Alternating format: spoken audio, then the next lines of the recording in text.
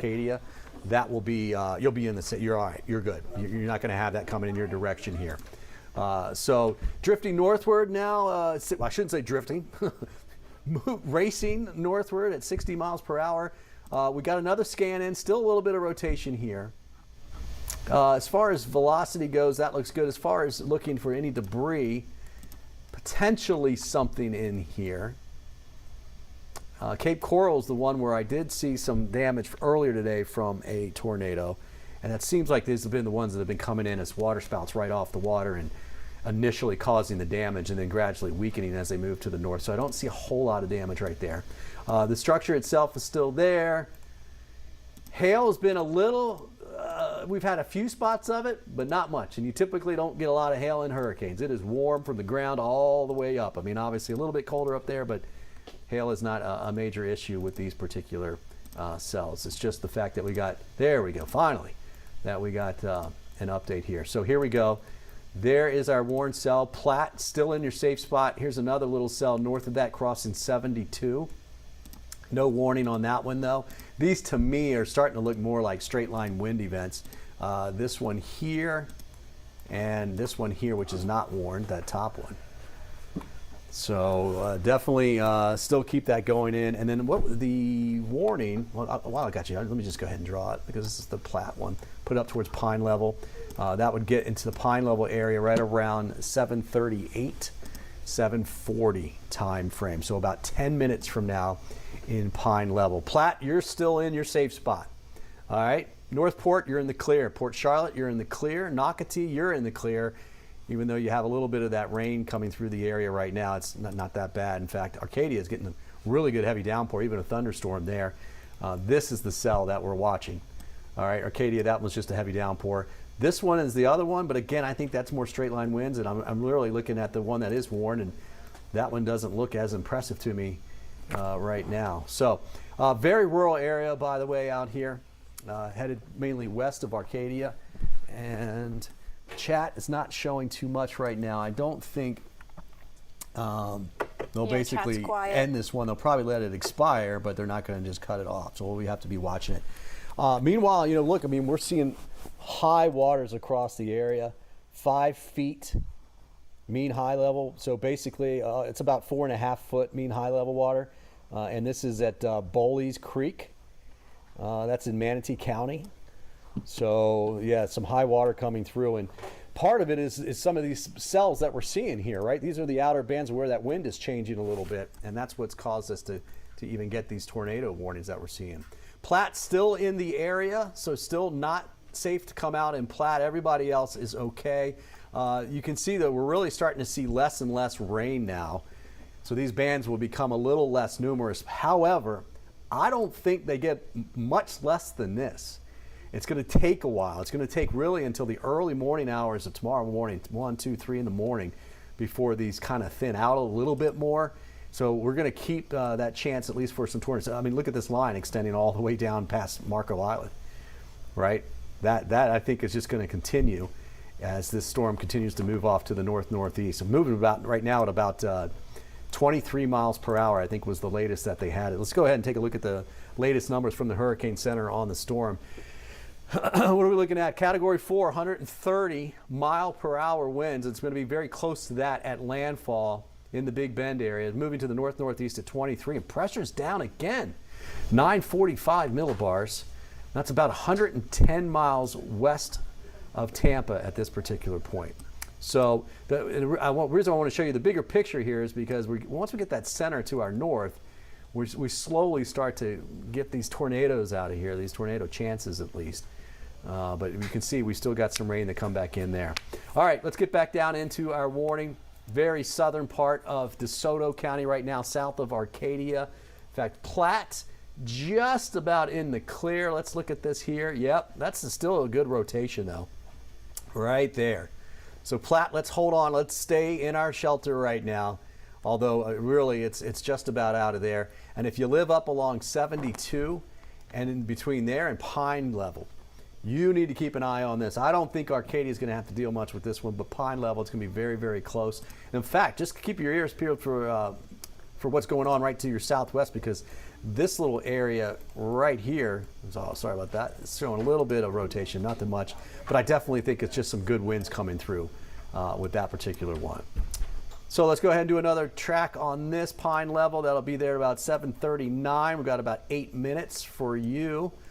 And then at the same time that it goes by there, to kind of give you the chance that you'll see it in Arcadia, which is right there with 17. It kind of went away. It's covered up.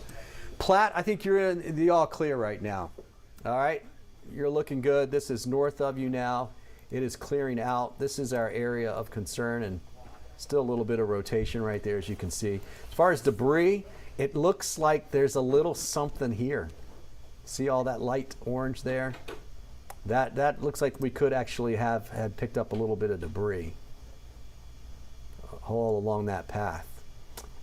So yeah, let's treat this like it's legit there, guys. Tornado warning. The tornado warning is in effect until what is it, 7:45? Is that what it is? Yeah, 7:45. Yeah. But they've got it going all the way up, almost to Wauchula by that time, and it's getting there now. I mean, you can see the beginning of the polygons down here, but the storm is right here. So we could get it there in about 15 minutes, get it up to almost to Wauchula in just about 15 minutes. And Bobby, when you're telling people to shelter in place in terms of a tornado, you know, for folks who may not have lived here for some time, what exactly does that look like?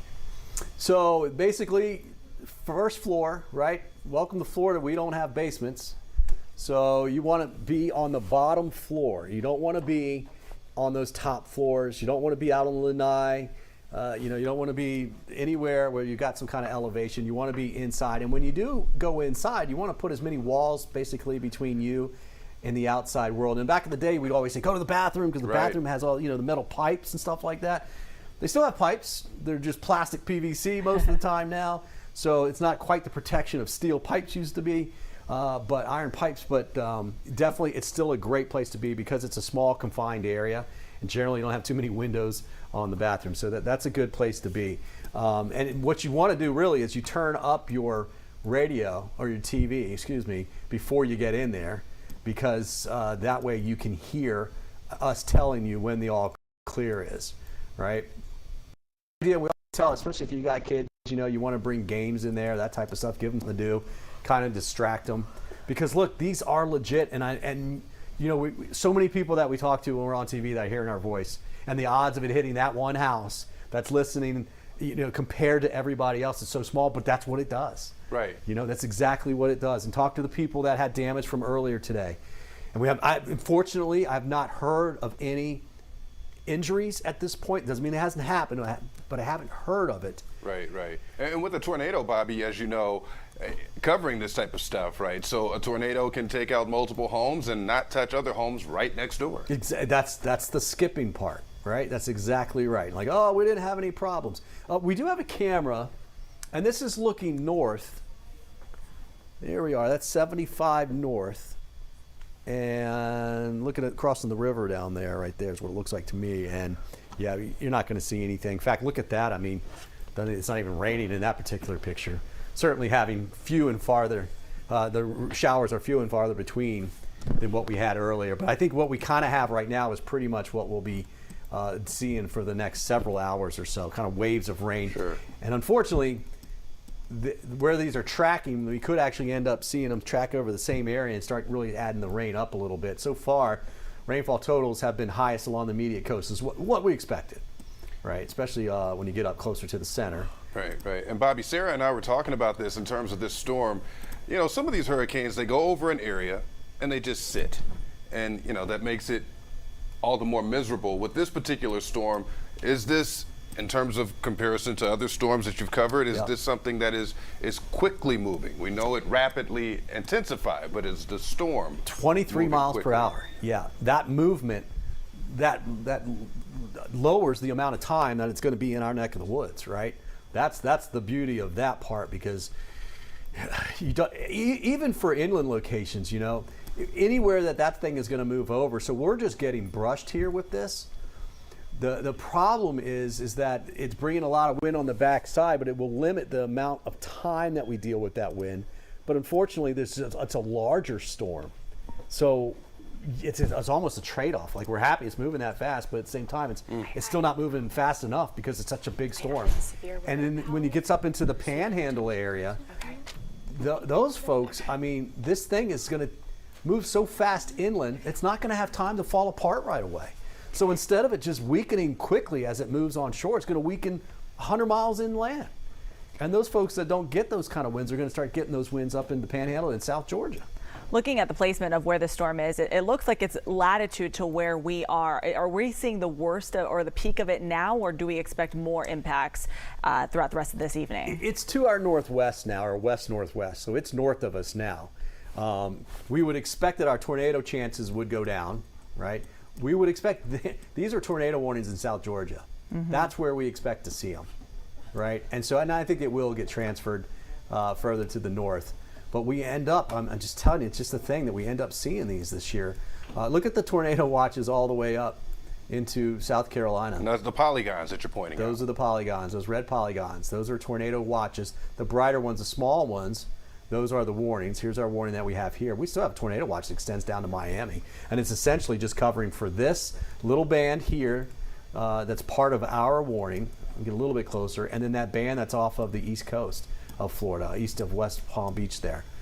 Because those could produce tornadoes. And Bobby, you're giving us the micro view, quite literally, right? So as you pull out, and we're talking about these warnings and the expiration time, I know in a few moments some of these tornado warnings are going to expire, but the bigger picture for that bigger storm that's spawning these tornadoes, do we have any idea of a time that might arrive and possibly pass folks? I'm sorry, but Pat. So in terms of the window of time for that storm to, for who? For folks in our viewing area right there. Yeah. So the rain, right? This heavy rain part it's on right now. It's on, right? Next 3 hours, at least. Next 3. But really, probably that prime for those 3 hours. Also at that time is the surge. So we're at 7:38 right now, 10:38, 11:38. So 3 to 4 hours of the surge.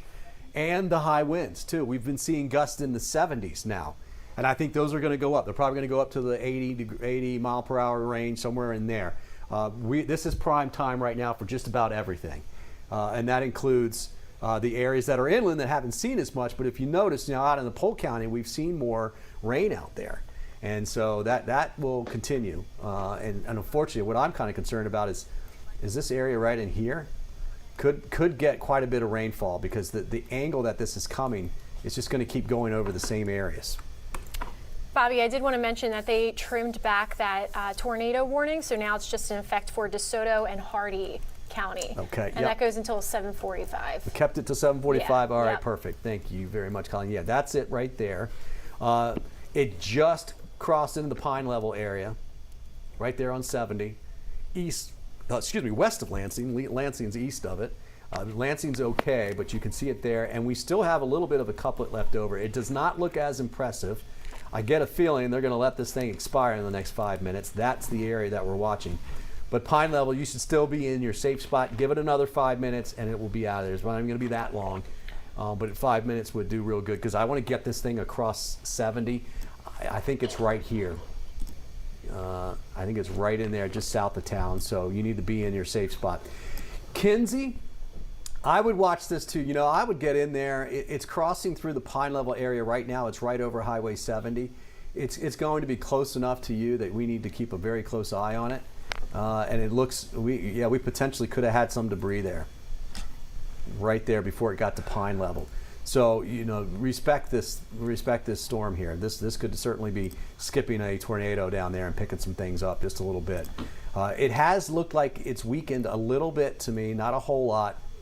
There's a pretty still good little couplet there. However, it doesn't look as strong as it used to be. And then looking downstream, upstream, couple little spots here. They're a little high up in the atmosphere right now, so we'll have to see this again. Here is our warning area. And then you look a little bit further to the north, and we're not seeing quite as bit of it. So that is a good sign. That's a good sign that it's out there. All right, Pine Levels, Kinsey, in your safe spot still. Arcadia, you are in the clear. Nocatee, you're always in the clear. You're fine right now. As far as the radar goes, you can see a lot of spots out there that aren't even seeing any rain right now. It's this one cell, clearly, that we have. And you can see a little inflow notch there, too. So it looks like it's still trying to do what it's doing. When we look at that inflow notch, that type of thing, that gives us an idea of the structure of the storm. So if we think it's weakening, that's part of the structure will weaken, and that will break down a little bit. And so then that would give us a better idea to kind of let this go. It's still got a little bit there. We've got another 3 minutes on the warning. I'll go ahead and put a cone on it for you here. This will take it, and I don't think it gets there, but this will take it up towards Bridges right around 7:53. I think that's a little far for this particular one. I do think Lily Church, obviously, 7:49. The warning goes into 7:45. Lily Church just had a good cell go by, and that had some gusty winds in it. And this one's going to be similar, but we still have a better rotation in this Warren cell near Pine Level, just north of it. And so Lily Church, you should be in your safe space now. Pine Level, basically, if you live right along Highway 70 there in Pine Level, you're in the clear. All right, Kinsey, you need to be in your safe spot. Look, we just got this. That's a good still rotation right there. Kinsey in your safe spot. Bridges, I would too. It's about 10 minutes out from the Bridges area. Our warning, we'll see if they want to let this go. Our warning goes, well, yes, they did. They at least extended it further to the north. Just about there. There we go. Okay, they've trimmed it back on the south end. But they have it till 7:45, and they do include those areas of Lily and up towards Bridges and Vindola as well. So that's our warning now. They've been a little weaker over the last couple of hours that we've had these tornadoes, or at least I should say over the last couple of hours they've become a little bit weaker. At least they look less organized. Let's put it that way. It's still a tornado, but it looks less organized, and that's a good sign. This one, jinxed it. That is a better look right there. Definitely, Kinsey, you need to be in your shelter. Lily as well. Debris, I think that's what we're seeing right there. This is likely picking up some debris right now. This is likely at touching ground. At least it's skipping along the ground. So Kinsey on 661 out there by 641. That's going to cross right over that area in just about a minute or two. Right? Really, that's not going to take long at all. So give it about 2 minutes for that to continue to drift to the north.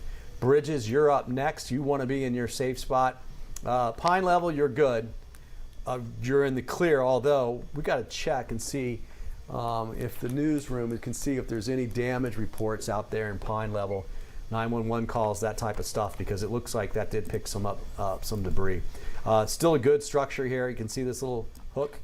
We call it hook echo. That still looks like, and that has not changed much. In fact, let me back this up. You can kind of see it staying there the whole time. And now it's 7:45 there, Bobby. So some of this has expired. Yep. All right. Yeah, it looks like that latest scan, it kind of fell apart. I mean, they've dropped it. I'm telling. So technically, let me show you this. Still have a couple of them. Ran out of time, but if you're in Kinsey and you're in Bridges, just give it 15 minutes in your shelter. Right. Because of that right there. That's one of the best couplets we've seen in a while. In fact, look where it was warned here. That's much weaker. But it might be collapsing just a little bit here. So just respect it. I think it's going to be falling apart a little bit here. But no more warnings right now. Kinsey and Bridges, shelter until, let's go till 7:55. All right, give yourself 10 minutes in Kinsey. Let's go to 8 o'clock in the Bridges area. We'll keep an eye on it. If it flares back up, if they go ahead and decide to issue another one on it, of course, we'll let you know right away. But you've got the heads up right now. All right, guys, I'm going to toss it back to you. One more look at this storm spinning by. We're starting to see a little bit more lightning around there. Let me make this just a little bit bigger. It's kind of hard to see there. See that lightning around the eye wall there? That north and east side, so it's still got really good structure there. And it should maintain about 125 to 130 mile per hour winds before landfall. And landfall looks like it's going to be somewhere up in this area here between, I think Perry. I really think Perry gets a good shot at it, between Mayo and Perry area. All right, guys. Yeah. Yeah, no doubt. Thanks so much Thank for that, you, Bobby, the yeah. breakdown of that. These tornadoes just pop up quickly. And super scary for people who live in that. Kinsey, if you live in Hardee County in that area, DeSoto, southern Manatee County, you probably were worried about that. So thank you, Bobby, for walking us through that and guiding us as we were sheltering Every in place. bit of it, yeah. Yeah. Oh. We were going to get to Chris Hurst, but Bobby Deskin's telling us. Okay, so there was another warning as we right on Yeah, cue. they're said issuing these just another pop up warning it's right the now. same thing. They just reissued it. They let it expire accidentally, I guess, and then I gotta imagine the Weather Service a little bit on the busy side today. Oh, yeah. Just a test. Very Just busy a day. little bit on the busy side. much like yourself. Yeah, but that's all right. We got you covered there. Now, having said that, we basically have a little bit of that weaker system. There it is. See it right here in Kinsey?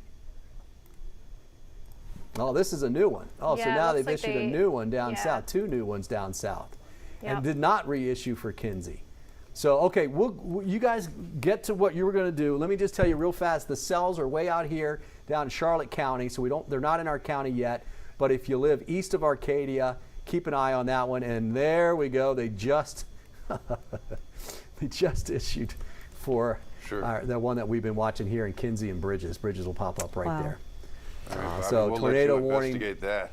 Tornado Yeah. warning back for that, yeah, and that they're going to go ahead and stretch that one out to 8:15, so just about 30 minutes, a little less than 30 minutes from that one, and 2 more on those. These are very weak signatures, but that doesn't mean that it's not a tornado. The one that was in the Kinsey area was actually a pretty good signature, and the structure is still there. We still have our little hook here, not as much, but we have a little bit.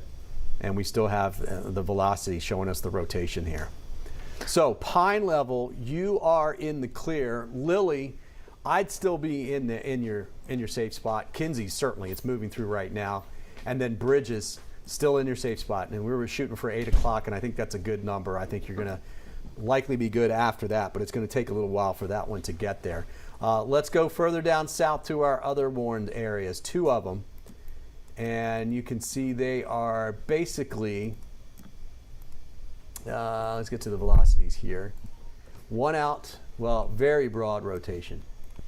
This one here, and then we've got another one right here, very similar looking actually. So Highway 31 north of Vermont. Vermont's okay, but you get over there northeast of Punta Gorda. Downtown Punta Gorda, fine. This is moving away now. It'll probably stay, well, Harbor Heights is very close to that. Platte, this one will miss you, but it will go just by to your east. And these warnings are basically in effect until 8:15 as well. And I would suspect that all 3 of these will go, and yes, they do. They all go till about, that one goes till 8. The other 2 go to 8:15. But moving very quickly. I think, what's the movement on those? Are they moving around? I believe 60, but let me triple Yeah, check. that's pretty much what we've been tracking them. I mean, Oh, we started. wait, the one that is in north central DeSoto County, that is moving at 45 miles per hour. So that one's moving a little bit A slower. little bit slower. Okay. Let me check this other one. So I'm going to go The ahead other and one is the one that's closer to near Babcock Ranch, so the one that's closer to Charlotte County and DeSoto County, central DeSoto County, that's 50 miles per hour. So a little bit faster by 5 little miles bit per more hour. than that. And then the other one, the most northward one, would be 40 miles per hour. All right. So DeSoto Correctional Facility, Joshua out there by the jail, by the prison, they're basically looking at 8:05, 8:06 for arrival of that cell. All right. So you've got about 15, 16 minutes before that happens. And then out towards Sweetwater Church, that would be around 8:23. I'm going to go ahead and draw another track for this one here. I got to get a little bit closer on that one. I'm going to get up here into Hardee County because that one definitely was one of the stronger ones. Bridges still in the area. It looks like it's weakened a little bit. That's good news, but that is still potential tornado right there. And this is the one that it looked like it had debris. It still looks like it has debris. That orange you see right there, likely producing damage, or at least vegetation, right? It's pulling something up and throwing it into the air right there. So please make sure you are in your shelter in the Bridges area. If you know somebody that lives out here, call them. Text them, call them. Better just to call them and give them a heads up. They may not have the TV on. They may be sleeping. What they may be doing, But they need to know that they've got a possible tornado coming towards them. It's in the Bridges area right now. Kinsey and Lily, you are in the clear. You're good. Both Kinsey and Lily are good to go at this point. We're going to have to watch the other cells down to the south. Excuse me. But you're going to have a good 30 minutes or so. You won't have to worry about anything in those areas, okay? It's Bridges that we're worried about. Vandola, I think it goes to the east of Vandola, but that's now starting to approach Wauchula. And if it gets to Wauchula, that would be time frame. It's a little east of where it's actually tracking. But just for kind of heads up purposes, that would be closer to about 8 o'clock. So about 8 minutes from now that we would see that happening. So the Bridges area is the main concern, and I would say Oak Grove next at 7:58. And that's 6 minutes from now. I'm going to put a rotation on this so you can see, yeah, it is going a little more northeast now, northeast at least. Our warnings down south, our southern ones, let's get down here, still coming out of Charlotte County. This is a much bigger one we've got now, although the rotation doesn't look as impressive. That's out here. Again, real rural areas out here. Joshua, you can see, this is a good vantage point. You see all this farmland out here. But you know who lives out in the farmland? Farmers. And we need to keep them safe too. So you guys, please, if you know somebody that lives out there, give them a heads up. That is a pretty good rotation there, moving across southern and southeastern parts of DeSoto County towards, let's see, Joshua. I'm going to put a track on Joshua here. 8:03, 10 minutes now, Joshua, for you. And I always try and plan ahead. I try to lead these storms when I do draw them, just so you get a little bit of extra time and don't have to last second jump in there. And Bobby, you mentioned straight line winds too versus a low grade tornado, all parts of this storm. But when we're talking about straight line winds, what are folks dealing with? So straight line winds can be damaging just as much. Straight line winds come in pushing straight down. It's usually when the storm is falling apart, you tend to get a lot of those, and they can be very, very damaging, and they can actually be long. You can have almost a block wide at least in some locations of that. Tornadoes can be very, very big, but typically the tornado will cover 3 houses or so and then kind of skip some. Straight line winds are usually when the storm is starting to fall apart a little bit. Sometimes there are days when we expect more straight line winds out of thunderstorms. Today is a day where we expect to see tornadoes, weaker tornadoes, but then as those storms collapse, we tend to see them turn into more straight line winds there. All right, so we have Chief Meteorologist Bobby Deskins giving us the latest on the tornado warning, several of them coming in within the last 30 minutes here on 10 Tampa Bay. We've been keeping you informed and connected with what you need to know, letting you know you need to shelter in place and letting you know which areas are impacted for areas of Hardee, DeSoto, portions of Manatee and Sarasota counties right now. We also want to show you some video right now, also just coming into our newsroom, of some damage reports we're getting. Right. Yeah, we want to pull this up right here. Down street light, I'm told that this is at Park Boulevard and Oakhurst. All right, so you see the crews right there doing what they can. Now, the view is a little blurry, obviously, because of the rain that we're dealing with. But again, a downed street light. And this is what we were talking about hours ago when it was, blue skies, sunshine, and just a little bit of wind, and it didn't seem like any problems were on the horizon. Well, this is what we were alluding to. This is what our weather team was warning folks about, because it doesn't take much, and that steady flow of wind, this is what happens. And we're seeing more of this throughout portions of our area as well. So this is in Seminole in Pinellas County. You can see the street light there just waving in the wind there. Thankfully, no cars on the roadway. The slick road conditions along the roadway. We're also getting other reports of damage in other portions of our area.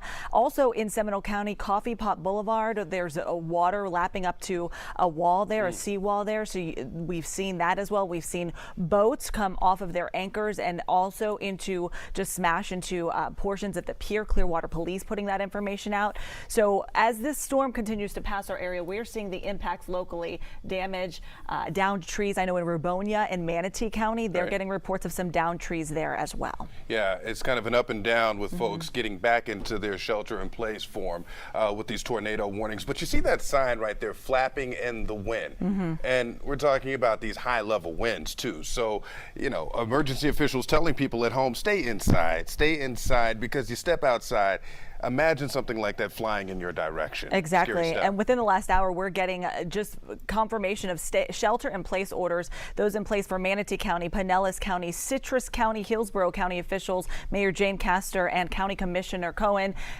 telling people, along with the fire officials, they're telling people you need to shelter in place because it's too late to be trying to evacuate right now. A bit of a silver lining, if ever there were one. You saw that image. I don't know if we still have it right there, but we did not see anybody out there on the roads. Rosario. And speaking of the roads, we've got a lot of road closures in place for you as well. We've got portions of the Howard Franklin Bridge closed as well. Courtney Campbell Causeway, all of our Bay Area bridges are closed right now. We also have crews out in the field who are giving us updates. Yes, we do. One of those crews, Eric Glasser, has been manning this for us in Tampa. Eric, quite a different scene, right? So darkness behind you, and that wasn't the case earlier as people weren't necessarily heeding the warnings. What are you seeing? What are people telling you right now? Because it sounds like you've got some company out there. Yeah, there still is, Frank. There are still people out and about here, even in the darkness. Folks have been walking around. In fact, the police and the fire department, or some of those voices that you're hearing, they're walking around checking some of the alarms that are going on. We're at the Tampa Convention Center right now. We've given ourselves this vantage point, if you will. Oh, there goes our light. You can tell how windy it is. We've given ourselves this vantage point because it's covered, but you can definitely see the elements from where we are. In fact, I'm going to ask that we take a look outside, and you can look across the water, and you can see just how high it is from where we are. Even in the darkness, you can see that the bay is now up to the edge of the seawall. Across from us is Tampa General Hospital, where that aqua wall is, and that wall is doing its job at the moment.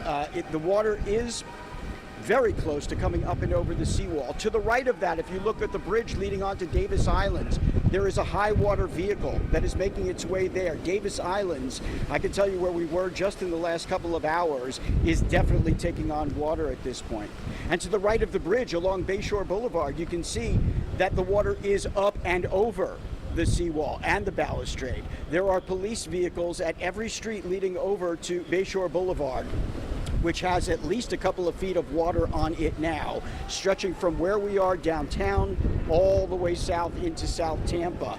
And just to the right of that area, you can see where the Gasparilla ship would normally be docked. That area is completely submerged now, also being overtaken by the water. I'm going to move across now, back to the left side from where we're standing. Again, in the darkness, plenty of wind and rain pushing water up into the bay. Look across and you can see where Harbor Island is. That's Jackson's. You might know that restaurant. It's just over the bridge from the convention center, and the water is now clearly up and over the dock at Jackson's. So that area now in danger of also becoming inundated with water. We have talked about the potential for surge. We were fortunate, I would say, in the earlier part of the day that the tide had gone out at the time that the surge was moving in, but that is now not the trend. The tide has been coming back in.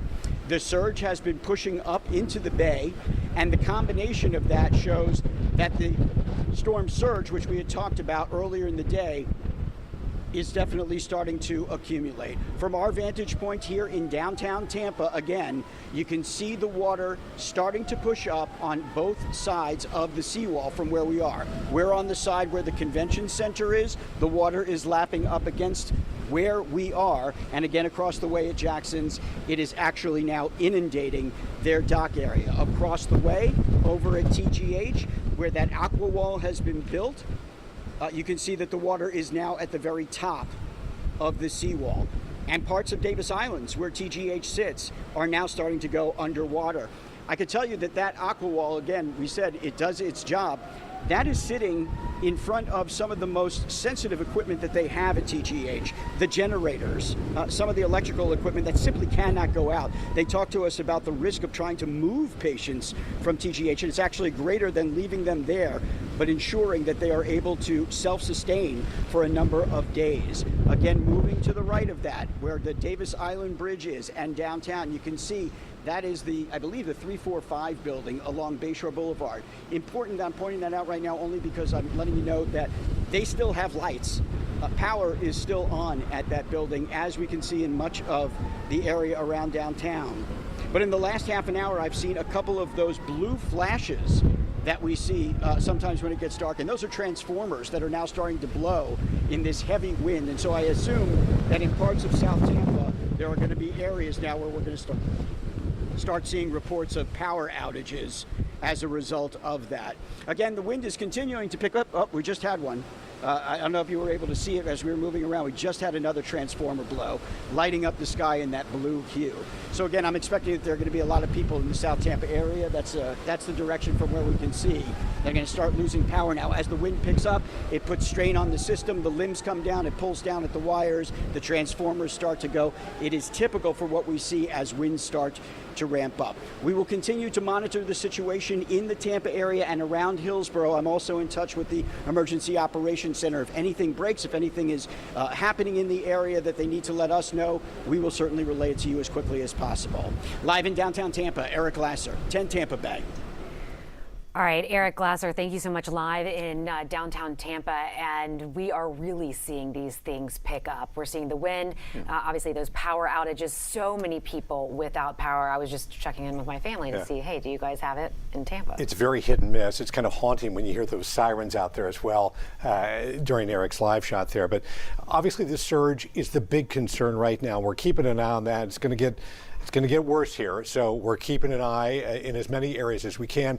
Well, I'll toss it over to Michaela. She's keeping an eye on the track of this storm. We've had a number of tornado warnings as well in our area. Michaela? Yeah, that's right. We're continuing to track the radar. Right now, what we're seeing is that most of our tornado warnings for the area have expired. We did have 3 separate tornado warnings, but since then we have seen those again expire. Still seeing heavy rainfall, very strong winds, but all those areas just towards the south of Tampa have seen those warnings expire. They were in effect until about 8:15. So again, we're going to continue to monitor all of these areas. I'll give you a zoomed in look at some of the spots that I was really worried about. Some of these areas like Bridges, Lily, that's where we had that tornado warning just minutes ago. Oak Grove. Now, since that warning has expired, winds are still strong. Winds are still gusty. You can move out of that tornado safe spot, but wouldn't go too far. We have seen multiple rounds of tornadoes over similar areas over the last several hours. So a big picture look at the Tampa area. You can see heavy rainfall for the I-75 corridor, 275 as well, getting some of that heavier rain.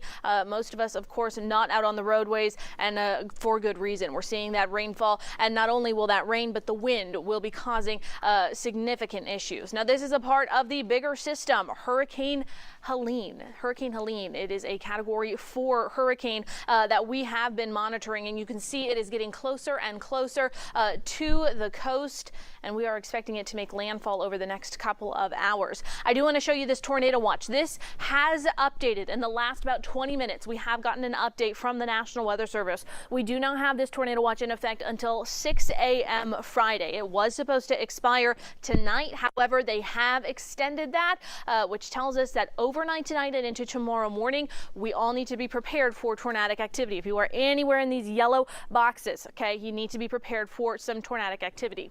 Now, what this tells us is that you have to have a way to get weather information overnight that's loud enough to wake you up. So if you have alerts on your phone, make sure that the sound is on and that the volume is turned up loud enough that it will wake you up in case there is a tornado warning in your area, so that you can get to your tornado safe spot and keep yourself and your family safe. What does that tornado safe spot look like? We don't really have basements here in Florida, so what you want to do is get to the most windowless interior room on the lowest level of your home possible. The worst place to be is outside. If we get any tornado warnings overnight tonight in the dark, you will not be able to see them. When it's dark and this rainy, you can't see them. You can't get pictures or videos of them, so don't even try. Get to your tornado safe spot and stay there until we give you the all clear. Again, windowless interior room on the lowest level of your home.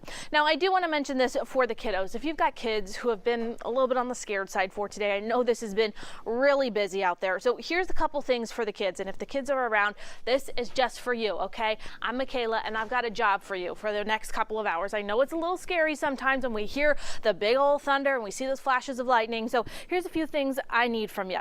We are going through a lot of different camera shots, okay? You've been seeing Bobby. He's showing you all these different cameras. I want you to keep a count of how many different spots that we see for tonight, and then you can send an email to Bobby and tell him how many that you saw. And then I also need you to keep a count of the time between when you hear thunder and you see the lightning. So you'll see the flash of lightning, and then I want you to count how many seconds it is between the lightning flash and the sound of the thunder, okay? Keep a count and let us know how long it is. That gives us a better idea of where the lightning and the thunder is and where those storms are. So if you're at home, kiddos, I need you to join our weather team for tonight, okay? And some adults out there, I know you're scared of the thunder and lightning as well. You can join the weather team for the night tonight as well, okay? So just a couple things to watch out for and a couple jobs for our viewers out there. All right, here is one more look at what we've got going on right now. Hurricane Helene, it's a Category 4 hurricane. This update coming in just minutes ago. Winds 130 miles per hour, moving at about 23 miles per hour. Currently, 80 miles to the west-southwest of Cedar Key, Florida. So we are seeing it slowly but surely get closer to that Cedar Key area. It is a major hurricane, potentially that catastrophic hurricane, and we're going to continue to monitor it as it is approaching landfall. Again, we are potentially going to see that landfall in as early as really the next 2 hours or so. Guys. All right, Michaela, thank you so much. And it is now just after 8 o'clock. Courtney Robinson here with Dave Wagner. And you are taking a live look right now at US 19 at Klosterman Road. You can see that wind just really pushing the rain through there. Tampa Bay now feeling the impacts of Hurricane Helene, a Category 4 storm. Yeah, we've seen that on Klosterman Road there. We've seen it on Gulf Boulevard, over on the beaches. So we've seen a lot of it. A couple of mentions here, just things that are closed around here. This is Palm Harbor, live look right now at Klosterman Road. But while we're looking at that, I want to let you know the Gandy Bridge is closed. Howard Franklin, Sunshine Skyway, those are all closed right now, and the Courtney Campbell Causeway as well. So if at this point, as you can tell, the conditions have deteriorated. This is probably not the time to be trying to find safer ground. Hunker down where you can. We will talk you through it and keep you safe as best we can. Right, and those bridges, those are closed probably until light tomorrow. We are seeing quite a bit of water that's moving through various areas, all of the areas that you would normally expect to have that water, but much higher now. We've seen, in our coastal communities, Madeira Beach, St. Pete Beach, Clearwater, all of those areas, and then as you saw with Eric Laster, Tampa, downtown Tampa and South Tampa, really dealing with a significant amount of water. This is Gulf Boulevard at Causeway Boulevard, and you can see it is just covered right now with water. This is unusual. This is not a normal thing that we see around here. So this is obviously part of that surge we're talking about. The surge, when we were talking to Chief Meteorologist Bobby Deskins, says the main surge probably between 10 p.m., 2 a.m. or so, something like that. So it's going to get worse. And you look at it now, it looks pretty bad, but it's definitely going to get worse. 2 a.m. is that high tide marker, right, that we're looking at, and the winds. At this point, this is where we're starting. I think, Bobby, we were talking about 8 o'clock is when things might start to, the wind direction change. So we still are waiting for more water to push, again, onshore and into our northern counties as well. Again, you're looking right now at Gulf Boulevard, at Causeway, just one of the areas where you can see a lot of water there. Guys, do we have another picture that we can show? We have some boats that have been pushed ashore down in Bradenton. There are a lot of people, a lot of boats around here, a lot of people who are liveaboards as well. But these are some boats right here that have been pushed around. This is, again, down in Bradenton. You're right here, just being battered by the wave. So you think about, number one, the amount of damage that it's causing. You see trees down as well. And this is a common sight throughout our area, and that's why power lines are down. Keep in mind, if your power is out, they cannot put up those bucket trucks with these high winds like that. They're going to have to wait till those die down before they can get those bucket trucks up and do some work on those lines. Some of those problems can be corrected without having to get on the bucket trucks. Other times they have to get up there and work on it physically there.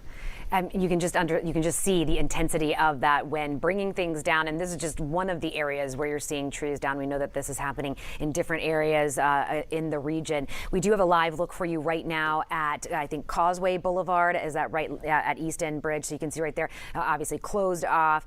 A lot of first responders out there trying to make sure that everybody is safe, that they're in the right areas, so that they're able to respond. And of course, you staying where you need to be keeps things a lot safer. All right. 10 Tampa Bay Chief Meteorologist Bobby Deskins keeping an eye on things for us. Bobby, this storm continues to trek, northeast right now? Yeah, northeast at about 23 miles per hour. So it's moving. It's picked up some speed. The winds, Courtney, you were asking about the wind changing. It's changed. And that's what started when we started seeing these tornadoes start to pop up. That's really when it was happening there. But now you see we've got south to southwest winds. That's why the water's coming up. Yeah. And it's still on its way up a little bit. It's slowed a little bit, but it is. Gusting to 62 in Sarasota, 49 in Davis Islands, gusts to 67 in St. Pete, although we've already seen, I think, 70 and 71 for Clearwater and St. Pete, and that's about 64 mile per hour gusts right now in Clearwater. So the winds are peaking out right about now. Now, one of the things that happens when a hurricane goes by, the highest winds are obviously offshore. It will be a little bit closer to this, not much, but they're going to get very similar winds and maybe a little bit more up here in Hernando and Citrus County. But they're just a little bit behind us, right? Right now they still have more southerly winds, but the southwest winds are just about there. So if you're watching from Hernando, if you're watching from Citrus, you will start to see that water come up here in the next hour or two, okay? Wind gusts. Finally, look at this. Starting to come down a little bit here, okay? By 11 o'clock, winds now 60s to low 70s for gusts in the Tampa area will start to come down and be generally in the upper 50s by the time we get towards midnight. 2 a.m., we're seeing a lot less wind. The tide's still coming up till 2 a.m., but the wind is coming down at that point. So the overall water levels will start to come back down, especially after we get past about 11 p.m. All right, so I think that timing is going to be generally around 10 to 11 for the peak. So here we go right now with the outage, right? This is a probability of seeing power outages, and we've got over 300,000. Was that the number, guys? I think over 300,000 without it. But watch as we go through 10 o'clock. That chance goes up for Hernando and Citrus counties, and obviously especially when you get north and west of there because the system will be trying to make landfall. And then after that, obviously the winds are coming down. Look at that. Look around. We lost a lot of our cameras out there, so I'll go past that. But one thing you can point out here is, quite a few places with power still. Yes. That's good news. International Plaza still got power out there at the airport. This is a live look. That's one of the cameras that we lost. I at least wanted to show you this wind out of the south at 28 miles per hour. Dew point's still very, very high, and you would expect that. But, when Idalia came through, we had a lot of dry, cool air on the backside. We won't see as much of that in this particular one. Here's the forecast right now. I want to take you to 48 mile per hour winds in St. Pete. It's sustained in the 30s in St. Pete with a 48 mile per hour wind gust. Watch what happens. That's by midnight. Watch what happens by 3 a.m. Slowly coming down. It's not going to drop right off, but those winds will come right down. I think we could check in with St. Pete now, right? Yeah, we do have Miguel Octavio. He is live in St. Pete. We're going to bring him up here in just a moment.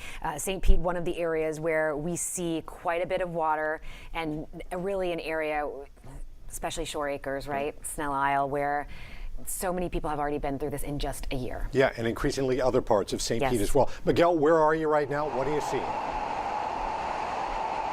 guys went to a higher ground over here. We're at the parking garage of our hotel, actually. We wanted to show you some of the storm surge and the waves that we've been seeing out here tonight, but those conditions just got much stronger throughout the last couple hours or so. We saw a number of people checking out the scene themselves. Obviously something we don't encourage you to do, but even they themselves noticed how strong the conditions were and decided to step out. At that point, it got darker. At that point, there were less people out here. They were starting to notice how dangerous the conditions were out there in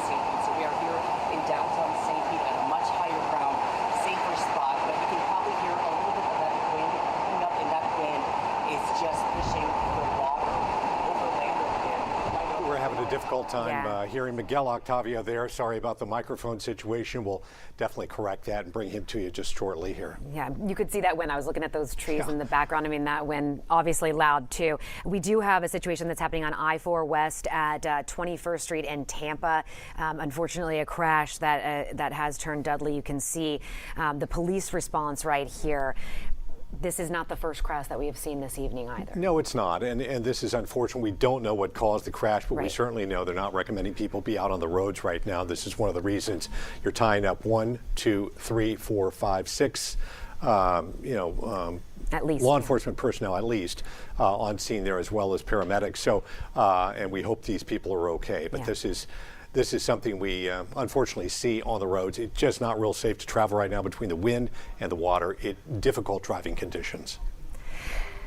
We talked earlier a little bit about how people maybe were lulled into this sense of security, like, okay, I can do this, but we want you to be able to stay inside, see these images, see these pictures, so that you really understand what's happening in your community, so you don't have to go out if you there's really no need to, right? This is the time, stay in place, shelter in place, have those plans in place. All right, we want to go to some video right now in Crystal River, and if you don't mind, Gabrielle, repeat what we're looking at here. This is Kings Bay. Okay, gotcha. This is Kings Bay, as you can see right there on screen here.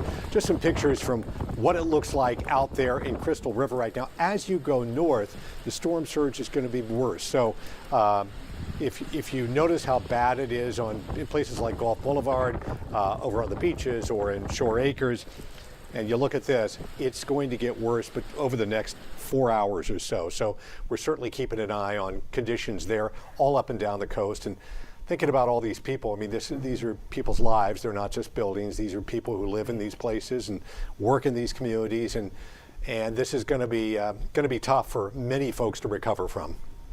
And when we look at Kings Bay in that Crystal River area, Jen Titus was out there earlier today talking with people. Aaron Parsegian is there this evening, throughout tonight. He's been talking with people, and that is one of the areas where we're expecting to get some of the highest storm surge. I mean, 12 feet, maybe more. So difficult. Chris, as you can see, Chris Hurst is live for us this evening in Venice. Chris, you have been out and about. What do you have for us right now? Well, right now, Courtney and Dave, we definitely have Gulf waters that are coming up over roadways and more into downtown coastal areas. We were over by Nokomis Park as we watched the water start to go over the beaches, into parking lots, over dunes. We're here right now on Tamiami Trail in Venice, right next to Napino Trail, where water from Roberts Bay has now pushed onto the roadway. There you can see cars. We tell it to you all the time, turn around, don't drown, don't try and do it. You might not hurt yourself, but you could easily destroy your car. And yet people, when confronted with the reality of water-covered roadways, are deciding to just go ahead and try and see if they can make it through. Now, one thing that we need to stress is that while we've been out here for about 15, 20 minutes and have actually had to move back as the water has come up underneath our feet and underneath our car, we are seeing some sparking that's happening back behind us. Don't know if that's a transformer, don't know if that's a line itself, but we are starting to enter the time, folks, when the water is going to be touching you, your car, your things, your home, and all of this wind and rain is going to start to mean that some of our electrical wires, power stations, substations could be in danger too. And that means that you really cannot chance going out and trying to stick your feet or going out and walking to any of this water, because you don't know if it's going to be electrically charged. So here we are on Tamiami Trail. I'd say just in the last 20 minutes, the water level has risen just another 3, 4, 5, 6 inches to the point now where it is really starting to cover now both sides of the roadway, not just the side that's heading out here on US 41 out to Venice, but here right in the Venice Inlet. We know that there's a Thai food restaurant here, probably just about 200 feet away from me. A dive shop, the Venice Dive Shop, is about 100 yards away from me here. Those now are taking on water. And just as a point of reference, if you know this area, we were on Nokomis Beach at the park there. The road to get there is covered in water now. And the bridge right there in the Intracoastal Waterway, the water is getting dangerously close now to the bottom of that bridge. The Pelican Alley restaurant, you might know, it's it's underwater right now. And I will tell you, the Intracoastal Waterway, the water that was moving from the Gulf into that waterway, which feeds here into the Venice Inlet and other small bays, it was moving incredibly fast, way more than what you normally see from our tides. This water is being pushed by all of that wind, which is now starting to change direction and coming more from the east and the west. We had gusts here in southern Sarasota County, Courtney and Dave, up to 79 miles an hour earlier tonight. Well, you can certainly understand those conditions there, what people are dealing with. Chris, do you know whether these people took proactive measures? Did they sandbag, or is the water just, well, the sandbag's no match for the water there? Well, Tim, I don't know if you can pan over to your left and show. Dave, Courtney, there's a house right here on the corner of Napino Trail and the Tamiami Trail. Okay. And a guy lifted up his window and he shouted at us, and we thought that he needed help, and we were able to actually communicate by shouting. And he said, no, don't call 911, but there is flooding in the house. I told him that the water could come up several more feet. He said he's okay, but Dave and Courtney, that the water is in his home. And so if you look on the evacuation zone, particularly for this part, Nokomis, Venice, it's lining up exactly with what we thought, that those who are in Zone A definitely are dealing with water coming at least into their street right now, if not into their home.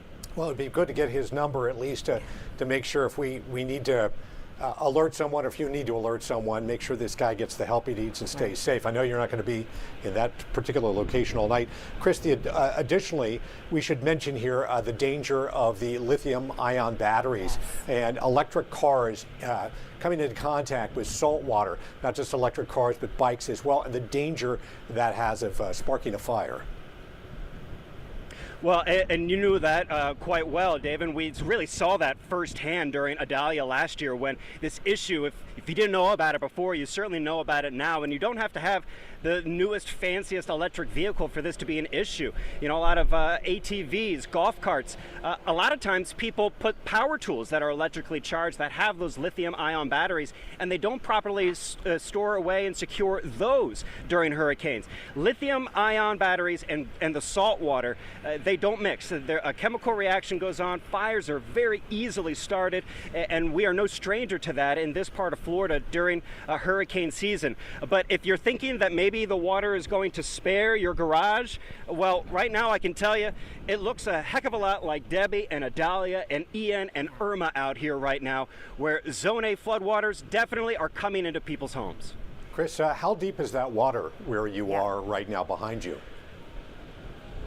I don't know, and I'm not really going to be brave enough to try and guess. Don't be brave. But just looking, but just looking sort of in general relation, I'd say it's definitely at least 18 inches, 2 feet, if we were to walk out here into the middle of what is partially a drainage ditch and partially a back alley here right off of the Tamiami Trail. Yeah, definitely don't go in there. We don't know what else is in there. Not only the power lines that you've been talking about as well. We saw that happening in Tampa with the transformers blowing there. Chris, please be safe, and we'll, of course, check in with you in a little bit as well, so you can show us what's happening in Sarasota and Manatee County, or Sarasota County there. Yeah.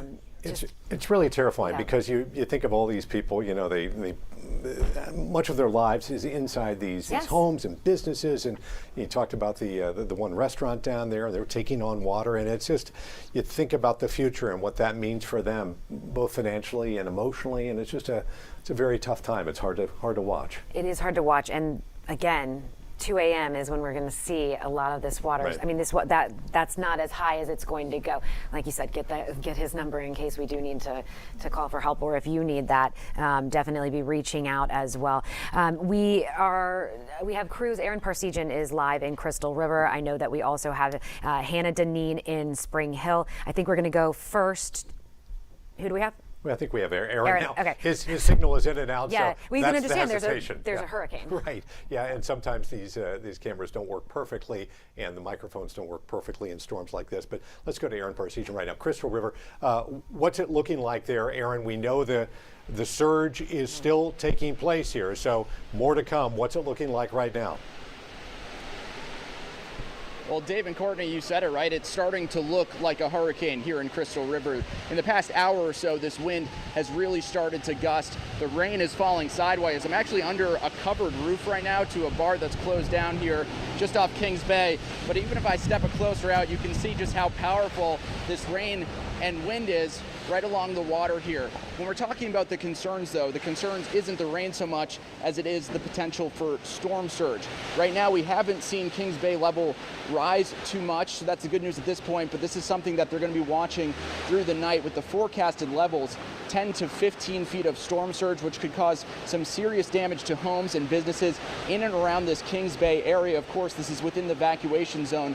Many of these folks sought higher ground for good reason because they've dealt with flooding and issues from storm surge in the past. We may remember just over a year ago was Hurricane Helene that brought 7 feet of storm surge, causing serious damage to many homes and businesses throughout Crystal River. We're also keeping a close eye on those water levels tonight. You can see there's a seawall in the background. We were told once that water gets over that seawall, we have about 15 minutes to get higher ground, and that gives you an idea of just how fast this water comes. So that's why it's a good reason people should be out of this area and making their way to higher ground if they haven't done so already. And Aaron, exactly what you were talking about, we've heard you and Jen as well talking about how quickly this water is going to move. And right now, just kind of the beginning of that, right? Yeah, that's the case, Courtney. In fact, over the past couple hours, we saw the levels in King Bay start to go down with the tide, but now we're talking about Helene making its way closer to this area and then past it, and that's when you're going to see the water start pushing its way up to many of these communities. Of course, they prepared for it, they're ready for it, they've dealt with it in the past, but we're talking about historic, potentially, levels of storm surge. So that's the biggest concern here. When I was talking about Idalia that caused all that damage, that was around 7 feet of storm surge, and now projections show 10 to 15 feet, so that's even more they could be possibly dealing with as we go later into the night and early tomorrow morning. Chris, it's kind of a black hole behind you right now. As you look around, have you seen people out wandering, driving, or are people pretty much hunkered down at this point? The good news, many more people are hunkered down. Dave, you may remember when we were out here throughout this afternoon, early this evening, things were still calm outside. You couldn't have understood there was a hurricane if we weren't, on the news talking about it. So people were out, they were enjoying the weather, kind of looking around, seeing what was going on. But then a couple hours ago, we really started that wind and rain beginning to pick up. And a lot of this area has closed downtown. We don't see many people out, not many people on the roads at this point. So that's the good news. Aaron Parsegian in Crystal River tonight. We will be checking back with you shortly here. Yeah, and we have Hannah Deneen, who's just south of Chris in Hernando County in Spring Hill. Hannah, we spoke with you earlier. There are people who are kind of out checking out where things stood. I would imagine that that's not happening right now. Well, Courtney, we moved locations because that was a spot where there was only one road in and not somewhere where we want to continue hanging out. We actually stopped here at Jenkins Creek off Shoreline Boulevard in Hernando Beach, and we stopped here because there was a line of street lights across this creek here, but within the last 10 minutes since we've been here, we heard a transformer blow and all of those street lights went out. We do have a flashlight here so you can try to get a sense of what we were trying to show you earlier when those street lights were still up, and that is just the force of this wind that is whipping across the water here.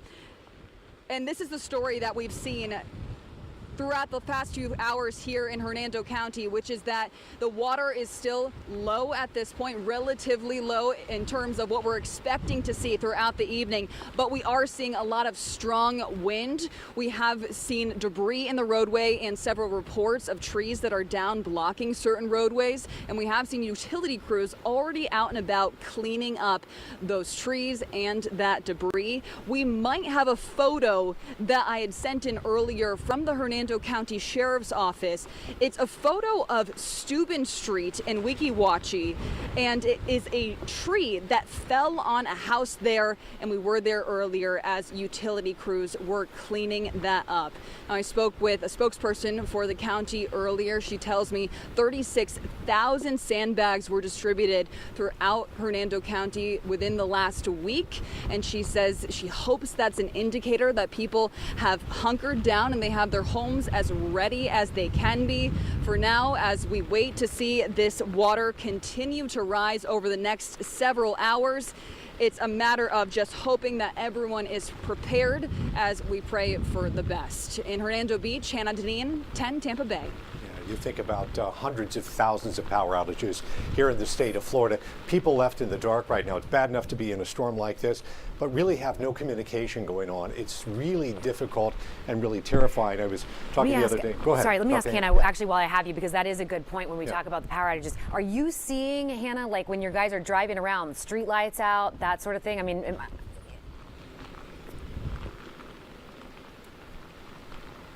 Well, Courtney, that was the second transformer that we heard blow in the last few hours. Yeah, Courtney, that was the second transformer we heard blow in just the last few hours. And we have seen, like we said, these street lights are out, and it is certainly much darker on these roads now. We're actually going to relocate, get to a place where we feel a little bit safer with a little bit more light in the next bit. But yeah, we're seeing things progressively get darker out here. Yeah, right. It's terrifying for folks being left in the dark. I was talking the other day, we talked about State CFO Jimmy Petronas. He was talking about a few years ago when a hurricane was bearing down on his hometown. Yeah. His wife was having cancer surgery at Moffitt Cancer Center in Tampa, so he was away from there. So he was watching on television this storm bearing down. He's watching newscasts from up in the Panhandle, and he said it was really difficult and emotional for him, not really knowing what's happening to his hometown. Right. And that's the problem for a lot of these folks who are left in the dark tonight. Real lack of communication, lack of ability to see what's going on. It's dark outside, you don't know what's headed your way, and then you see the water creeping in. It's really terrifying. I can only imagine being in that situation. We're here, we evacuated our station. We're here near the Hard Rock now on higher ground. So we have that safety in our crews. You know, I guess we take for granted too, Dave, being in this and all the things that we've talked about to maintain our safety. That is why our crews are out there making sure that you know what's happening. We do have Miguel Octavio, who is live in St. Pete. Miguel, when we spoke to you a little bit earlier, it was a little hard to hear. It was so windy. Courtney, that's really the case here. Still very windy conditions. We were over closer to Venoy Park, hoping to show you some of the storm surge and that wind that you can see right now. But clearly those conditions were deteriorating, getting unsafe. But I can tell you that storm surge looking very strong. And that's really the conditions we're seeing out here in downtown St. Pete. We are still on much higher ground. Perhaps we can show you just how strong those trees are swaying at the moment. But all day long, there have been people just surprised to see how strong the flooding has been, even when it wasn't raining, even before these windy conditions were really picking up. So like Dave mentioned there's just a lot of concern from people about what their homes could look like, particularly in the Shore Acres neighborhood, for instance. We followed up with people days before the storm. They were feeling concerned, thinking that the flooding was going to be much stronger than Hurricane Idalia. The projections did not look good for them. And in fact, some of those streets now closed to the public, and their neighborhood association president hoping that people were taking those evacuation orders very seriously. But just all day here in St. Pete, we've been seeing flooding since there was daylight out here, and those conditions just getting much stronger. We did see a number of people stopping by, taking pictures and videos. They were impressed to see the wind and that storm surge, but even then, when it got darker, they started to realize this was not safe conditions for them. There was debris everywhere, tree branches falling down, certainly just a cause for concern. And we just heard from Pinellas County Emergency Management as well. Certainly they're hoping those people who live in the Zone A area are out there, but they're also asking people, if you don't live in Zone A, maybe in much higher ground, they're hoping that you're staying indoors, taking shelter, because conditions to drive outside right now, I can tell you it was unsafe. There were certain points where my fellow reporter and I not feeling safe quite there as well, so we wanted to make sure we were on higher ground and making sure we were also taking shelter to report on some of these conditions we're seeing out here in Pinellas County. Courtney and Dave. Yeah, downtown St. Pete, of course, Miguel, is a lot of it's on the water there, and there's North Shore Park, there's Straub Park, there's Venoy Park. Do you know if those parks are taking on water tonight? Yeah, we were actually out there earlier and hoping to show you some of those conditions, but some of that water was going to those sidewalks, getting closer out there, and that's why some people were going out there to take pictures and videos while there was still daylight out, but they started to realize perhaps we shouldn't be out here. Those conditions getting much stronger, so the water was spilling over a little bit into the sidewalks. It's been like that all day, even when there was daylight out, but now that the winds have gotten much stronger, much of that water is still being pushed through, so we decided to get to higher ground to report this information to you as safe as we could. All right, Miguel, definitely you be safe, and we'll be checking in with you throughout the evening. We have 8 hours. We've got a ways to go, and we know it's a rough night for a lot of folks at home, and we're sympathetic to that. We'll be here with you throughout this storm. I promise you, we'll be walking you through everything we know, try to show you as much as we can, and give you an update, all the conditions out there. It's going to be a rough few hours here, but we're going to get through it. I do want to share something. We had a viewer call, and she asked us to please share this. It's a great reminder. If you have your animals outside, please bring your animals in, like dogs in the backyard and that sort of thing. She says she's seen a lot of her neighbors do that. You want to make sure that they come in. And for all the women out there, bring your husbands in as well. Might be something to think about at this point, if deserving.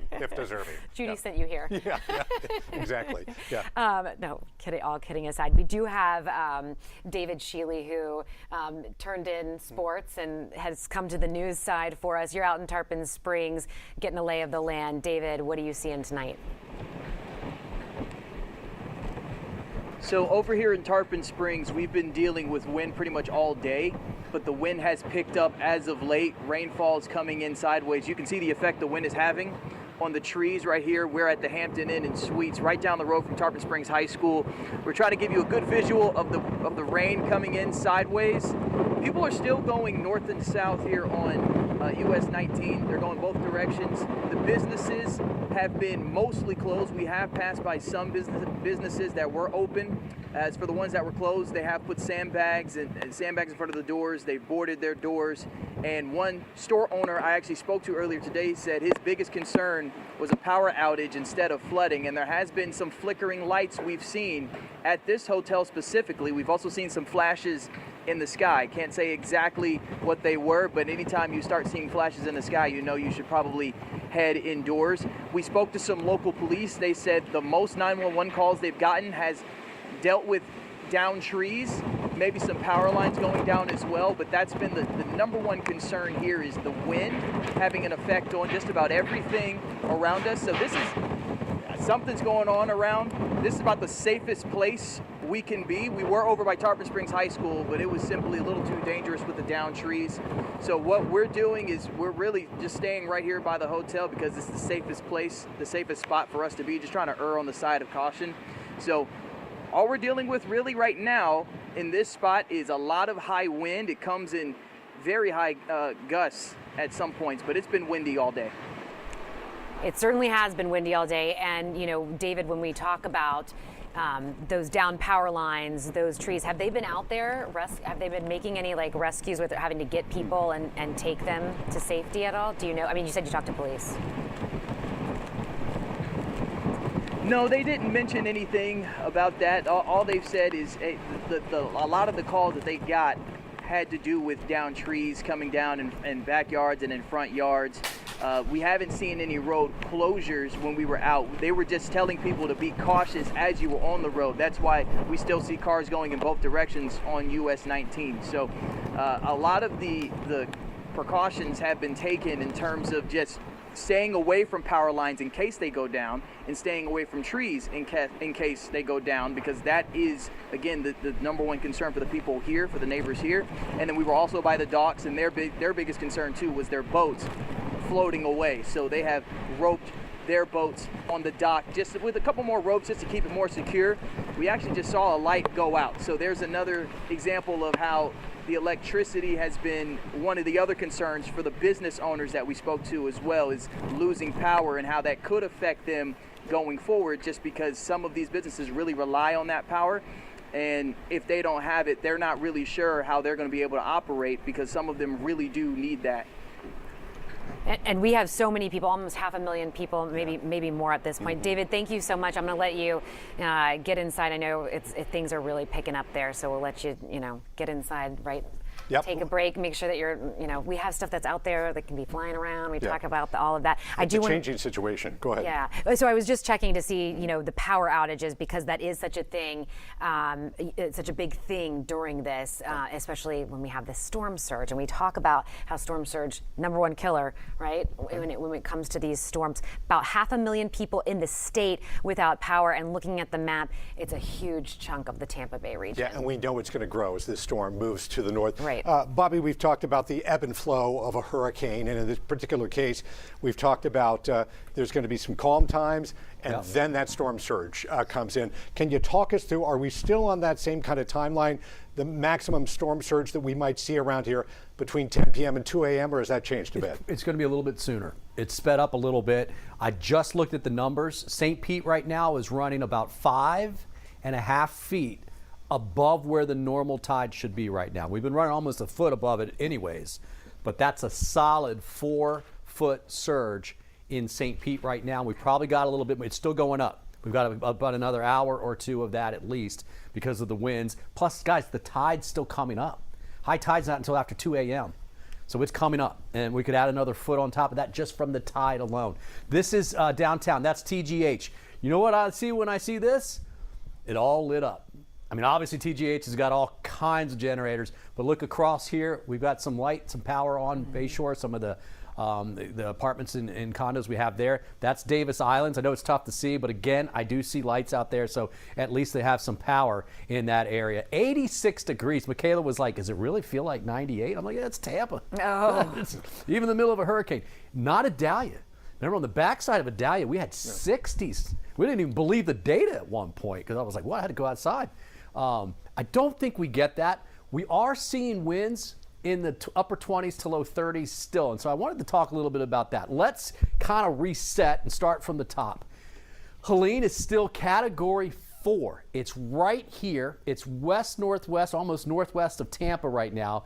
And that speed of 23 miles per hour is the reason why that peak surge has come back from about midnight, if you took one time, and maybe closer to about 10 or 11.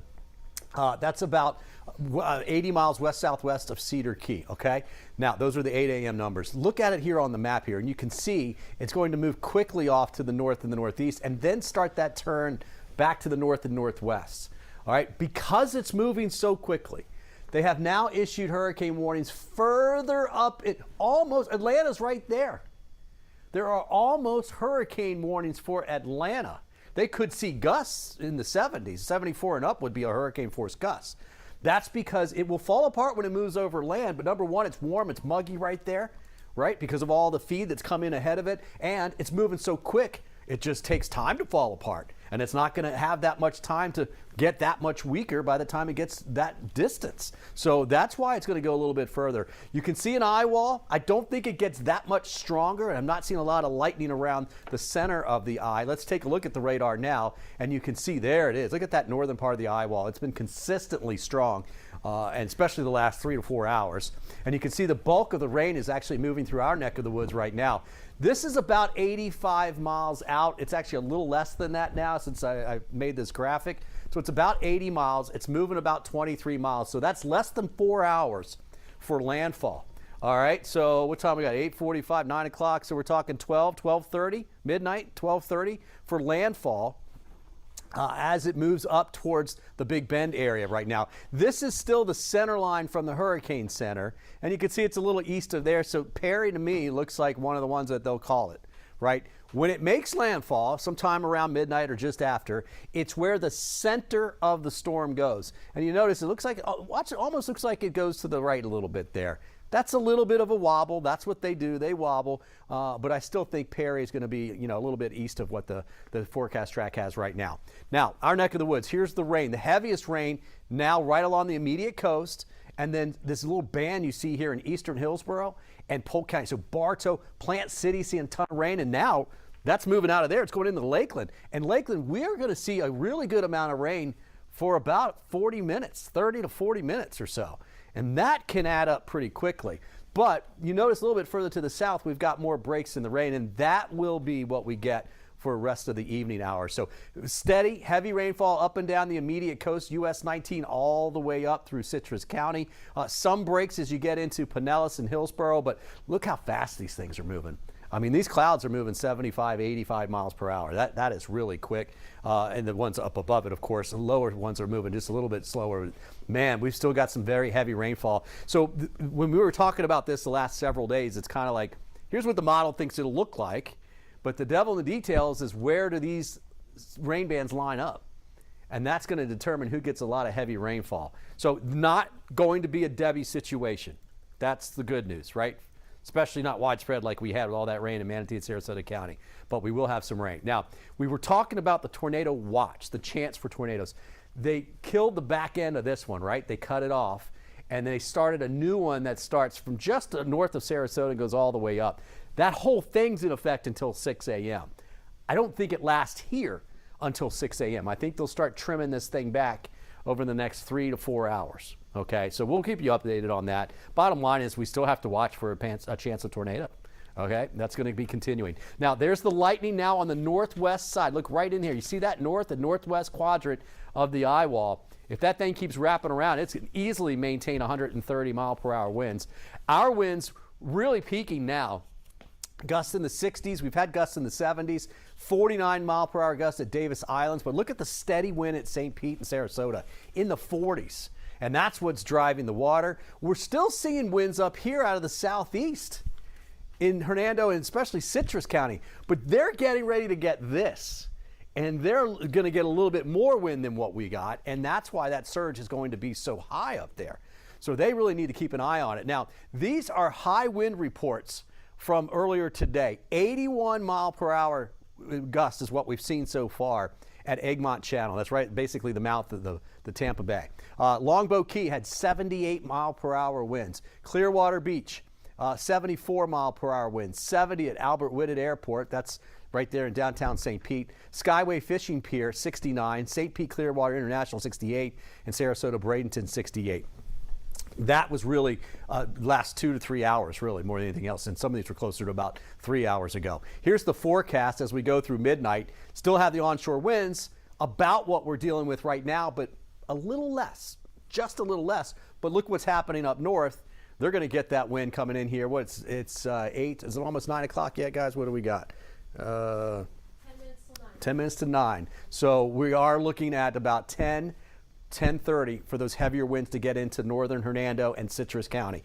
Now, after midnight, we go out to about 3 a.m. Still have the onshore winds. High tide has just passed. I mean, just passed. So the water's not going anywhere. And the wind's still blowing, so the surge is up. So we're going to keep this surge for a while. This is not an Idalia thing where it came up and then it went right back down. This is a thing where the surge is going to stick around for a while. But 3 a.m. to 6 a.m., the winds start coming down. 20s with gusts in the 20s to near 30, and then by the time we get through around lunchtime and into the afternoon hour tomorrow's just a bit breezy day, let's put it that way. All right, tides. We are about here, all right? And so we're looking at this peaking and maintaining for a little while. It may start to come down a little bit. It's not coming down because of the tide. The water tide level is also coming up. It's actually just coming down just a touch because of the fact that we have some less wind coming into this neck of our woods, or neck of the woods, right? We are not seeing that water come down yet. And it will not start to come down and probably after 11 o'clock or so. The high tide times, let's just start. This is Friday morning in Crystal River at 4:02. It's a lower tide, but that's going to cause some issues because they're still going to have quite a bit of water there. Clearwater, high tide's coming up at 11:09. That's almost the crest of all of this, right? Gulfport, just after midnight tonight, we'll have a high tide.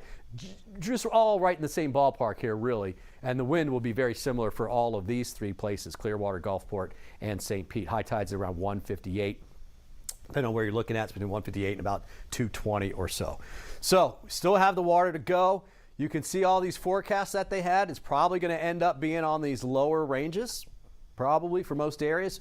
But even those, a foot or two above some of the records that we've had. So this is a big storm for us, storm surge wise.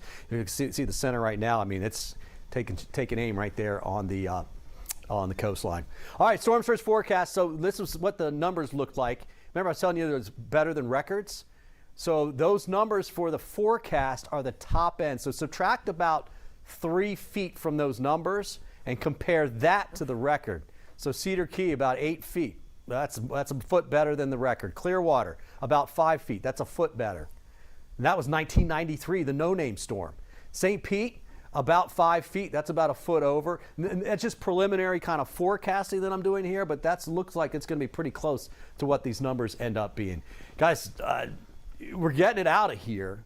It's just usually when you see hurricanes come through and you get storm surge like this, it tends to drop off pretty quickly. This is just a bigger storm, and the angle it's coming at is going to keep it here, and the tide. Of all things that you can't control, you can't control any of the weather, right? But the tide too, we timed that one wrong to keep it up. All right, well, the good news is this storm isn't going to take a turn into Tampa Bay. The bad news is it's already delivered a lot of water and more surge is on the way. That's right. We're going to go to Chris Hurst, who's live for us in Venice. Chris, down trees, down power lines, that rising water, just not a great combination. Yeah, Courtney, we saw some sparking here about a half an hour ago. We're on the Tamiami Trail in Venice. If you go back to where the camera is, back where I'm looking at right now, that'll take you down to Englewood and down into Port Charlotte and Charlotte County. But here on Tamiami Trail here in downtown Venice, we have the Venice Dive Shop here right at this intersection where water now from both Roberts Bay and Dana Bay that both feed into the Gulf, the water from the Gulf pushing into the bay, having both of those bays overspill their banks now. And I think we'll have some more cars coming because we are in that time of a storm now where even though roads are covered in water, people still are getting out and driving through them. And we cannot stress to you how terrible of an idea that is. Not only could it potentially harm you, but it certainly could damage your car, leave you stranded. There's a car at an intersection that I'm looking at right now, just about 100 feet off camera, that it stalled out trying to get into one of these residential neighborhoods. So all of the residential neighborhoods in this Venice, Nokomis, Englewood area that were in Zone A, we know now from Sarasota County officials that they are seeing the street flooding and the home flooding that was predicted with this storm surge, as Bobby was talking about. As Hurricane Helene comes farther north, the winds will shift direction, and down here in Sarasota County, they aren't coming out of the east and the southeast anymore. Now they're coming out of the southwest. Still gusty, up to 40, 50 miles per hour. Sustained winds still around 30 miles an hour as the tide continues to creep up, and all of that water from Helene being pushed over now onto roadways here in southern Sarasota County. So I'll show you that with this spotlight that we have here, if you can see just how fast moving this water is. And this is just a drainage ditch and side alley here right by the Venice Inlet that is now flooded. And we just had another couple come up in a pickup truck and actually walk in probably about knee-deep water. Dave, Courtney, you were asking how deep the water is. Well, we saw two people who went into a home just off camera about 10 minutes ago, and it was up to their knees, and they are still looking through that house with their lantern. I don't believe the power is on for any of these homes anymore. We did check with Florida Power and Light. Manatee County has about 10% of its customers without power right now. That's about 33,000 people. In Sarasota County, it's about 10% of their customers as well, about 28,000 people without power right now. So even though it is no longer raining, the winds still are picking up and can be furious at times, but really we are watching the water. Just as all of our meteorologists were saying in the lead up to Helene, we might not see as much rain as we did during Debbie, but what we have to watch for is the storm surge, particularly when the storm starts to go farther north and the winds shift direction and are able to push that water more from west to east instead of from south to north. All right, Chris, you know, I do have a question for you. I think you may have answered it, but you talk about people that are coming through, driving through, those individuals, they got out there in a house near you. You spoke about another man who's in a house and saying, hey, I got water in here as well. I was curious, are those the people driving by, are those looky-loos, or are there people who now want to go and see, okay, what does my home really look like? Have you been able to talk to anybody?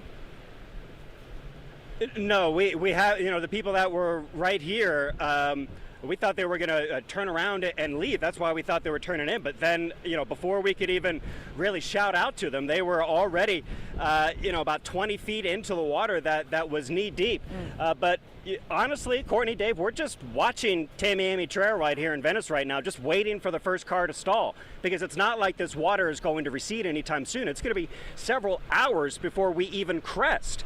And then we'll be lingering with this storm surge for more hours after that. Here we are on US 41, and these cars are creating a wake, and at the top of these waves from the wake, the wind is pushing it, so it almost looks like it's sort of white-capped here on the Tamiami Trail. All right, Chris Hurst live for us in Venice this evening, and we will be checking in with him again throughout the hour. Chris, thank you. Just so many people driving. It's true, driving right past him right there, and you don't want to see that. The water is not where it will be. And it seems like everybody thinks their car can get through water. I've been guilty of that Right. as well, and you think you can make it, but sometimes it's deeper than you think. And the old adage, turn around, don't drown, and that's obviously Right. what the authorities want us to follow. And you don't know what's there. We say this so often, but you don't know what is there or what isn't there, right? If the road has, we're going to see all of that in the morning. There's plenty of time. There is. Let's take a look right now at Clearwater Beach and some video we have from there right now. And here's what it looks like tonight. Wow. You see, it looks kind of like a river there, doesn't yeah. it? And this is right through Clearwater Beach. You see those homes there, one-story homes, and you wonder how they are faring right now. You worry that they may be taking on water, but you see the movement of the water kind of moving around there, and it gives you a sense, the power of water. No matter how much we want to sandbag and board up our homes, it is really no match for water like this. It is so much water, and to think that there will be more, and we still have that wind that's out there. Just all of the things that we typically see in a storm like this, but just so much more, and still so many hours to go. Right. It gets worse as you head north in terms of storm surge, and we've been checking in with Aaron Parasic, and he's up in Crystal River right now.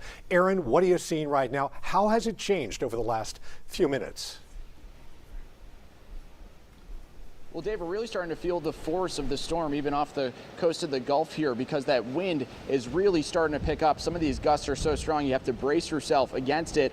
And on top of that, we're seeing that rain starting to blow sideways. I'm on top of a covered roof right here. There's a closed down bar just off of Kings Bay here in downtown Crystal River. So we do have some protection, but if I step out here where the seawall is, that's when you really start to feel those winds. We did mention, though, the storm surge. That's going to be the main concern as we go deeper into the night and into the early morning. Right now, we can tell you the levels on Kings Bay. I just saw an update from the mayor here in Crystal River. They're still showing lower levels, but that's expected to change soon as we approach deeper into the night and the storm starts to pass us, and we start getting that wind blowing the water up into many of these areas. As you mentioned, potentially record storm surge, historic storm surge, 10 to 15 feet in the forecast right now. This is an area that's dealt with storm surge and flooding a lot of times in the past. Last year it was Hurricane Idalia that brought 7 feet of storm surge, damaging homes and businesses in this area. Some people that we've talked to around this neighborhood still cleaning up after then.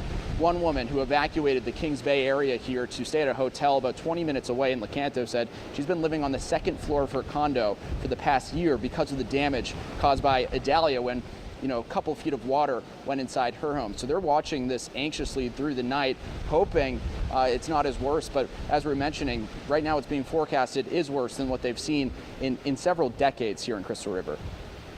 It's just, 1, 2, 3 punch for some of these folks. Aaron, thanks. And we want to give you a live look right now at the Courtney Campbell Causeway. I've been kind of checking in on social media to see how our law enforcement is doing. A lot of them having to respond to accidents that have happened on roadways. This is the Courtney Campbell Incredibly Causeway. dark, huh? Very, very dark. You can see water there on the road. The Courtney Campbell is closed at this point. The Gandy's closed. Howard Franklin's closed. Skyway is closed. And again, it is so dark. We're going to be dealing with much of this in these, in the pitch black hours, right? Not a lot of light. The power's gone out. You see that right there with transformers blowing. You can see that in the background. So not a lot of light right there, and you have no idea what you're going to be potentially running into if you're trying to drive. So we don't want to see that. I did see that when I was talking about checking with law enforcement. Hillsborough County Sheriff's Office getting ready to send out their night shift, or their night shift deputies are probably out there deploying, ready to provide assistance where needed. I do want to remind you, obviously call 911 for emergencies, but they have that non-emergency line that is active that you can call for other things. And we heard a lot of the calls that are coming in are for downed trees and whatnot. 813-247-8200 for Hillsborough County. A lot of the night shift deputies, officers, they're going to be out there, and we want them to be safe too. Of course, of course. 10 Tampa Bay's Eric Glasser is in Tampa right now along the river walk there. Eric, what are you seeing? How has it changed over the last half hour or so? Dave, the river walk is a river. That's how it's changed. We're at the corner of Ashley and Broering. That's right downtown, right by the convention center. We were there. We started to move away from that area. We were concerned because we started to see the water come up, and we weren't sure that we were going to be able to get out of there. So we said, well, let's head back into town. And we weren't able to get over the bridge either. Take a look behind me, and you can see that's the corner. Very, very familiar to a lot of people, I'm sure, very heavily traveled. This is the corner of Ashley Drive and Broering, just on the west side of downtown Tampa. The river walk runs along this road, and that is the bridge right there that goes right over, as the sign says, the Hillsborough River. Well, right now the Hillsborough River has poured out onto Ashley Drive and over the river walk. I'm just going to have you take a look from side to side. They put these barriers out here, plastic barriers, to try to keep people from crossing into the area, but they've actually lifted those barriers up at this point. Those guys are just floating around in this vicinity. We did have a couple of trucks that were able to make it through, but I can tell you there are some cars off to the left of us. In fact, you can see the headlights of one of the cars that's gotten stuck out here. A couple of trucks, as I said, did have the clearance to make it through here, but this area is currently impassable. I really just wanted to stop and bring you this picture as we were heading back towards Bayshore Boulevard, where we know that there is tremendous flooding this evening. But I wanted to be able to show you this because this is something that we were not necessarily expecting. Downtown Tampa itself is outside of Zone A. I am not positive whether or not, because it is so close to the water, that Ashley Drive would be considered part of Zone A. It certainly looks like it would be at this point, because with the amount of surge that we have right now, the water is up and over the Riverwalk and onto Ashley Drive. Right across the street, you can see one of those light boxes, an electrical box. Obviously, that's a concern. I know that just off to the left of us, there's a building over there. That's one of the pump station buildings for the city of Tampa and the water system. So that's obviously a concern when you see water high enough to reach that. Hopefully they have that buttoned down and taken care of. But you can see the fire hydrant also right here behind me. That gives you an idea of just how high the water is just at the curb here. But we were able to see somebody try to walk through here, and again, a couple of trucks. I would say that that's at least 2 to 3 feet of water right there, up and over the curb, out of the river, and onto downtown Tampa. Guys, I think we're going to be seeing more of this. One of the gentlemen that I spoke with the city, who came out here to try and re-secure some of those barriers, told me that he had just come from Davis Islands, where we were also located earlier, and he said the water is now up and over the seawall and inundating some of the streets. I asked him if they were passable. He said at the southern end he does not think so. I asked him whether or not the water had gotten to the homes yet, and he said he did not believe at this point it had. And how much longer will this go on? The city is telling me that they believe at least another hour. That's that tug of war, if you will, between the tide, right, and the amount of water coming in. Tide still going up, water still coming in. That means it's rising. Eventually, things will start to level off as the wind dies down and the surge starts to recede a little bit. But I believe that next high tide here is close to 2 in the morning, so we still got a ways to go with that. Reporting live in Tampa, Eric Glasser, 10 Tampa Bay. And Eric, you're right. Yeah, about 2 a.m. when we're expecting to see that high tide. You know, looking at that, and you talk about, you know, with the river not quite expected that evacuation zone. Have you all been able to make it to the west side of South Tampa, over that in that West Shore area, down West Shore Boulevard? I know that's probably eventually. We have not been over there. I have. Yeah, we have not been over there. I have spoken with people from the city. The west side, obviously, it floods. That's flood zone A, so they've got issues over there. But also farther south, almost anything south of Gandy right now and downtown, down toward Port Tampa, that's also seeing flooding coming up and over into the streets. Again, maybe not quite as bad as they thought, but we do still have time for that to be pushing in. And I will tell you that right now where I'm standing, you can see it. The wind is calm. About a half an hour ago when we were over at the convention center, it was whipping. So you have these squall lines that come through and they continue to push water up and through, but fortunately not a ton of rain. And that would obviously add to the problem, right? Because as we've demonstrated before, when the tide comes up, when the surge comes in, it covers up the pipes that allow water to run out of South Tampa. That's the drainage system. It goes into the bay. When the bay is too high, it covers the pipes, the water has nowhere to go. So if this was a combination of that tidal surge, high tide, and a ton of rain, like we saw maybe with Debbie, this area would be underwater. But right now, fortunately, we're seeing the extent of it, but it's not as bad as, believe it or not, it might have otherwise been if we had had a ton of rain along with everything else, guys. Yeah, Eric, I'm really struck that water is moving behind you there. It's not just stationary, it's just not just rising, it's actually moving water right now. Right. Exactly, guys, because it's not like we've had, again, with rain, where you have puddling water and it continues to rise. This is the river. The river is up over its banks. It's moving. So you're absolutely right. That water is not just being blown by the wind. It has a current to it, and that is the water that's being pushed in along with the tide coming up and with the water being pushed in by the wind and the surge. So yes, a moving river. We saw again somebody try to walk through there. You can see the current around their legs. Not something that you want to walk into again. Please do not walk into this water. Do not try to drive through it. It is simply not safe to do so. And certainly now that it's dark, there's no way of gauging the depth or what's in it. Back to you. All right, Eric Glasser live for us in downtown Tampa, showing us that the Riverwalk has become the river right there, and we're, going to see that water rise even more. Definitely do not want to be in these flood waters this evening, and there will be some time before they recede as well. Yeah, I'm Dave Wagner along with Courtney Robinson right here. We're with you all night long here, keeping you informed, prepared, and connected. We are keeping track of Hurricane Helene, now a Category 4 storm, moving up. It is now north of Tampa Bay, so it's not coming back this way, but it is going to bring a lot of storm surge, and that's going to be the problem for us around here. So we're following all the effects of this tremendously large storm. Dave, you and I were down in Lee County, in Fort Myers, after Hurricane Ian, right. and this amount of surge that we saw with that storm, devastating, heartbreaking, and some of our areas are bracing for that right now. I know that we have some video from Lee County. They've had we'll go to that in a minute, but we do have some video coming in from Lee County where they've kind of seen the first little bit of that. They've seen it firsthand and how bad that is. Yeah. Let's go to David Shealy right now. He's in Tarpon Springs, been there all evening for us. David, what are you seeing? Are you seeing the water rise there, the storm surge taking effect? So I'm not seeing any water rising just yet, but I tell you what, this entire vicinity lost power for about a good 60 seconds, maybe about 10 or 15 minutes ago. It was pitch black for a good 60 seconds, and then all the lights came back on, street lights, hotel lights as well. And then about 5 minutes after that, we saw linemen heading south on US 19. That's the first thing I need to tell you guys. The second thing is, about 25 minutes ago when I was live with you, we heard a loud banging because we were talking about how high the wind speed was. It was about 10 feet away from us. This sign right here, it's going to be upside down, but I'll turn it.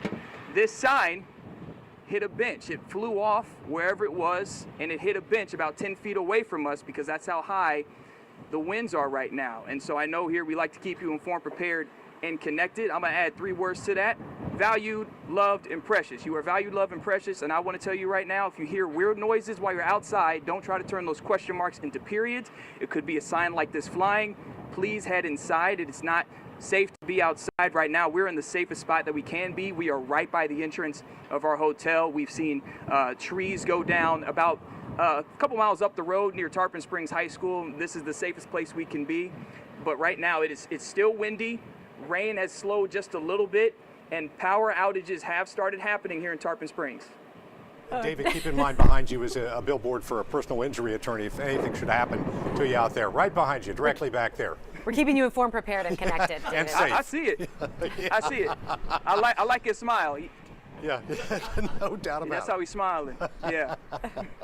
Thanks, All David. right, David, thank you. You know, when we've seen David, Eric, and Chris live just in the past few minutes here, one thing that you really haven't seen is that wind. Yes. But they say that it comes and it goes. Chief Meteorologist Bobby Deskins is here now, and Bobby, that wind. When we see this, that doesn't mean it's gone. No, it doesn't mean it's gone or not. But we have a little bit of breaking news. We just got the 9 p.m. update. 140 mile per hour winds. That's still a Cat 4. Cat 4 goes all the way up to 156. Cat 5 starts at 157 and just goes up. There's nothing above Cat 5. It's moving to the north-northeast at 24 miles per hour. The pressure's actually up 1 millibar. Nothing different there. It's now 65 miles west of Cedar Key. That's just west-northwest of Crystal River right now.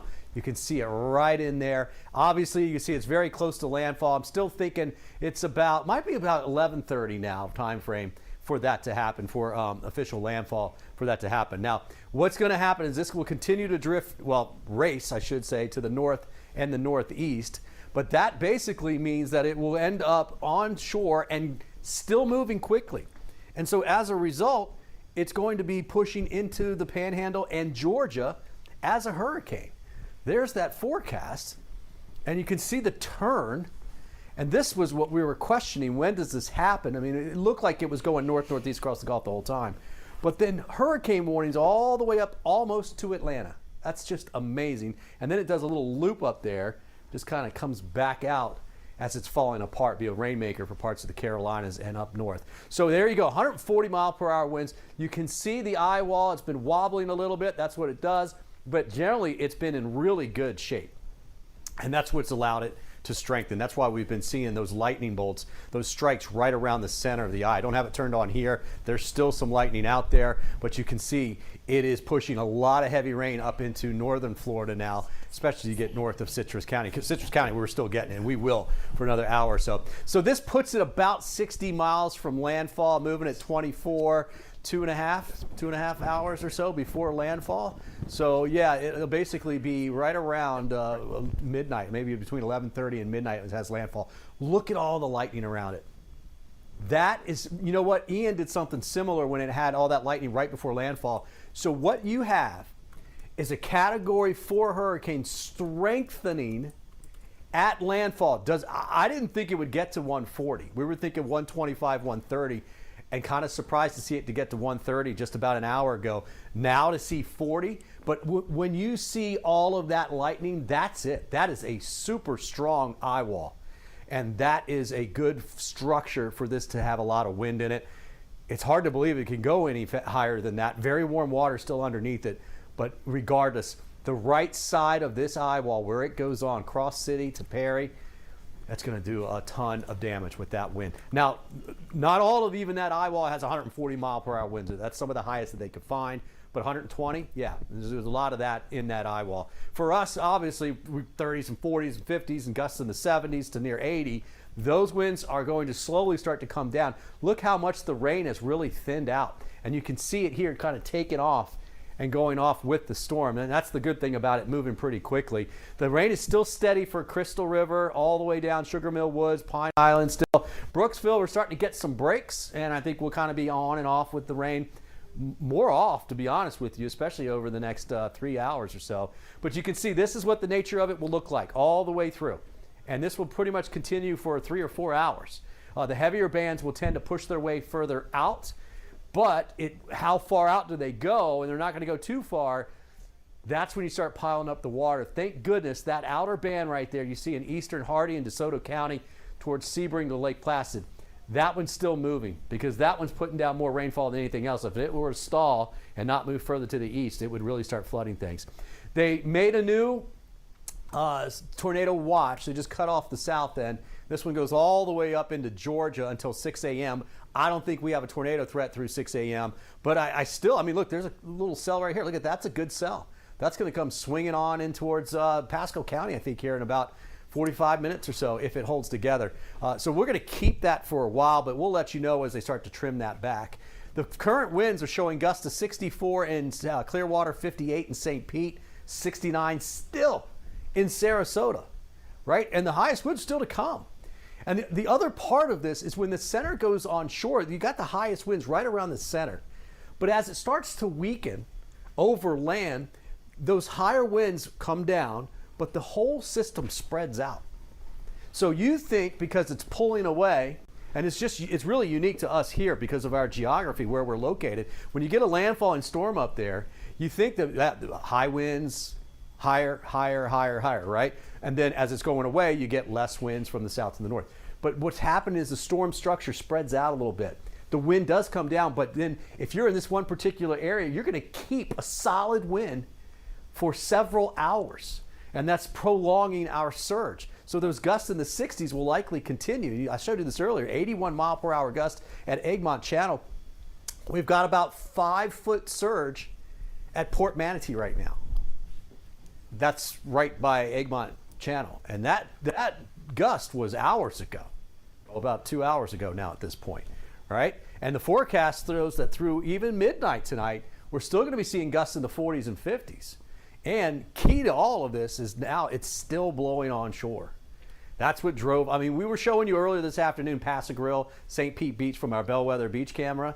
And you could see there was a lot of swells coming in, but it wasn't, choppy or anything like that. As soon as that wind turned on, it got super choppy, and the water was running up in between the condos and the buildings there. All of those houses on the backside, I can't say the houses themselves, but the ones that I saw on the east side of Gulf Boulevard and Boca Ciega Bay, just southeast of the St. Pete Beach camera that we had, there was water over those roads. So if you had a lifted house, you might be okay, but a lot of those areas have water in those houses. This is 3 a.m. We still have winds in the 20s with gusts in the 30s. There'll be some gusts in the 40s right along the immediate coast at 3 in the morning, but those are still less than what we've had. And then by 6 a.m., still breezy. It'll be breezy all day tomorrow, but you see, obviously, we're getting a lot less wind as we go through sunrise into lunchtime for tomorrow afternoon. So that's going to be all of it. So that we're just trying to time this water, and you saw Eric out there saying the exact same thing. They're kind of seeing it get a little bit higher, but they're expecting it to stay. And that's 2 in the morning, and I think it's going to stay. I could probably extend this up a little bit more and then bring it back down. But that's going to be not only one of the highest surges that we've seen here in decades, in fact, in some places ever, but it will also last long, too. This is certainly going to be one. I mean, I remember Madeira Beach, we were watching water over Gulf Boulevard at one point for maybe 2 hours, maybe 2.5, 3 hours during Idalia. It was a quick one. This is going to last 4, 5, 6 hours at least. All right, we've had water all afternoon and evening. Those are some of the numbers I showed you before for the tides. Essentially, tides coming in for just about everybody. So, guys, Courtney, Dave, I think we're going to end up. Obviously, we figured this was going to be the major thing about the surge, but they were talking earlier about no school on Friday. I was like, there's no way, because these people have to be in the shelters. It's going to be a very slow go of it getting back onto the beaches over the next several days. There's going to be a lot of debris on the roads, and most of that, or at least a lot of it, has to be cleared before they let people out there. So just pack patience. You're going to have it here over the next 24 hours, next week. Right, we're going to be cleaning up for quite some time here. And our community having to clean up and deal with so much here from our water, but thinking about Big Bend, Tallahassee, those areas. It only gets worse as you go north. But if it's your house and your home's affected and flooded, of course. that is what. And a lot of homes going to be affected. No doubt about it. We want to take a look at Gulf Boulevard. This is at Causeway Boulevard right here. Check this out. Whoa! This is really like a river. This is just completely flooded. Very unusual. We know there are homes around here, and we know those homes are likely affected by this. It just is such a mess. And keep in mind, we're still getting storm surge, so this is not the end of it. And we were looking at this shot, I'm just checking, about like an hour ago, and much more water here than what we saw just an hour ago at Gulf Boulevard, at Causeway Boulevard. We have Hannah Deneen, who is live for us in Hernando County. We saw her on Hernando Beach, and Hannah, you said that you were going to make a change to where you were, so you felt a little bit safer. Where are you guys now? What have you seen in your move. Courtney, we're still in Hernando Beach. We're at the Hernando Beach boat ramp where we were earlier this afternoon, just around 3 o'clock. And we haven't seen the water rise that much in the last several hours, maybe an inch or two. It's a bit hard to gauge with this wind blowing. But the wind, that's what I want to talk about right now. That's really the story of what we're seeing out here in Hernando County as the water, we're of course expecting it to rise as that storm surge comes in throughout the evening. But for now, what we're seeing is a lot of strong wind gusts. Perhaps you can see through the trees that are blowing in the wind. Or if you can hear that right there, lots of signs right here as well, keeping a bit of distance from them per David Shealy's advice. But then further in the distance in this neighborhood over here, we did hear another transformer blow and we saw them lose power in that area. So high tide here in Hernando Beach, it is at 10 o'clock, so it's within the next hour, and then we expect this water is going to continue to push in overnight. Certainly something we're going to be keeping an eye on for you all, as I know we've been here in Hernando County all day as people in these nearby neighborhoods have been bracing. This is something they are very familiar with. They're bracing for that storm surge and the potential for flooding. Again, they've prepared for the worst. Now they're just hoping for the best. Hannah, thank you. Live in Hernando County for us this evening. And of course, we'll check back in with her shortly, see where things are. Hernando County, I was just speaking with our chief meteorologist, Bobby Deskins, about timing, especially when we talk about surge, which we have said is going to be the biggest threat, to our area right now. That surge, the highest peak that we're going to see, you said, Bobby, Pinellas, Hillsborough counties, probably next hour or so, really, when we're going to see, next couple of hours.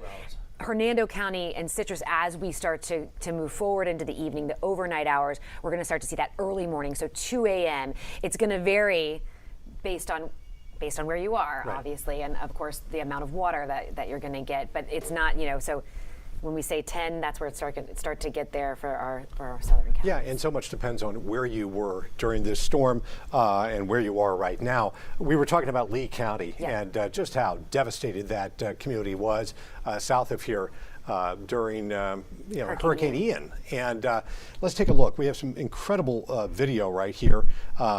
It is interesting to see what's going on there. And this is really, this in so many ways is much less than what we're getting around here. This is Fort Myers, Cape Coral, Sanibel. This is the bridge to Matlacha. Yes. So this is the bridge to Matlacha, and people have been, driving back and forth. They've closed off a lot of the roads in Lee County. Most of them are actually impassable, as you can see right here. Matlacha is kind of like enter at your own risk, and people have been doing it.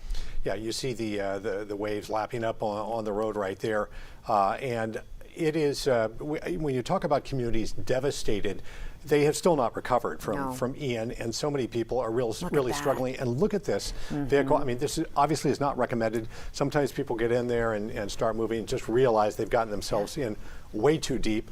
And then you see somebody in law enforcement there as well trying to go through. I mean, not too many cars can survive this. I'd be surprised if they got through very well down there. But we're talking several feet of water in some areas. I think that was, so we had the utility workers and whatnot, but I think that was actually them trying to get their rescue boat deployed. That's Fort Myers Beach right there that you're seeing, passable by boat.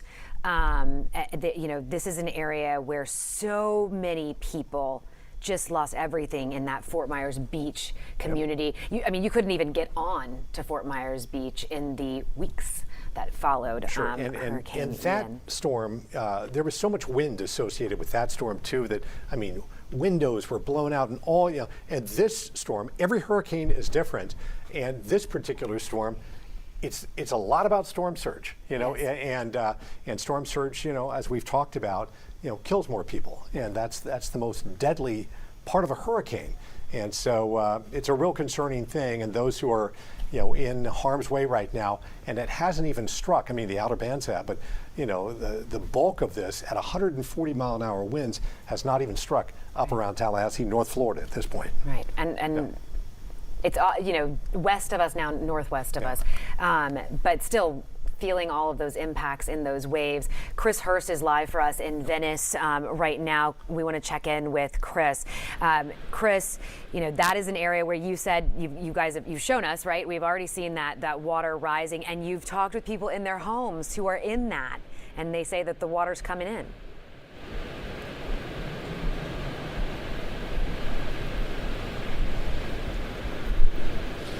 Well, Chris is having a tough time hearing, and that's a common thing.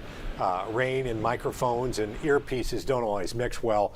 We will reconnect with him and bring him live shortly here. But as we saw, Chris is in an area where there's a lot of flooding, and people are going back into their homes where there are floodwaters. Some never left, but they're seeing floodwaters in their homes, and some are walking around, some are just choosing to stay. Right.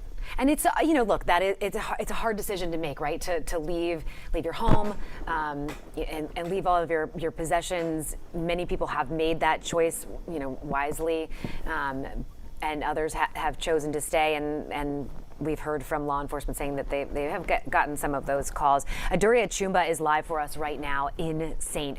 Pete. Adure, you and Miguel are together. What are you all seeing right now in St. Pete?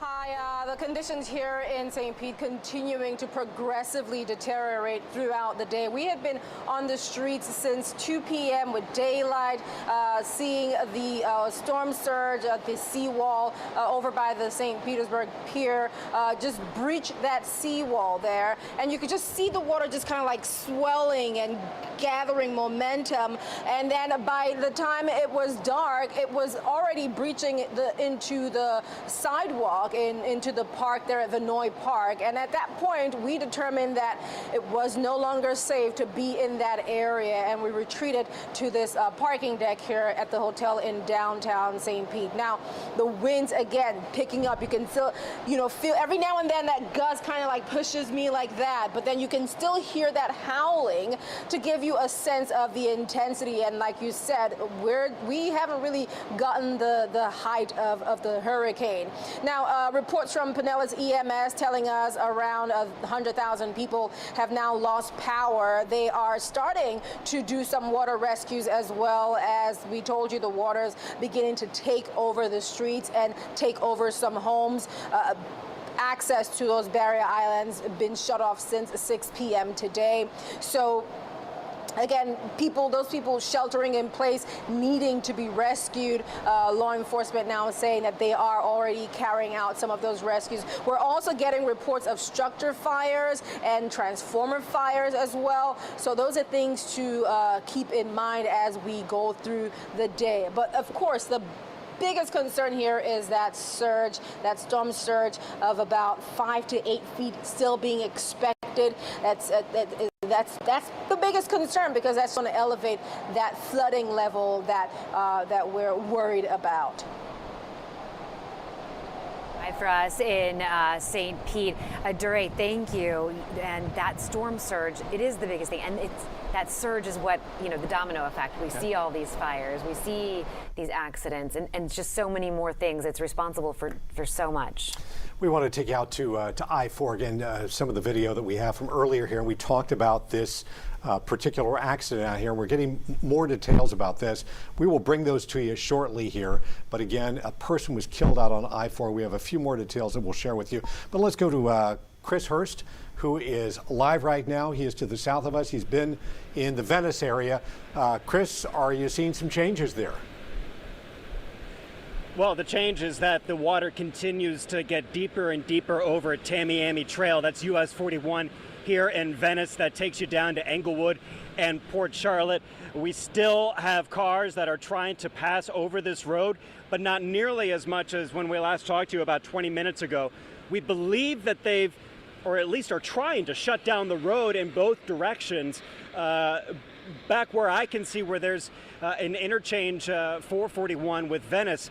We've also seen some police cars that have been chasing after cars that have been trying to drive through the floodwater, and look like they were giving somebody a ticket right up here at the intersection. But while there are fewer cars, there still are some that are trying to pass through here the water. What this really means, though, folks, is that those areas that are in Zone A in Sarasota, Manatee County, the coastal areas, and we're right next to the Gulf. A lot of this water here coming from Donna Bay, Roberts Bay, that feeds into the Venice Inlet, is that these coastal areas are starting to get inundated.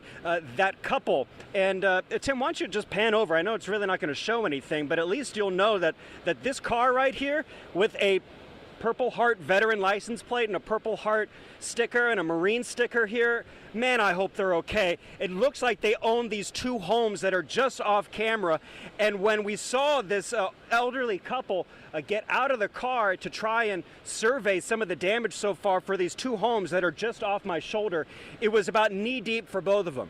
Well, we saw them a couple of minutes ago as they were surveying the damage in one of these homes. It was already up to mid-thigh, right? So we're talking about, as Bobby has said, at least a 4-foot storm surge in parts of Sarasota, Manatee, Hillsborough, Pinellas, but that storm surge could get even higher as the tide goes up, and we are still, as I said, down here at least, seeing that actual change of direction from the east and the south to now the south and southwest. So we still have some people that, thankfully though, are not going through that floodwater. That is also something that's a little bit different than the last time we were talking to you, is that some people actually are wisely turning around and not driving through it. But I have to say, it is a little odd because we could see probably about 300 yards off camera, red and blue flickering police lights, and now we don't see any of that at all. In fact, we see somebody here, you know, this isn't really great for your car either, but at least it's better than driving through brackish water that's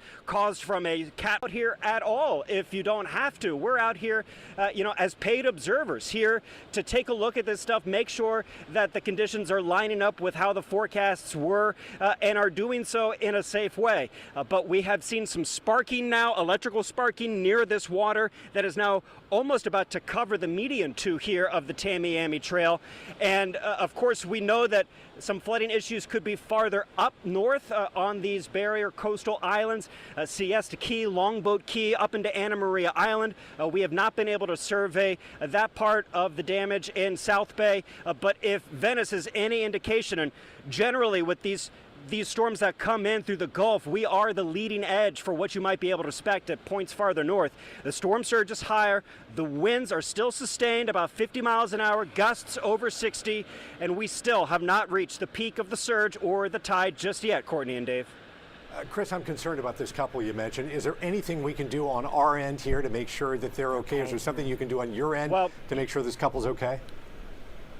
I mean, look, it would be possible for us to get into the water, but definitely not advisable. We are staying here. That is one of the things we kind of decided to do rather than try to roam out and find other areas. There still, I think, is an urgent demand for people to avoid downtown Venice and the Tamiami Trail, but we still can see into the home. They do have a lantern that they are using. If there are any visible signs of distress, obviously we will change and adapt and respond to that. But what it is I think a tale that we see all the time is that some people really just want to disregard the advice that we put out there, and you know, God love them, they're allowed to do that. They are American, but you know, it is just not safe to do so. But we are going to keep tabs on them, Dave, and if we see any changes to the conditions, we'll adjust accordingly. Just want to make sure that those folks need some help, that you we made at least me alert nervous. authorities. Yeah. No, I'm don't. not asking you to swim across no. the water there to reach them, but maybe there's somebody out there who might be able to help them if they need help. But again, not advisable to be doing that. And when we've talked, Bobby, not to put you on the spot over here, but when we've talked with you, you said the water's going to recede. There's going to be, I mean, and not, it's not going to take forever for that to go down. There's going to be time for you tomorrow to be able to go back to your community safely and figure out what's going to go on. It will be there. It will be there tomorrow, we hope. All right, we want to go. You got me? Yeah, sorry. My mic was on, yes. And another thing about that is this is a stressful time. It's anxiety ridden when you're leading up to the storm, right? Because you don't know, it's the unknown. And then afterwards, you basically end up, well, right now you're in the middle of it. You're seeing the video, you're seeing the pictures, you're worried about it. And then what's going to happen on the backside is seeing the damage dealing with the damage. And the folks that live out there will be going out there. And I want to show you this while I'm here. Good, I'm glad we're here. They will be going out there. You know who else will be going out there is people that just want to go and check it out. And the people that live there, they don't want those people around, right? They prefer to have their place to themselves to kind of clean up. And there's going to be a lot of that going on. So we'll have film crews there, and we can shoot it, and then that way we don't have a ton of people heading down there to the beaches. And a lot of the places you got to have a placard, you got to have an ID or something like that anyways. So we talked about near record levels for this surge. Colleen put this together, and these are the records for these areas. Every one of these are broken. Clearwater had 6 feet of surge, is what we're seeing so far. That broke the older one by about 2 feet. That was from the no-name storm back in '93. East Bay area, 4, almost 5 feet. Still broke the record from last year. Port Manatee, look at that, almost a foot more. Old Port Tampa Bay, a foot more. And St. Pete, the old level, in 1985, that was Hurricane Helene. We've now done about half a foot more than that. And I think some of these could go perhaps another foot. The scenes I'm seeing right now, the water levels are still coming up. Looking at the gauges, these numbers are still coming up. And I think in the next couple of hours, we'll start to see that top off a little bit. But that means that these numbers here are going to go up, guys. All right, we want to go to I-4 right now and some video that we got. And this is really just a heartbreaking story that we see. We showed you this earlier where, what appears to be some sort of accident on the road. We didn't know exactly what happened. Turns out a sign fell onto a car, killing a person out there. We don't know exactly what happened. This video is reloading right now, but we don't know how that happened, if it was wind related. We just don't have enough information about it at this point, but it does underscore the danger of being out there on the roads right now. There are a lot of things that can happen, from wind to water and everything in between. So many, I mean, there are so many dangers right now when we have hurricanes. And again, law enforcement over and over repeatedly saying, please do not be on the road. In that video, earlier when we were looking at that live picture and trying to figure out what may have happened, and again, the police response to that. If you looked beyond that, you could see that road sign. You're looking at video from the Howard Franklin from earlier today, right? Yeah, that's from earlier today. I mean, it's unbelievable. I mean, these cars just sort of bobbing in and out of water there. There's no doubt there was a good reason for shutting down the bridge right here. Look at it lapping up on the bridge. You remember the last storm we had around here, they had to shut it down for a while. And we should point out that the Howard Franklin Bridge is closed right now. The Gandy Bridge is closed. Courtney Campbell Causeway is closed, and the Sunshine Skyway closed. So really, any bridge out of Pinellas County, for the most part, is down right now and will not reopen until they believe it's safe. Can you imagine driving through that? Is probably not one they're going to shut down, but at the south end of it by the airport is probably underwater. Yeah. Yeah, unbelievable. And you did point out, Dave, during Debbie, we saw them. They shut down the Howard Franklin, and then that area, because it was damaged. That's correct. By all and you the can see, water crashing over. How can this not damage the road to a certain extent? We know they've been doing a lot of construction out there. Hopefully the bridge is intact and they can get this open. Hopefully sometime tomorrow, so people can go about their lives, but you see the force of nature right there between, how high the water is there, the wind pushing it onto shore here, and this was before the big storm surge that we had. So one of the things that we made the decision, right? Well, the county kind of made the decision. St. Pete made that decision for us, evacuating Zone A. Our station is on Gandy Boulevard in Zone A, and every single hurricane season, we have this right here in place. We're just near the Hard Rock off I-4 at an area where there's higher ground, safer facilities. And so we're set up here to move all of the operations. And that is where we are this evening, 10 Tampa Bay. I'm Courtney Robinson along with Dave Wagner, if you're just now joining us. So we've moved. We do have a live picture available just to check in on what we're seeing in, this is Gandy Boulevard at Brighton Bay. So kind of in that area. And you can see water's on the roadway right there yeah, too. and Gandy Beach was pretty well covered Underwater, earlier yeah. today. That's not completely surprising, but Gandy Boulevard is not necessarily a place that fills with water. Our television station is just down the road here, and when I checked earlier, they said that they thought it was intact. We've got floodgates up, so hopefully those will hold. But it is concerning, and you rarely see the roads like that. I mean, look, just completely empty. Gandy Boulevard, very busy road. Howard Franklin, very busy. Right. Courtney Campbell, busy, and of course the Skyway Bridge. I mean, an exceptionally busy road. All of them without cars tonight. But maybe a person walking in the middle of the road right probably there. so. Yeah. Well, that's a novelty for someone to be able to walk down Gandy Boulevard. With no traffic. Yeah, with no traffic at all. Yeah. David Shealy is live for us in Tarpon Springs. David, we've seen the wind pick up and the rain. What are you seeing right now? What has changed, if anything? So thankfully it has stopped raining right here in Tarpon Springs. The wind has slowed a bit, still windy, but it hasn't been at the high speeds that we were talking about maybe 20, 30 minutes ago. Ever since we had the power outage about 30 to 40 minutes ago, the lights have come back on and have stayed on. We're gonna try to drive around and see if we can find if there were some effects down the road from those high winds and the rain. But here where we are right now, it has gotten a lot better. Still windy, we still see some flashes in the sky, and that's why we're staying so close to the hotel, because again, if we see anything or hear anything that feels dangerous or seems dangerous, we're going to get back inside, because that's obviously the safest thing to do. And David,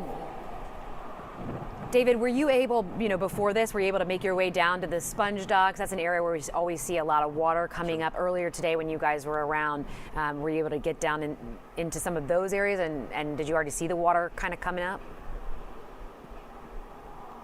So we were in the sponge docks earlier. We spoke to a man who worked on a boat, and they just had to tie the boat real tight because they didn't want the boat to float away. We did not see water spilling into the sidewalk or the street. Actually, the scene was a bit interesting because we saw groups of people walking along the street, on the sidewalk, just trying to take everything in. And we asked them, hey, how worried are you about this storm? And some of them said, I'm not worried too much, and they didn't really have that much concern, but they said if it did get dangerous, they would go inside. So we're going to see if we can go back and see if anything happened over there. But the businesses right there by the docks, they all had sandbags. They all had boards in front of their doors and windows. So all the businesses took precaution just in case anything got to an extreme level. We're going to go check that out, and we will report back on that for you guys. All right. David, be safe. Thank you very much. We have all of our crews. They're out. They're monitoring all of the conditions and sharing those with us, sharing those with you. I want to take you to Boca Ciega Bay right now, and we'll show you a rescue that took place. This is from earlier today right here. And you see the Coast Guard out there. And obviously, someone is down in that water, and they are working to get them out. What happens with this rising water sometimes is it happens so quickly. And Bobby had talked about this, how quickly that storm surge can move in, how quickly it can change. We've heard from our crew up in Crystal River, they have a very kind of short amount of time to get out of the way. So this is something to keep in mind. Coast Guard, no doubt, busy. They can't go out in every condition, but they try very hard. You see them being hoisted onto that helicopter right there, that Coast Guard helicopter. What remarkable work they do in trying to protect people in the worst of conditions. You see just how choppy the water is down there. I'm sure it's very windy, but these people prepare for that. They train for this and do an amazing job. We're very grateful for them. Very, very grateful. And you saw that boat that they were showing over there. We talked about this earlier. There's a lot of people who live on boats in our communities, and we've unfortunately, saw some tragedies happen with that during in Gulfport. In Gulfport, yeah. So, they're out. They're ready to make those rescues. They're trying to mitigate as much as they can before the storm, but they're there. Hannah Deneen is live for us right now. She's in Hernando Beach at this hour. Hannah, we are keeping watch on the storm surge. Is it changing there? Well, Dave, you're talking about how quickly we can see this water rise, and I don't know if I've ever seen such a good example as this. You guys last checked in with me 30 minutes ago, where you could still see the lip of that side of the boat ramp here. That's now completely underwater. I want to say it's risen nearly a foot in the last 30 minutes. Now, where these black poles are here, the black and green poles behind these shrimp boats here, that area behind those poles is a dock where people can typically be walking. And Rob, I think you've got a good shot there showing just how underwater that dock is now. Now, high tide here on Hernando Beach, I misspoke earlier, it's actually closer to 11:30. So what we're seeing is high tide coupled with the storm pushing all of this water in. And this is the storm surge. It's here, it's pushing in. This is what people in all of the neighboring communities have been preparing for all week. We've been in those neighborhoods for the last several days. Just earlier today, I was in that neighborhood right next door to the boat ramp where there were nearly every house in there had some version of tarps and sandbags working to protect their house. They are ready to see this storm surge, and Courtney and Dave, it's here.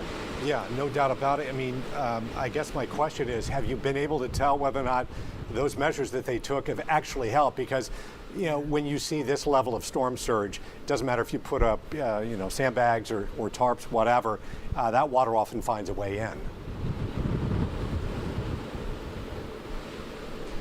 Yeah, Dave, I spoke with a man earlier who lives in that neighborhood, and that's exactly what he told me. He said this might slow down the water, but it almost feels inevitable that that water will get into their house. He had actually redesigned the ground floor of his house after the last storm that impacted them. I believe it was a dahlia.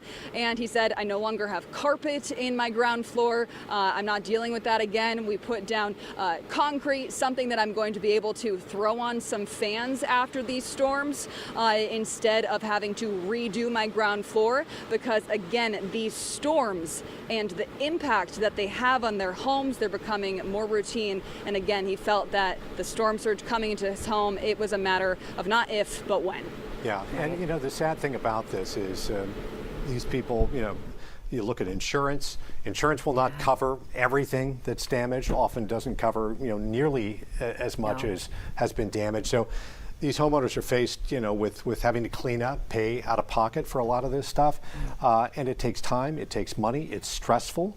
And these folks are, you know, going to be struggling for some time to come. Yeah. And many on fixed incomes, because this is their retirement. I mean, we're talking from Sarasota, for the Tampa Bay region, right? From Sarasota County all the way up to Citrus County, that so many in our coastal communities, again, in the last year, it's now the third time from a major storm system, you know, but there's been flooding issues, you know, throughout. Right, and then you look at the cost of insurance going up in this state, and the struggle that homeowners face there. Right. It's getting very expensive to live, and certainly after these storms it becomes more expensive. It does. I want to give you a look at Causeway Boulevard, Gulf Boulevard, Bel Air Beach. We've been kind of monitoring this. Oh yeah, you can see there were signs that you could see, and those are now submerged. This is an area where we've kind of just been checking in, and you can see it moving too, Dave. When we talk about, you know, looking, we had another shot, right, of Clearwater looking above. It looks like a river, and you can see that right there, that water moving, pushing through and just getting deeper with that surge. A friend of mine sent me video from Sand Key, so not too far away, and the water was right there, intercoastal side, and that water was right there, like looking at their dock. We do have that video. Okay, let's see if we can show that. I mean, this is incredible. So this was this might have been about an hour ago, so deeper now, and you can see that right there, looking at the dock, pushing in. Again, this is on the intercoastal side. So look at that right there, so much water. Yeah, we talk about moving water. A really good example of that is where Eric Glasser is right now. He's live along Tampa River Walk. Eric, when we last left you, the water was rising, the surge was taking place, and the water was moving as well. Hi, Dave. Yeah, well, before, at our last location, we were along National Drive, and I said, that the Riverwalk had become the river. We moved over to the other side of that, on the south end now of where TGH would be along Bayshore Boulevard, and I can tell you that Bayshore has become the bay. I'm going to step out of the way and I'm going to let you look at it. The whole reason really for just stopping at the location where we are right now is when we saw it for ourselves, I said other people need to see this. It's just that unusual. You can see that the water now has pushed high enough that it is coming over the banister. It has overtaken Bayshore Boulevard. In fact, those aren't just large puddles of water like we would normally see along this stretch of Bayshore in a bad storm. Those are waves. Those are 1 to 2 foot waves crashing on the north side of Bayshore Boulevard. So in the distance from where we are right now, just across the way, that's Tampa General Hospital. By the way, we have seen a lot of activity. I can tell you several ambulances, fire trucks, and a lot of other rescue vehicles moving into that area. Just from our vantage point, we could see it.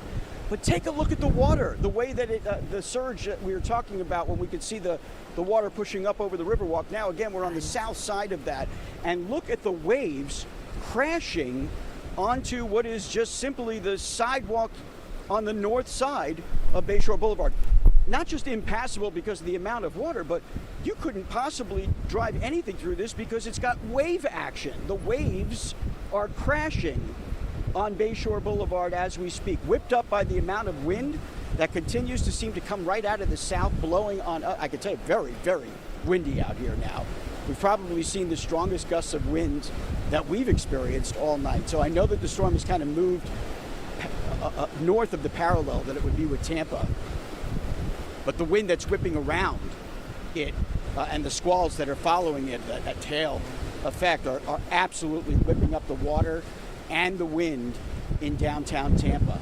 I continue to see blue light in the sky. Those transformers are blowing in the Tampa area. I imagine that there are people without electricity. Where we are, the street lights continue to be on. TGH has its own power, so even if the lights went out, they would still have power. By the way, I'm just going to stop for a second. You can see this is another one of those emergency vehicles pulling over the Davis Islands Bridge right now as we speak. So we've seen that, a course of that, throughout the course of the evening. But this is the amount of water that we've seen. An enormous amount of water pushing up out of the bay onto Bayshore Boulevard in volumes that I personally have not seen. Again, we've seen rainstorms. I've been out here at times where it's impassable, up to your hip, as they say. And earlier today, we did sort of see that as the rush of water started to come in from the surge. But not with this sort of wind, not with this sort of push, not with the energy that is literally creating action along Bayshore Boulevard. Guys, I'm going to send it back to you. Eric, thank you so much for those great visuals telling that story there. And I want to remind you, as you see what Eric's showing you out there, that water level is from a storm that was 100 miles offshore when it went by Tampa. The 15 to 20 foot surge is going to be up in here. There's a sheriff up in here that just said, if you know anybody that decided to stay, tell them to write their name and social security number on their arm with a Sharpie, because they retrieve their body afterwards. They think it's going to be that bad. That was the threat with Ian. And if you remember how we were all thinking a day before Ian made landfall, we thought it was hitting Tampa, right? It went down to Fort Myers instead. We just got record. Eric said himself, he hasn't seen surge like this that's setting records, right? It's been decades. We got to go back to 1921. That was probably worse. I don't think we have all the records for that because it was so long ago. But we got hit at Tarpon Springs in 1921, and that really did a number on us. It was a Cat 3 storm. If something like this had to hit us, take what you see out there right now and at least double it.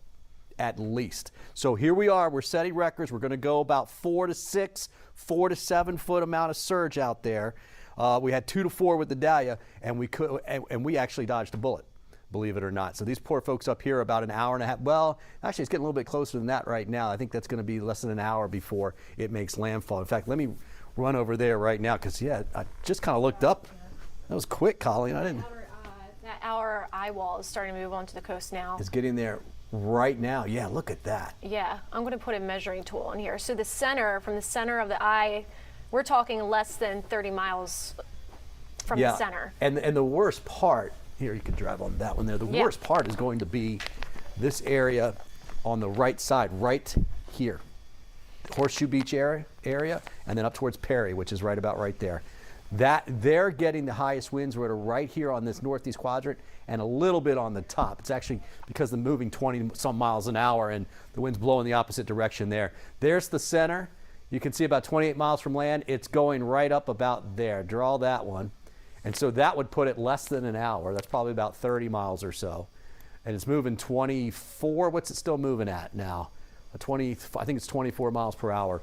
Yeah, so technically the center would be there in about an hour, but the business end of the thing is coming through right now, right? Now, Tallahassee. Colleen, if you don't mind, let's zoom this out just a little bit. I know a lot of parents got kids up there in Tallahassee, a lot of friends and family up there. Here they are.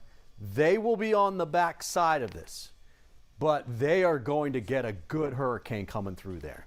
All right, it's going to be northeast winds for them. They're getting east to northeast right now, but they're going to get a lot of wind. They're not going to get the 140 that you're seeing here on this thing, but there's going to be some winds well over 100 miles per hour, I think, in the Tallahassee area. And that's going to do a lot of damage there. So that's the issue. But this area right in here where Perry is and then down towards Cross City, they're getting it right now. Crystal River, some of the heaviest winds are pushing through the area right now, and so obviously some of the surge is really coming up. Even if we pan down just a little bit more towards the south, even in the Tampa Bay area, the water levels that we're seeing down here in the bay are still coming up. They're still coming up. I do think, though, we're about an hour or two away from them kind of cresting and then slowly going down just a little bit. But this thing is just about ready to make landfall here. Spotty rainfall now across the area. That trend will continue. Talking to some friends are like, I think we did good. You know, most folks that live inland. And I look at these rain bands, and I think we are looking pretty good. They will be cutting back that tornado watch here soon, but I'm not letting go of that for a while. We do want to keep an eye on some of those cells, as we could have still a few spin-ups. The wind will stay onshore. It will be slowly coming down, but as Eric said, there's some gust. And if we could zoom out just a little bit and then hit that water vapor button if you get a chance. Maybe go out a little bit more, because one of the concerns, we were talking earlier about some drier air getting in here. Yeah, we're going to have to go out a lot more, I guess, now. There you go. See that orange there? That is drier air, and it's going to be pulled in back on the back side of this. And the reason why I bring that up is because it's not enough to eat away at this, which normally it would. It's too late for that at this point. It will help eventually. But drier air is a little bit thicker, a little bit denser, and you can actually have winds just blowing even higher on the back side of this. Downburst winds. And so that's also playing a role in keeping our winds up and keeping them gusty for the next 3 hours or so, through about 1 to 2 in the morning. I think we've seen closer to some of the peak gusts that we're going to see, upper 70s to near 80. We might see a couple more, obviously along the immediate coast, but because we're getting a little bit of mix of this dry air in here eventually, that's going to keep some of those winds gusty as we go through the overnight hours. So the overall wind will be slowly coming down, but we're definitely keep some good gusts. And I tell you what, then it's going to be really interesting to see what this does up in the Panhandle, especially into Georgia, because we've got basically those hurricane warnings almost up to Atlanta at this point. Courtney, Dave, they're starting to see, you can see where we had this one watch earlier, how it got trimmed back. That'll be the case here later in the next couple of hours. We'll start to drop that off just a little bit. You know, Bobby, as you're talking about that, Dave and I were over here. It's such a different storm because I think so often we've talked about the wind element, you know, the storm with the winds and the fact that this is just so much water. I don't remember, you know, and I know that this is a different level of water, but I don't remember a storm where we were like saying that, you know, there's just gonna be so much water. And don't worry, I mean, the wind, as we've seen it, yes, there have been trees down, but it hasn't been as damaging. Yeah, all these hurricanes are different. They have their own kind of identity, and that's what makes it tough. And when people say they're not evacuating because they went through a hurricane, a category 2 or 3 or 4, and say I'm not evacuating because everything was fine. All these storms are different. Sometimes the storm surge, like from this particular storm, is the major problem. Sometimes it's the wind. So if you've survived one hurricane doesn't mean you're going to survive the next or the next. And it's such a massive storm too, with that surge that we're seeing it, really in so many of our communities, and different levels. Citrus County is one of those areas where we are expecting, our northernmost county in Tampa Bay, or we're really expecting the most surge, potentially 12 feet or more. Yeah, as we go to the north, it gets more difficult, more challenging for folks up there. Aaron Parsegian is in Crystal River tonight, keeping an eye on things there. Aaron, are you seeing the surge taking place there? Are you seeing the water rise? Well, Dave and Courtney, we've been keeping a close eye on things for the last several hours, and we are slowly starting to see the water rise here in Kings Bay. This is that area that we kind of watch for when you're talking about storm surge. This is where water will start splashing over here as that wind brings it in. It started off actually lower in the day, and now we're starting to slowly see it rise. So we're keeping a close eye on this seawall behind me, if you can see that while I'm putting the flashlight on it. We want to be really cautious if that water starts to come over that and come close to it. We were talking to some of the locals around here who've been through a storm or two or three even in the past year alone, who say once that water starts coming over the seawall, it's about 15 minutes before we have to get out of here and go to higher ground. That just gives you an idea of how quick that surge can happen. Obviously, people have been kind of waiting around all day, waiting to see that happen, and now we are slowly watching that water begin to rise as this wind continues to pick up and blow here in Crystal River. So that's something we're keeping a close eye on through the night, through the hours. And this is an area that's been inundated by storm surge and flooding before. It was last year, Hurricane Idalia brought 7 feet of storm surge going to homes, businesses all around Kings Bay and Crystal River here, causing a lot of damage. Some people are still recovering from today. So there's a lot of anxiety as we go through the night and it gets darker and darker, and they try to figure out just how much this water will be coming up into these neighborhoods. Aaron, thanks very much. And I know you're going to take precautions out there. It's always a little nerve-wracking when you're covering these things because things can change quickly, and I'm glad you're keeping track of that out there. I'm Dave Wagner along with Courtney Robinson here. We are 10 Tampa Bay. Want to let you know we are among those who had to evacuate. Our studios are on the St. Pete side of the Gandy Bridge. When water is in danger of inundating the building, we have to leave. So we've moved to higher ground in Tampa. That's where we are right now. We're safe and sound. We hope you are too. We know there are some people out there in harm's way, and we know a lot of you did not anticipate that it would be this bad. Not everybody keeps up with, not everybody watches every single newscast or is on social media. Some people aren't completely aware, and I've discovered that just by talking to people and letting them know, hey, we got a hurricane coming. It's like, oh, really? Had no idea. I told you, I was off on Monday and Tuesday, took personal days, and it was so interesting. People going, wait, there's a storm? I just realized that there's a storm, or why is the water gone? Sure. And so, so not every step of the way, and things have changed throughout the day, just in the last hour or two, not just with the water rising, but even that wind kind of changing as well.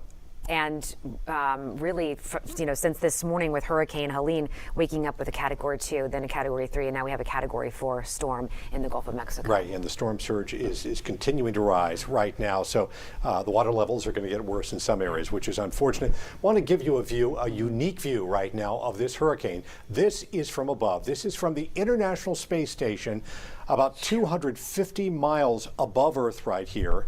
The International Space Station orbits Earth in about 93 minutes, but it was able to take this picture, and you see both the beauty and terrifying picture here of this storm. Look at that, just looking right, and you get an idea of just how big this is. Hundreds of miles this storm is. Really every part of the state of Florida in one way or another is impacted by this storm. And Bobby, I'm going to put you on the spot here. I'm trying to remember exactly what you said earlier when we look at this, and you can see the magnitude of it. You said potentially the largest storm recorded with Helene's wind field? No, not the largest recorded, but twice. We were comparing it to other storms. Okay. So people have an idea why we're going to get the surge we're going to get. Okay. It would be about 150 miles wider than the storm winds with Idalia. Wow. Okay. Wow, and that was a big storm too. Yeah. Yeah, oh yeah, over 450 miles wide. So as this goes north, Bobby, talk about this storm, as it kind of heads north, it's going to hit Florida. It's going to hit up there in Tallahassee area, around that area. It's going to cause a lot of damage, a lot of flooding, but then it's going to move north. How far can this storm move? I mean, what states? We have a lot of people from out of state here. People have moved here from out of state. People are visiting from out of state. How far north do you think this storm? Some people have evacuated out of state. Absolutely, yeah. And how far north do you think this is going to move? Well, see, and that's the other thing. When we ask people to evacuate tens of miles, not hundreds of miles, right? Because if you drive right in where it's going, it's coming to get you there. Let's take a look at our forecast track. So the pinkish red that you see here, those are hurricane warnings. Okay. The blue are tropical storm warnings. Here it is right now, 140 mile per hour. The pressure's down to 939. That's impressive. Meteorologists geek out on that stuff. That is low. But this will move up to the north. And so here we go. You can see it. Atlanta's right here. They just about have hurricane. They could see hurricane gusts in Atlanta, and that's amazing. But this whole southwest part of Georgia is going to get it. Now, then it goes up into the mountains. Some places in here, we're going to end up with 2 to 4 inches of rainfall. Some places in the mountains are going to end up with 15 plus inches of rain. North Georgia, something like that, okay? Then it goes out and it does a loop here, and as it's falling apart, and then kind of drifts off towards the east. What you are seeing here in the blue and the red are basically wind warnings. The blue is tropical storm wind force winds, 39 to 73. That pinkish area, that is basically 74 mile per hour winds or higher. Most of that will be in gusts. I don't think we'll get steady winds, all that, but there will be certainly spots in South Georgia that could get 75 mile per hour sustained winds. That's amazing. And that's because it's moving at 24 miles per hour.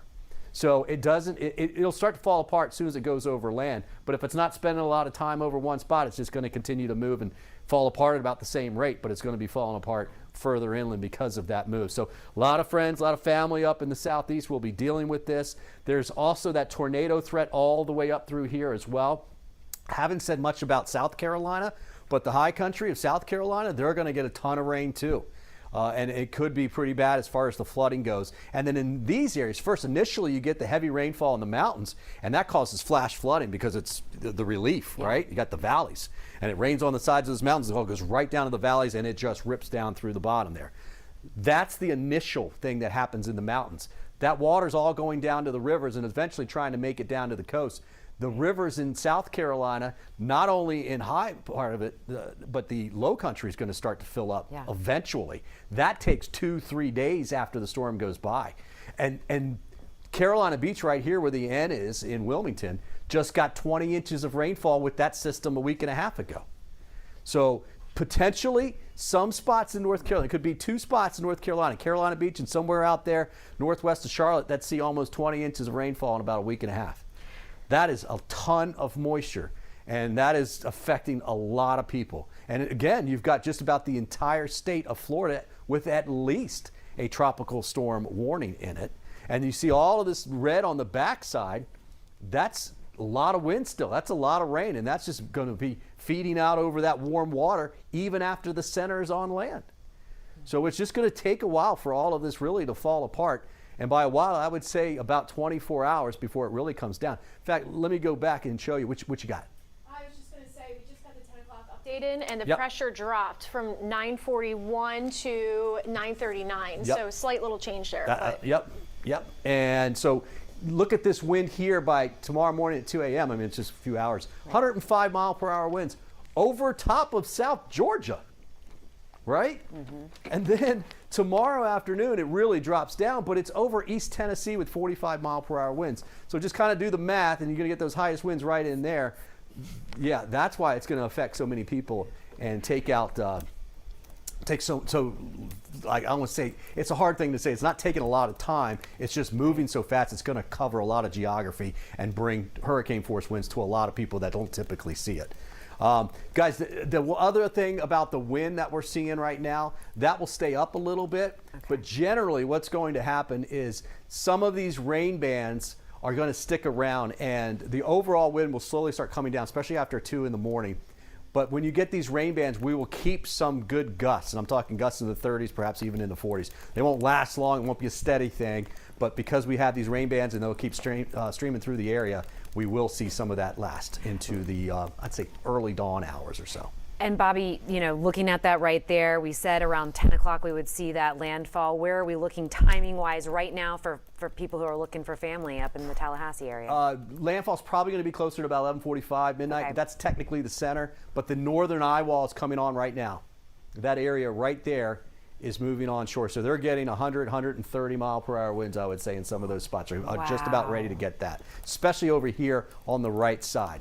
That's wind just going straight into the coast, and that's where the highest surge is going to be too. That's 15 to 20 feet. We're seeing 4 to 6. Mm-hmm. They're seeing 4 to 5 times that. Well, 4 times that. Yeah, I mean, you see the damage we are seeing around here. Can you imagine 4 times the damage up to the north of us? Fortunately, not quite as populated, low-lying kind of rural area, but there are some. And I mean, that's why we say get ready, be prepared, because if this happened in Fort Myers, it almost happened here with Ian. Instead, it went to Fort Myers. It could have happened here this time, right? We don't know at the beginning of every season where anything's going to form. We don't know once it forms where it's going to go. We know what can happen when it hits. And we know that it can hit us. And so that's why you're always seeing us saying the same old things. Have your hurricane kit, have your plan, get ready to go, and just hope that we don't have to deal with it. So it's going to be a lot of cleanup. All right, Bobby, thank you. And, you know, we're still looking at that radar right there. You can see it. We're feeling those impacts still. We're going to continue to feel that as that water still pushes inland, pushes on shore. Yeah, Chris Hurst has joined us live again from Venice. Chris, when we last left you, the water was continuing to rise. Are you still seeing the water rising there? Dave, Courtney, the water level seems to be stabilizing, at least for the time being, potentially even going down. But the lights for this whole stretch of downtown Venice and the Tamiami Trail just went out about 90 seconds ago. So we had ample lighting to see what was going on with this floodwater from Roberts Bay and from Donna Bay coming up over the Tamiami Trail. And now all you can really see is that street light and then the cars that are still trying to pass through this water. Now, there is one that is stalled. It's a convertible. I went up and talked to the guy, asked him if he needed any help. He said that he's going to call a tow truck, call his insurance company, call the authorities. They haven't been out here yet, though, so that car is still there. Looks like there's another car that may be trying to assist him, but now we do have stalled cars here on the Tamiami Trail in Venice as you're heading out towards Inglewood and Business 41. And Dave, Courtney, the fella here who's with his wife, the Purple Heart veteran, who was and the lights just came back on. The generator power has kicked back on here in downtown Venice. We talked to the couple. They own these homes that are right off my shoulder here, and they came back because they simply just wanted to check and see what it looked like inside. And he said, it does not look very good. Now, what he did say, though, positively, was that the water went from about mid-thigh. It's gone down a few inches back down to his knee. But, of course, the tide is still rising here. It is expected to crest for high tide. It's about 11:50 midnight or so, Tim. I think that's right for what high tide is. But we do have the lights that have kicked back on, just the generator lights, right? So it's not all of the street lighting that had been up here. It's just these overhead lights, these auxiliary lights, but we still have people that are trying to drive through this floodwater here in downtown Venice. We know that so many coastal roadways and communities in Sarasota and Manatee counties are inundated with storm surge right now. The wind has died down a little bit, but still consistently in the 30 and 40 mile per hour range, gusts even higher than that, again continuing to push this water more into inland areas.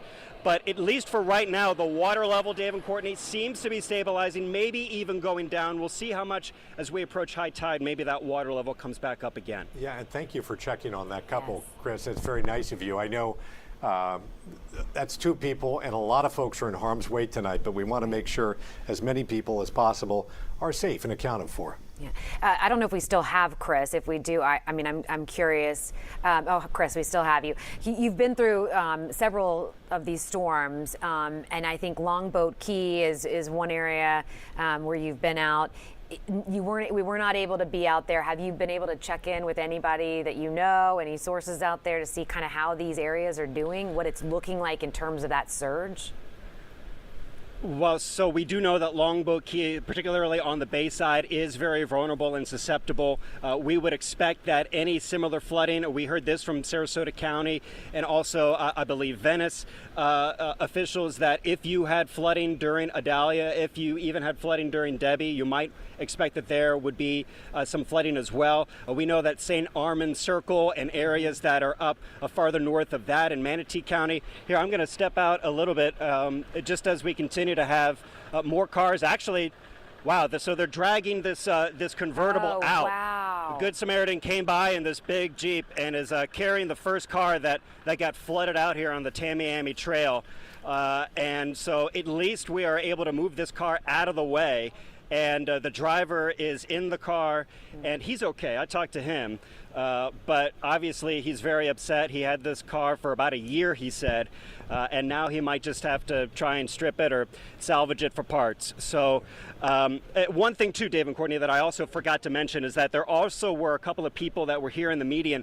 There are neighborhoods that are in front of me that are now underwater. I talked to two fellas who said that their mother was in there and needed to be rescued, and that an ambulance came just in the last half hour, and they said that she was rescued from her home. So right where we are in downtown Venice, we already are seeing some rescues of people from their homes, and clearly cars now that are getting stuck here in this rising water.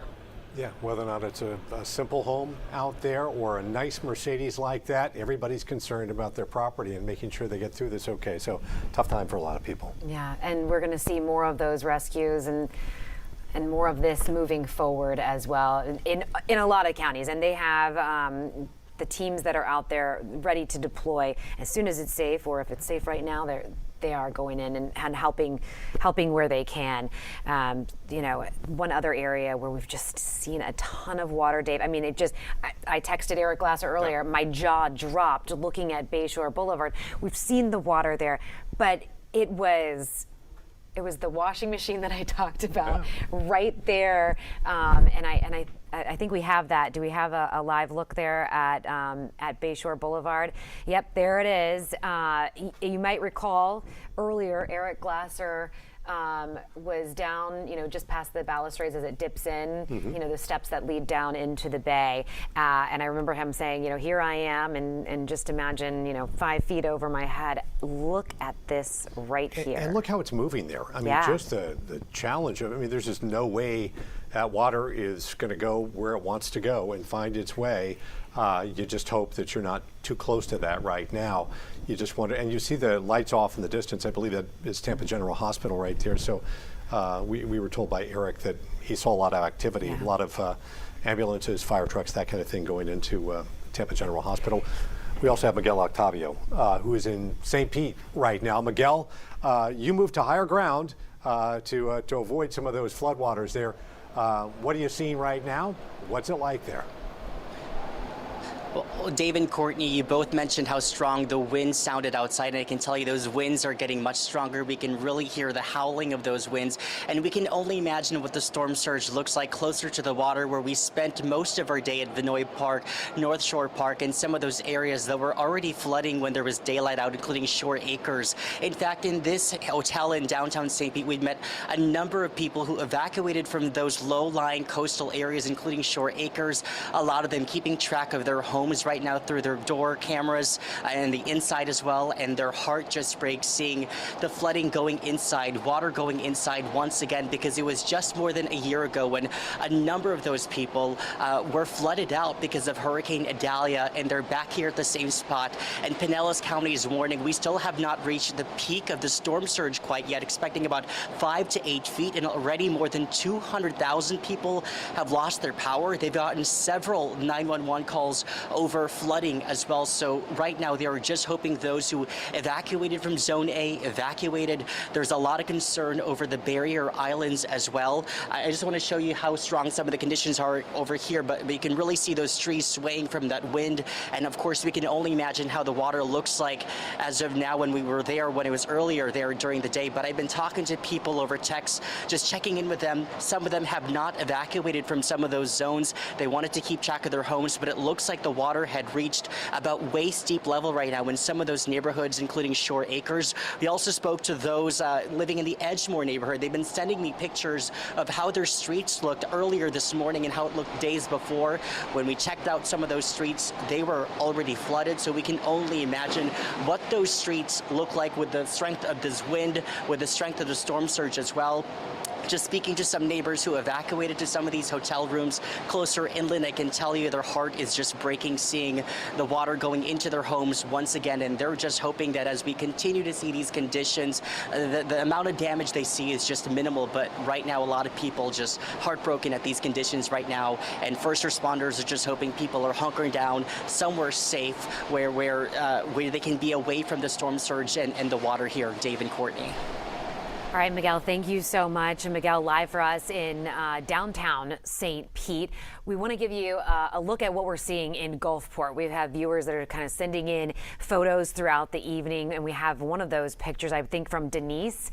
And you can just see just how much, there you go, just how much water is there. There was another angle that we were seeing. So it's probably more than like a foot and a half is what it looks like, and especially against some of the businesses that we've seen. Just one look at part of our area. Wow, this is a waterfront community, but this is not what it normally looks like. David Shealy is at the Sponge Docks up in Tarpon Springs for us right now. David, what are you seeing there?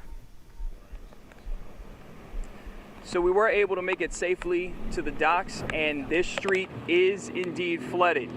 It is about waist deep. If you were to go way in there, we're obviously not going to step in there. We have a visual of a city truck. Now that truck earlier today was just sitting there. There wasn't anybody in the truck. About 30 minutes ago, you could see the headlights of that truck. You can no longer see the headlights, just so you have an idea, of how high the water has gone. There's also live wires that have gone down, according to the Tarpon Springs Police Department. Some live wires are in this water as well. So there are some people here trying to take pictures, but we're letting them know, stay away from these waters, stay out of the water because there are live wires. Now, we were able to meet a business owner, Nick.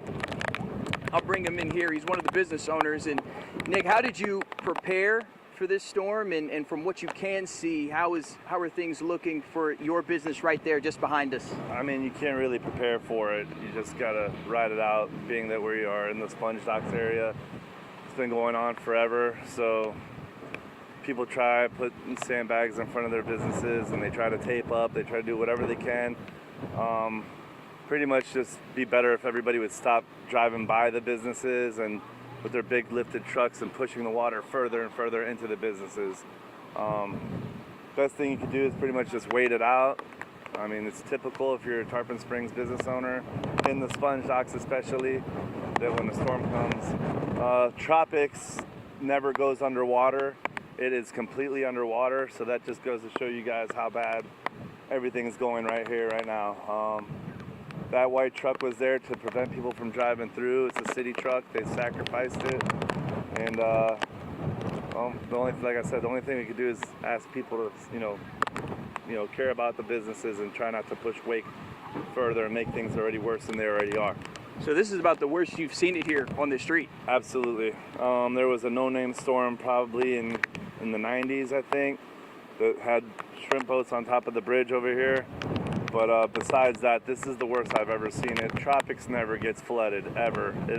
Sidewalk gets wet at the most, and it's completely underwater inside. So this lets everybody know how bad the rest of the businesses at the end of the street are. They're completely sunk.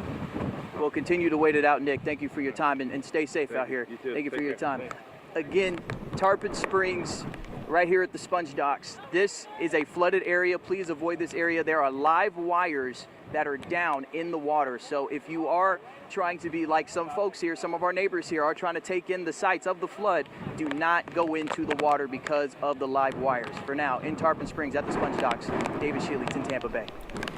David, thank you. Really great perspective there from Nick, and you can see people now walking behind you as well as they're out there surveying that damage. And a lot of what we're seeing, we can see the level of the water right now, but a lot of that damage we're going to see when we have light and the full scope of what's happened. David, this is such a tourist destination down there in Tarpon Springs, and some of these people cater to the tourists. I know they have seen flooding there before, as Nick mentioned there. Do you know how far down, how many businesses, do you have a sense as to how many are impacted? Are we talking dozens? Are we talking hundreds? Or how much damage, or how far and widespread do you think this flooding is? Probably at least 40.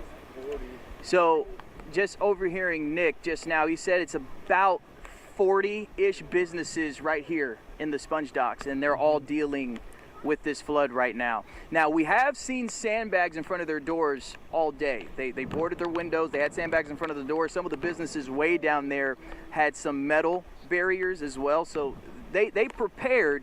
But as we heard them say, this is historic to them because the water has not been this high before. So as you mentioned, once the light comes, once the sun comes out and we're able to actually see what's going on, we'll get a real assessment of the water damage. Yeah, and this is dirty water. I mean, this is not clean water going into your building, and that's a whole different problem for a lot of folks. It's dirty, it's dangerous. There's just a lot in that water, and it's tough to recover from it. It takes a lot of work to mitigate that.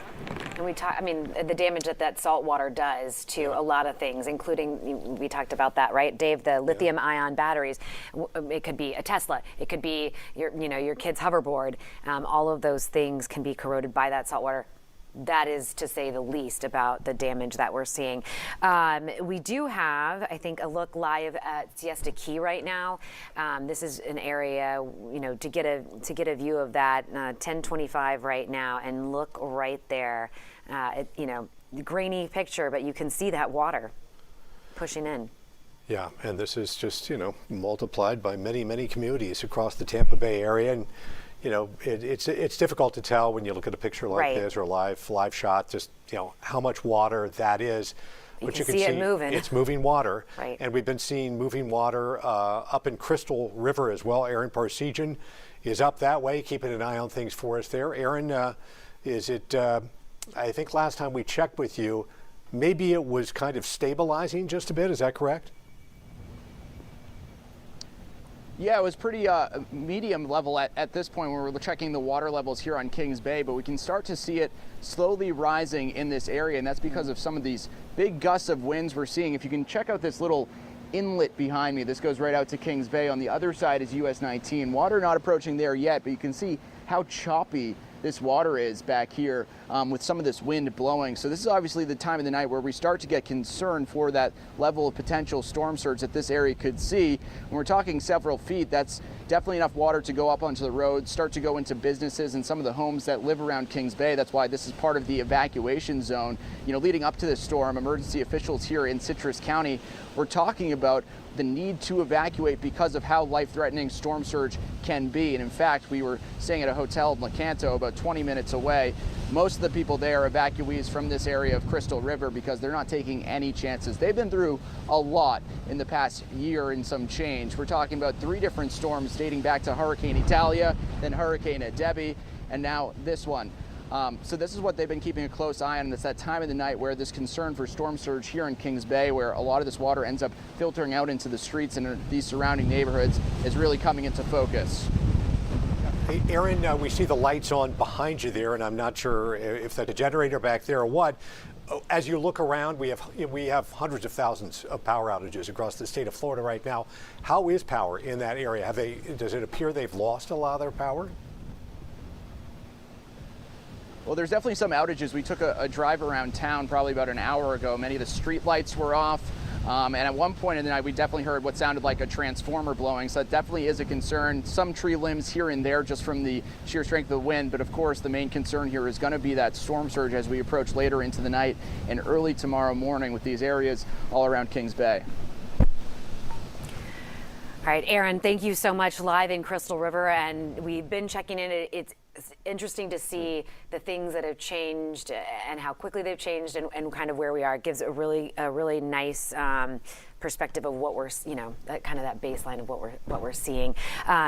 You are joining us here on 10 Tampa Bay. I'm Courtney Robinson along with Dave Wagner, and we are here keeping you informed, prepared, and connected with our coverage of Hurricane Helene.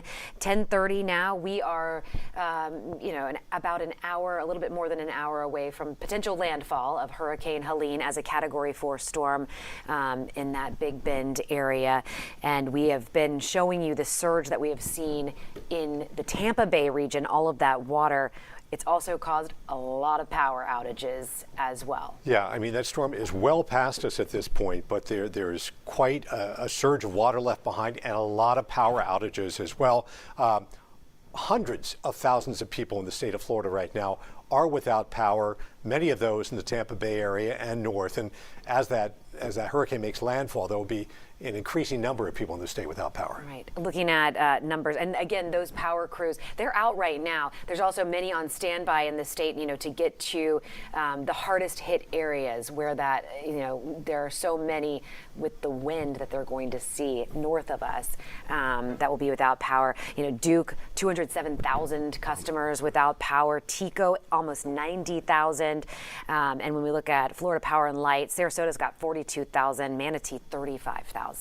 So quite a bit. Yeah. Keeping an eye on things. Bobby, you have something for us here. Yeah, well, let's just kind of reset where we are here because we're getting close to landfall with the storm here. 140 mile per hour winds as of 10 o'clock. You can see where it is. It's right there. The pressure's down to 939. That's about 65 miles northwest of Cedar Key. So here goes the forecast track, as you can see, and I'll get in here tight in just a minute. But you can see it's going to be producing hurricane force winds all the way up through central Georgia.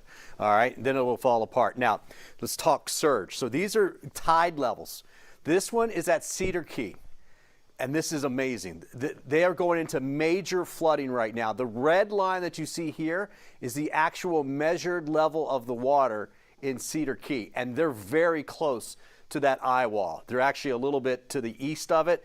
Places like Horseshoe Beach, they're going to be actually closer to the eye wall and will have more storm surge. But that's amazing right there, those numbers. Here, obviously, here's where the level should be. It should be down here by about maybe about a foot or so, and it's going to be all the way up there at 6-7 feet. So that was Cedar Key. That's the highest.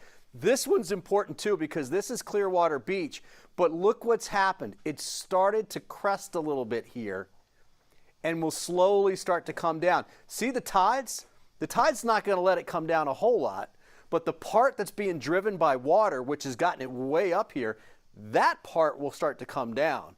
So you actually will see it start to come down just a little bit here over the next couple of hours. All right, so that's actually a little bit of good news.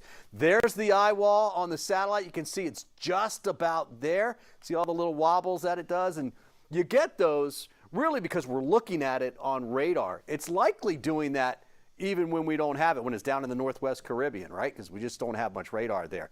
Here's the picture of the radar now. You can see very heavy rainfall just west of Crystal River. That northern eye wall is now moving right into the area.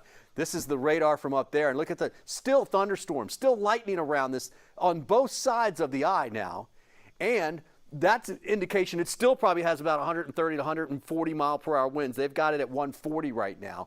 But you can see where Tallahassee is. They're going to miss the heaviest wind, which is right in here, but they're going to get a lot of wind. And unfortunately, it looks like Perry is going to be very close to the center of this. And they are just now getting that very, very heavy wind. Of course, the rainfall that's coming through. But they're basically getting in that northern eye wall. This is Horseshoe Beach. That's what I was saying. They have more surge, I think, than even Cedar Key. And that is, even though you don't see rain right here, there's a ton of wind blowing right straight onto the coast in Horseshoe Beach. They are just outside that southeast eye wall. Cedar Key, that's where we had that very high major flooding category surge just now. And Yankeetown, a little bit inland, but not by much. Nothing's really too far inland up there. The center now from Clearwater Beach is about 128 miles north-northwest. So moving at 24 miles per hour, that's definitely going to pull it away from here pretty quickly. Look at all the rain, though. I mean, we still got these heavier bands that are offshore, You can see the center from the hurricane center. It's going to probably end up just a little bit right about there. For us, we still have thunderstorms developing. Crystal River, Aaron's going to start hearing, he's probably already hearing it, seeing some light flashing out there. Some of that's thunderstorms. And some of these cells here are heavy. Look how they're kind of merging together a little bit right there. That helps to squeeze out some moisture. And so we've had a little bit of a break on this US 19 corridor for Pasco, Hernando, and Citrus. But that's about to change. We've got some heavier rain coming through. Fortunately, there's not a lot of people out, but this is the type of rain that will cause some minor flooding on the roads and that type of thing. Again, if you live in one of these areas where you get 2 inches or so of rain in a short amount of time and it floods, probably going to have that happen this evening. Well, literally 3 to 6 inches of rain, and I think 6 is on the high side. These areas probably going to end up all in all about 2 to 3 inches right along the immediate coast. Very sporadic rain for our inland friends, Polk County, Haines City, Lakeland, Lake Wales, Fort Meade. Heavier rain now coming in from Clearwater, Bel Air Beach, all the way up to Dunedin, Tarpon Springs, Trinity, Newport Richey, Port Richey, and Hudson. We're basically going to see that continue to break up further south you go. So Manatee, Sarasota County, boy, do I know you're happy that you didn't get all that rain that you got from Debbie, that's for sure. But we do have that heavier rain moving out into Highlands County right now. So the number of, well, let's look at the precip totals here, right? This is estimated by the Doppler, but you can see 1 to 2 inches. Some spots, there's obviously local spots I've seen more than that, but ½ an inch for inland counties, and some areas didn't even see that. Again, we have another inch or so to add to these numbers. So rainfall is not going to be the primary threat from this, but it is certainly going to add to the mess of all of this. So one last thing here, guys, and then I'll toss it back to you. I did want to measure, we're talking about the size of this. This is just the extent of basically the rain from it. About 1,000 miles. It's raining right now in parts of southern Ohio, while at the same time there are rain bands down towards Key West from this one system. It is kind of merging with some systems up there, but literally you can see how it's all rotating up there. And then there's rain in almost Mississippi, West Tennessee. At the same time, there's rain on just about to the Outer Banks of North Carolina. That's a big reach. The core of the winds right in here, that's about 450 miles. That's one of the main reasons why we saw so much surge here in the Tampa Bay area. Wow, that is one massive storm system there, and it just affecting so much of the country and will continue for days to come here. And I'm just checking in right now, too, with different friends and that sort of thing who are in their homes and trying to see, you know, especially in areas that we can't get to, what things are looking like. And it's a lot of water. It's a lot of water. Yeah. Hannah Deneen is in a place where there is a lot of water as well, Hernando County. She joins us live right now. Hannah, how have things changed for you? Well, Dave, the last time you checked in with me, I was out in Hernando Beach, and I saw about a foot of water rush in just 30 minutes. That water was rising incredibly quickly. And for those who are familiar with the area, you know that there are very few roads that go in and out of the Hernando Beach area, of all the coastal parts of Hernando County, and all of those roads are prone to flooding. So we knew that we're at risk of getting stuck out there if we stayed much longer. So we decided to drive inland closer to Brooksville. And as we were driving, we came to this intersection here. It's Cortez Boulevard and Commercial, and you can see just ahead, blocking Cortez going toward the beach, there is a roadblock. There is no one getting by that officer there. They tell me that because of the storm surge, because of debris in the roadway now, and also because of some down power lines in the road, again, no one is getting by them, despite if they have proof of address, if they live in the area. They are keeping everyone out at this point for their own safety. Just on our own drive through that area down Cortez, we did see a lot of debris in the roadway. We saw a tree that had fallen over that had partially blocked Cortez Boulevard. We did just see some utility crews go beyond that cop car there, and I'm sure that they're on their way to tackle that downed tree. But again, at this point, no one except for first responders and those utility crews will be making their way from this area towards Hernando Beach. In Hernando County, Hannah Deneen, 10 Tampa Bay. Hannah, I'm glad you went to higher ground there, to a safer place. Good to have you with us again. Thanks for letting us know what's going on there in Hernando County. And that water does come up quickly. I want to give you a look here in Tampa. We have the Courtney Campbell Causeway by Gators Pass, kind of looking toward downtown Tampa. I mean, okay, so here you can see, law enforcement really having to block the road off because there is water, on the roadway. The Courtney Campbell closed this evening. I'm trying to remember exactly when. It was probably around 5 o'clock at this point. It's been closed for some time as Florida Highway Patrol and the counties really started to make sure that people were, sheltering in place at that point, and staying out of areas where so much water just coming over, crashing over from those rocks. Right.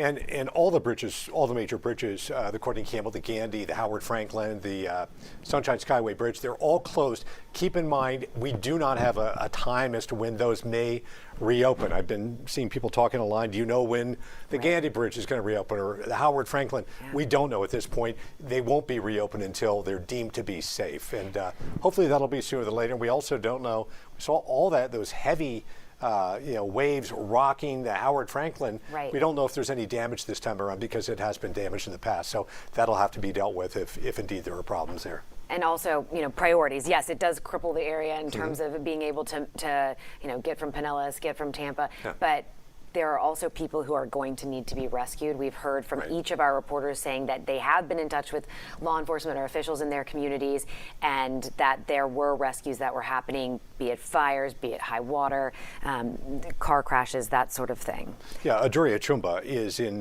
downtown St. Pete, and you look like you maybe are in a different location or a different position there. Aduria, what are you seeing there? What are the winds like? What is the water like there? Right now, the winds are intensifying. We're hearing the howling blowing in downtown St. Petersburg right now. And we're getting reports already of power outages and light poles and transformers on fire. Right now, nearly 300,000 people have lost power. We're also getting reports of water rescues, and some of the law enforcement also not conducting any more rescues because it's putting their personnel in harm's way because of how intense this is becoming. As you can see, you can hear it.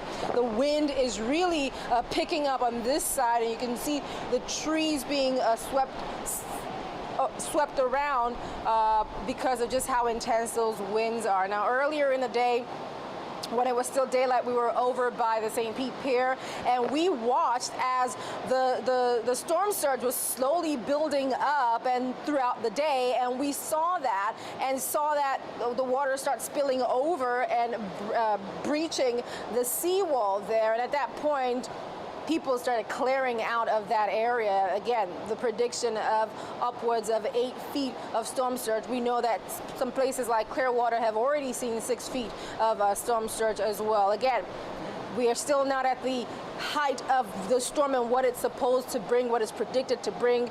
So law enforcement, they're reminding folks, shelter in place, do not try to get out on the roads, and if you are taking in water, get to higher ground, because at this time it's not safe to get people out there, so get to higher ground. Live in St. Petersburg, Aduria Chumba, 10 Tampa Bay. All right, Aduria, thank you so much. Let's touch base on the other side of the bay. I mentioned earlier trying to check in on people, see what we were seeing. When we talk about Bayshore Boulevard, we often think of that beautiful stretch with the balustrade, but it extends so much farther south of Gandy, and that is an area where we are seeing it. This is a home that's kind of near MacDill Air Force Base, closer to MacDill, along Bayshore. So that is the bay in the backyard. Is on stilts there? No, it is not on stilts. That is just, there's actually a dock that you might be able to see kind of it off in the distance where that blue light is.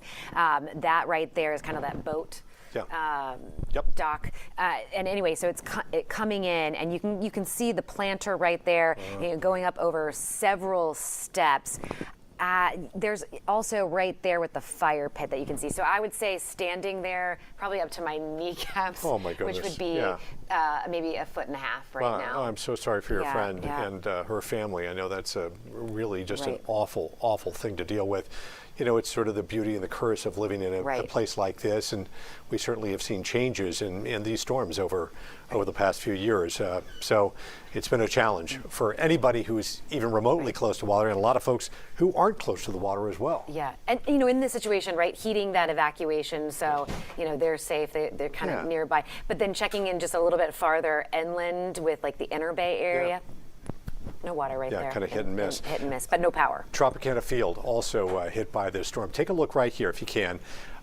This right here, this is one of the signs outside here, a home of the Rays. It is a number of these around, but yeah, it has been kind of pushed over.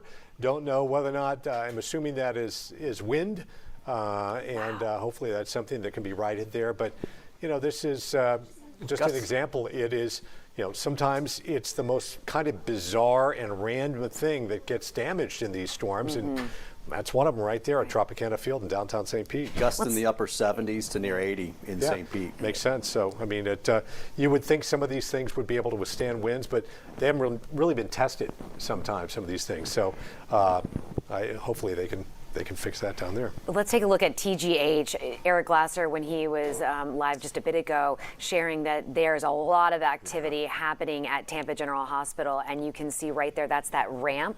You know, as you're coming on to Davis Islands and you look over toward TGH, there's that the ramp, the parking garage. Just it's inundated, and you know, I'm trying to get another perspective here. A lot of water just rushing through, but they are.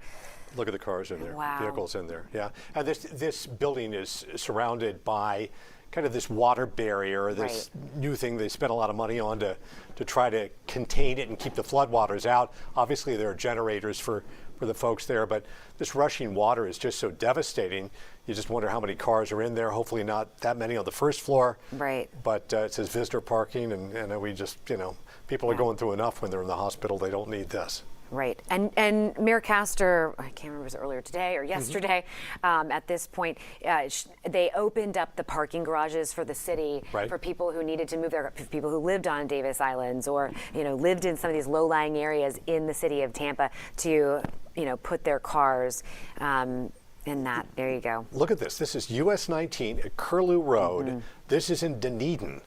And wow, look how deep that water is. Wow. I mean, and yeah, I mean, and that's, you know, that's not waterfront, waterfront area there. So it is, wow, that is amazing. And you think about all the homes and businesses around that area, you know, pretty heavily populated area, and just a beautiful community there.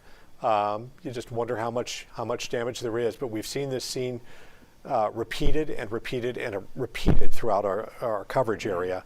Bobby, is that old 19? Yeah, that's gotta be old. Oh, it's probably is old 19. I was just looking it up right now because we kind of. Yes. Home Depot would be flooded. No, that's Home Depot. It's right near Home Depot, right? Is that? Or that's alternate 19. No, that's closer. That's old 19. No, that's alt 19. Yeah. Okay, that's the old one. There's You're no right. way You're to right. get that much water. That's a big ridge up there. Yeah, but still, that's a lot of water for that area there, and we still have, Bobby, we still haven't technically reached peak storm surge. No, we haven't. We have not at this point. Clearwater Beach's level did look like it's starting to crest a little bit, so that's good news. Okay. And I think a lot of the cresting will happen within the next hour or two. Okay. All right. Lee was just talking, in charge of our building. He was just asking. We've got about 6 inches in our parking lot, and I can show you that. If you guys want to take my weather computer briefly, I can show you that. That's why we're not at the TV station, because even though it's not going to get in the building, you Wow. can see that the building is surrounded by water right now, and you don't This want is cars. directly on the inland waters of Tampa Bay. Our station is.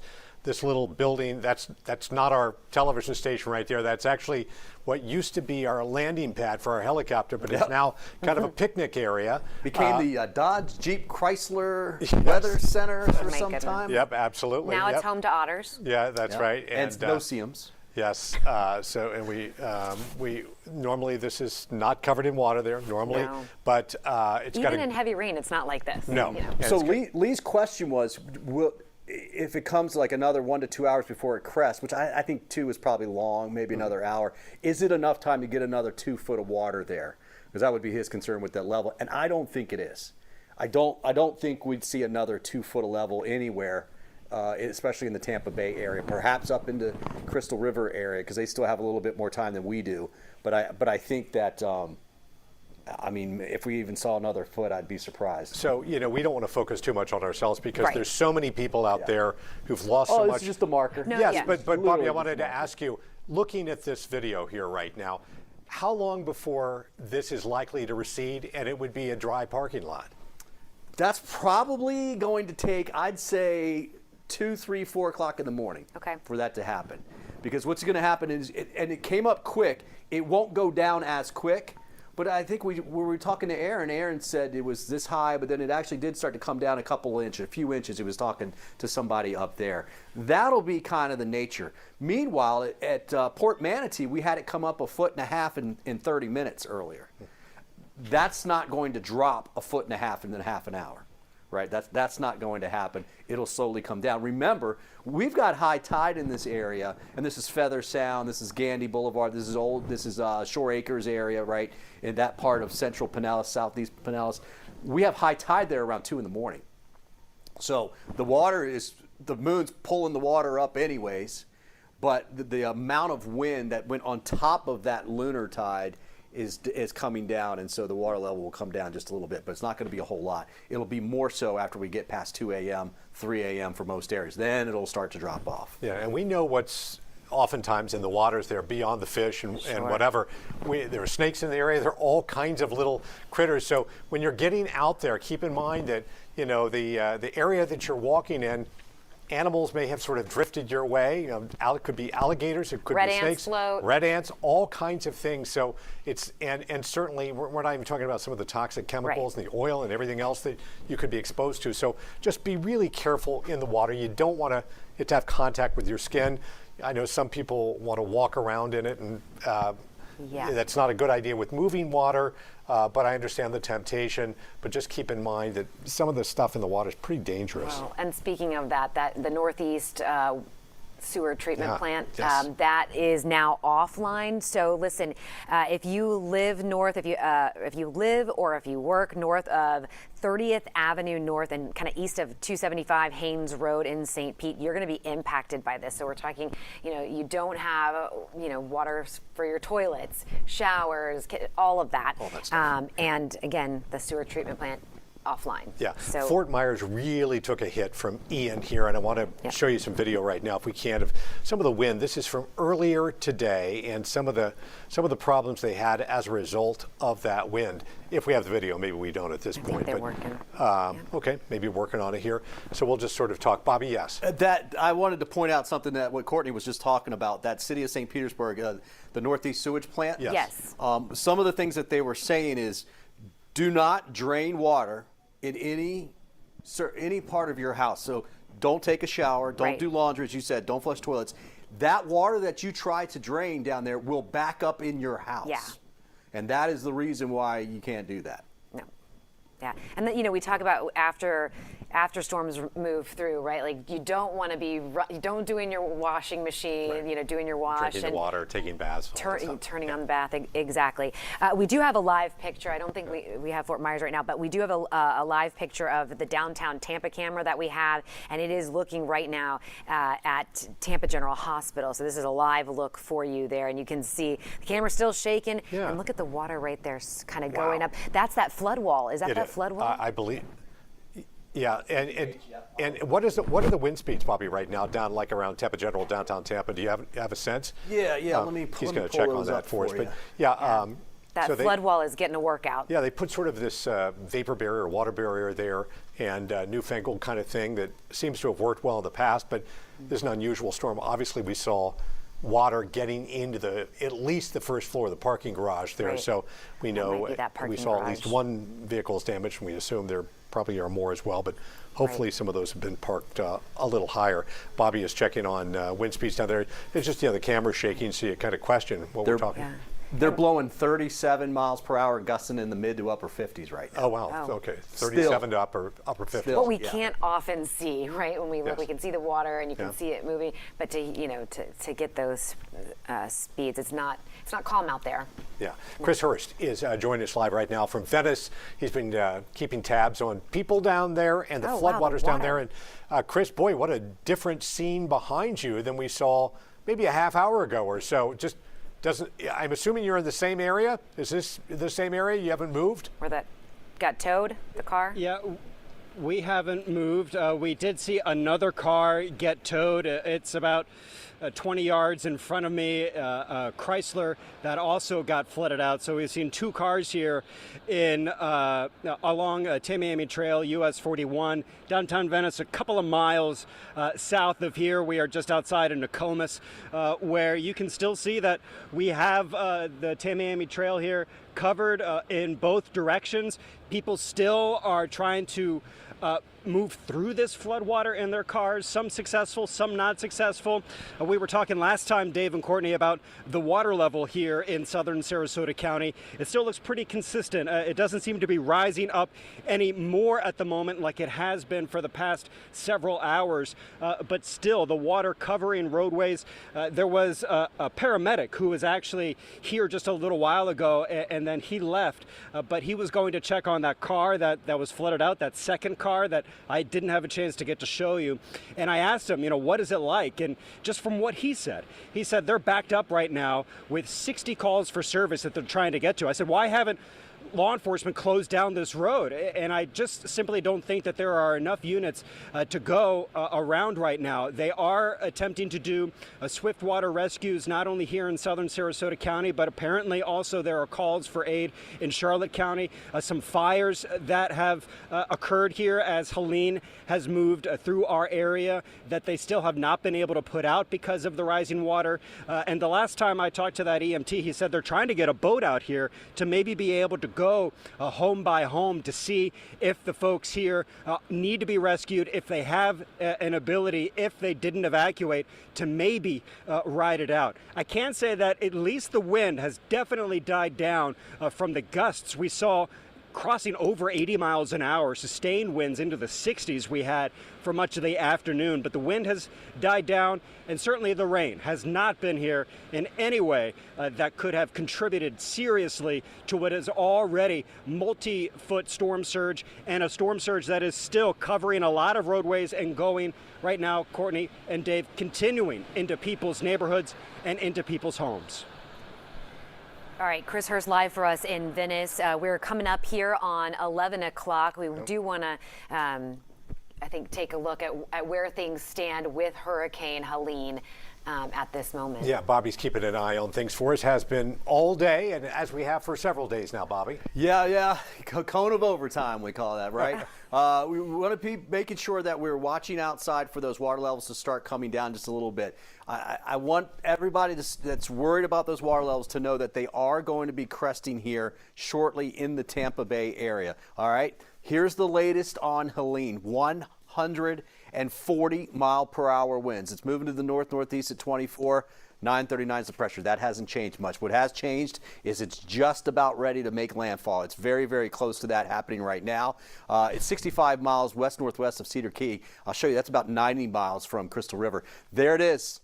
Almost official landfall. And actually, Colleen, we should be keeping an eye on that because they're going to issue something right in here. Keaton Beach is the place. There's Perry. Perry, definitely going to be very close to Perry as well. But there's a couple small little places they call beaches down there. That's basically Keaton Beach, Deckel Beach, and over towards Fish Creek. That's going to be pretty much where the center of the eye goes on shore. That's what we figure out is the center, obviously, of the storm. Again, that's about 90 miles or so northwest of Crystal River, just behind the banner there. But you can see, look, it's still thunderstorms on the north and west side of this thing. It's actually a pretty good thunderstorm rolling through the Crystal River area right now. So very heavy rainfall in that area. They'll get more there than what we got, for sure, because they're just closer to the center where the more steady rainfall is. But you can see it's about 128 miles, probably 135 miles now from here in the Tampa area and moving further away. And that will continue. And basically, we're going to be left over with these scattered showers. A little bit heavier now for northern Pinellas, Pasco, Hernando, and Citrus counties. The heavier band that we saw earlier now out in the southeast Polk County and into Highlands County. Luckily, we don't have any spin-ups in there, and that was the one that we're really watching. We will still be watching for it in this area too, and we still have a tornado watch, basically Pinellas, Hillsborough, Polk counties northward for the next several hours. Technically, it goes until 6 a.m., but that's for the northern part of it. Ours will come out sooner than that. We will not have a tornado threat, I don't think, through 6 a.m. The winds right now, let's take a look at those. 38 in St. Pete is a sustained wind, steady wind. 58-mile-per-hour winds. I want to take you down to Sarasota. It's still blowing in the 30s, 49-mile-per-hour wind. Guys, when the sun comes up tomorrow, this water's coming out slowly overnight. There's a lot of stuff tore up on these beaches. I'm seeing pics and video from the north end of Anna Maria Island with about that much water, about 3 to 4 feet of water over parts of the island, and reports that it went from one side of the island to the other. Complete washover, right? And I think a lot of people were not expecting this. So there's going to be a lot. That water is going to slowly start coming down. If you can reach somebody, if they've called you, if they're trying to find information, let them know it will start to come down. But these winds are still blowing to the point where it's holding the water and the tide is still coming up. Okay, but over the next hour to 2 hours, it's just about 11 o'clock, just about 1 a.m., we will start to see these waters come down. I think we've already seen a little bit of crest at Clearwater. It's gusting to 54 miles per hour in Clearwater, 52 in Tampa, 55-mile-per-hour wind gust in Brooksville, 44 in Lakeland, Wauchula, Sebring. Look at 4-mile-per-hour wind in Sebring.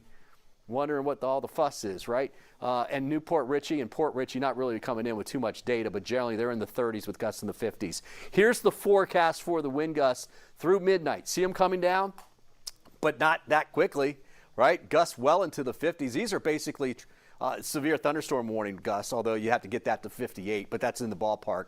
And then after that, 2 in the morning, 4 in the morning, and here we go. It just jumped ahead because we just got to 11 o'clock, so you can see it will be jumping down as we go slowly through the overnight hours. But look, that's breezy all the way through sunrise early tomorrow morning. All right? Again, the water will start coming down here, I think, over the next hour or two. We've got to get past high tide, but what's pushed this up is diminishing. And so that is starting to come back down. 5 to 8 was the number. I think we're going to end up with 4, 3 to 5, maybe 4 to 5. Some spots will have seen 6. So pretty good number there. And we'll have to see some of the other spots. I mean, there are a couple spots. At Port Manatee, that number looked really high to me. So they may have gotten a really good surge out of it. And these records have all been broken today. Every one of these. Let me get out of the way so you can see it. Clearwater, East Bay, Port Manatee, Old Port Tampa, St. Pete. And those numbers are as of 9 o'clock tonight. Yes. So you could possibly add a foot to a foot and a half to every one of those numbers. And these numbers already broke the record. From a storm that's 110 miles offshore and not even going to make landfall here. That's Tampa Bay. That is the problem that we have with us for here. So yeah, they were rising as of 9 o'clock when we made that graphic. Amazing. There's the bigger picture. There's our tornado watch. Again, that will be cut off slowly from south to north as we go through the overnight hours. There will likely be they have high wind warnings that have been issued for this area up here, but you can see we are just moments away now from official landfall. This thing really sped up. It's going to be around 11 o'clock. I'd say Keaton Beach is probably what they're going to put it at. Rainfall totals for us, about 2 to 3 inches along the immediate coast. We still have some more rain, especially northern Pinellas, northwest Hillsborough. Really, Little Road, US 19, Trinity, up into Port Richey, Newport Richey, up into Hudson as well. Those areas are going to get another possible inch or so of rainfall. It's not going to be terrible. It's not going to be, we've seen worse sometimes in the summertime, but obviously it's going to cause a little bit of minor flooding. And the numbers have been adding up, but this purple area you see out here, generally when I queried those earlier, they were in the 4 to 5 inch range and climbing. And so some of these spots out here end up seeing about 3 to 6 inches, and some of us are actually going to be a little less than that. So definitely not the headline for this storm, that's for sure. There you go, 3.5 out there. This is just in the last several hours. So yeah, those numbers did pile up just a little bit out west of us. There's our forecast model, taking it out of here by midnight. See these little stragglers left over? That's it, but there'll be quite a bit of dryness in there, at least as far as rainfall is concerned. But this fetch, this wind, right, that doesn't change much. Remember, it was blowing out of the south. This wind, this is what we had for the better part of 12 hours before the storm really got here. And now it's all southwest. And then watch as we go through 3 o'clock in the morning, southwest. As we go through 8 o'clock in the morning, southwest, west-southwest, it's just less wind. It comes down as we go through the day there. So things will be getting finally starting to quiet down just a little bit. Forecast rainfall from the GSF model. This is going to take it off to the north, and I think there's a little bit of rain that's added through tomorrow. Not much tomorrow, but really Saturday. That's what some of that is adding up to. We're going to get caught with some light rain on the backside of this really late Friday night and Saturday. I think Saturday afternoon we'll get some showers. But further up to the north, we've got some heavy rainfall, and that's where we're going to get all kinds of flooding. What was that? We have a rescue. Okay, there you go. Oh, here we go. This is 19, what we were looking at just a little bit ago. Yep.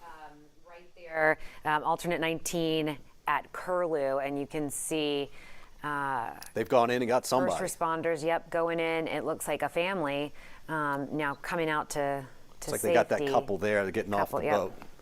Yeah, there well, we thank go. goodness these first responders are out there and able to help. As they mentioned, it puts their lives on the line too. Right. So that's why they don't want you to do this. But a lot of people just don't expect the water to reach them. In an area like this, it's like, well, I wouldn't think it would reach me. It never has in the past. So why is it doing it now? That crosswalk is the Pinellas Trail.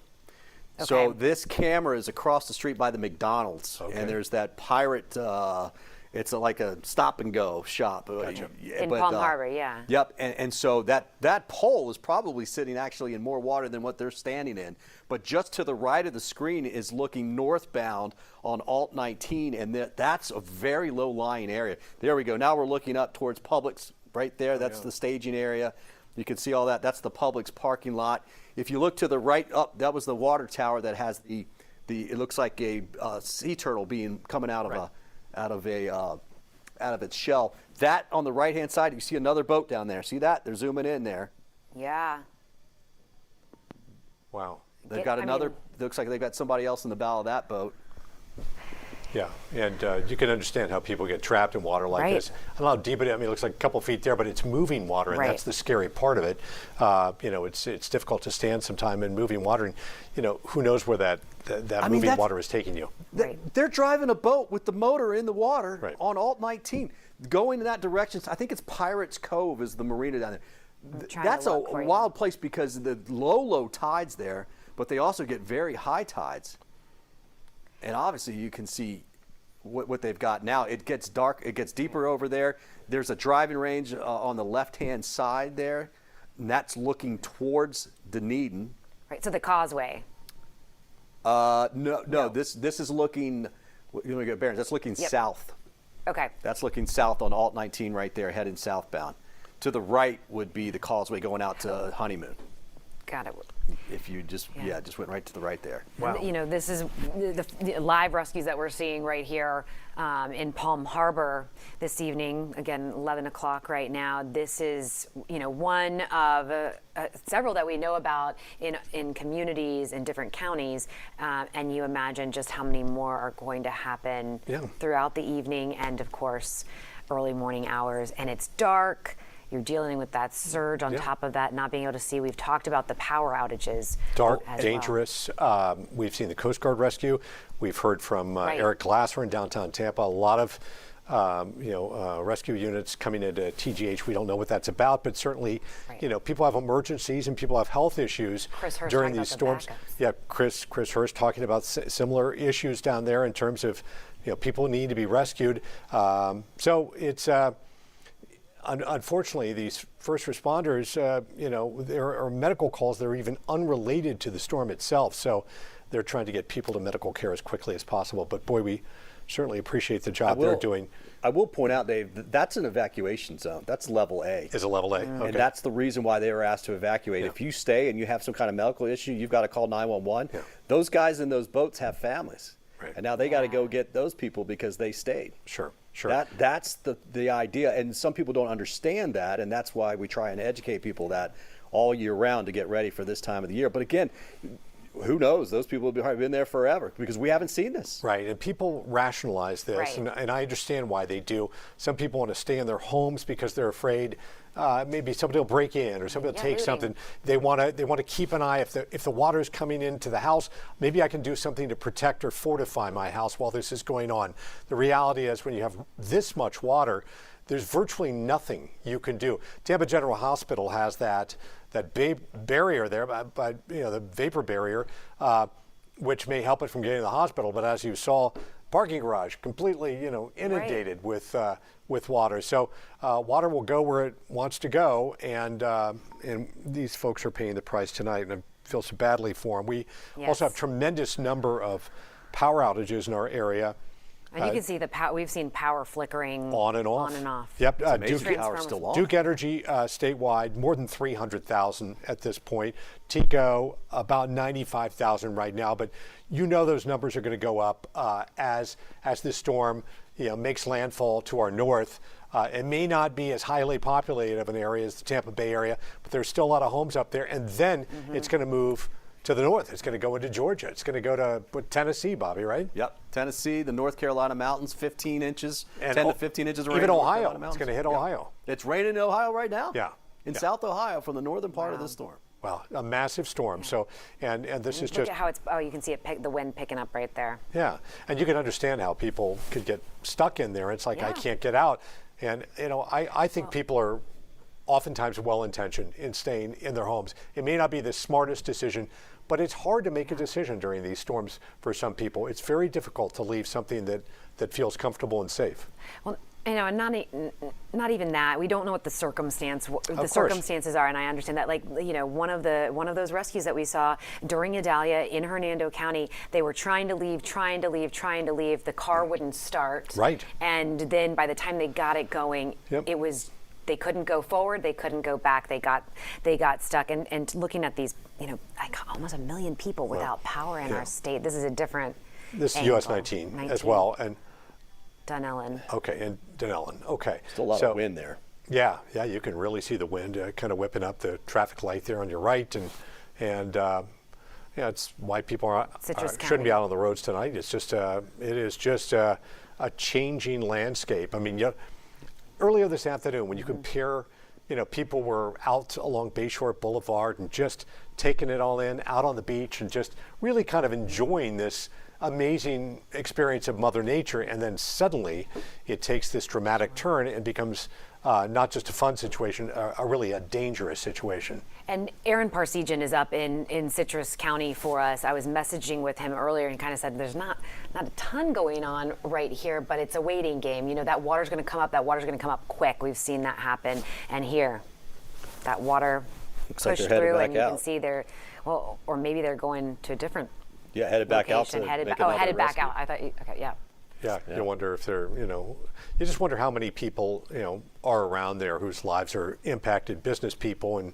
homeowners and everything else. I mean, really? It's just such heartbreaking. And this water, you think of all the vehicles involved here and all the cars that are going to be totaled and the people who are out that money, businesses that are out that money. It's just a rough time. So one thing that happens on the backside of these storms when you get this kind of inundation is electrocutions. Yeah. Right. And that's after the water has gone down. People trying to do the work in their house or trying to clear out that lower part of the drywall. You're just pulling things out, and I've seen almost every single storm when you get this kind of stuff. Somebody gets like that. So we urge everybody, please be careful after the storm. Animals, snakes, all kinds of things come out of the ground when this is going on. You know, they're going to be running around too. It affects them. So it's going to be a big cleanup. And I tell you what, guys, I would bet that I think most people didn't see this coming. Right. No, well, sure. Didn't expect. It's hard.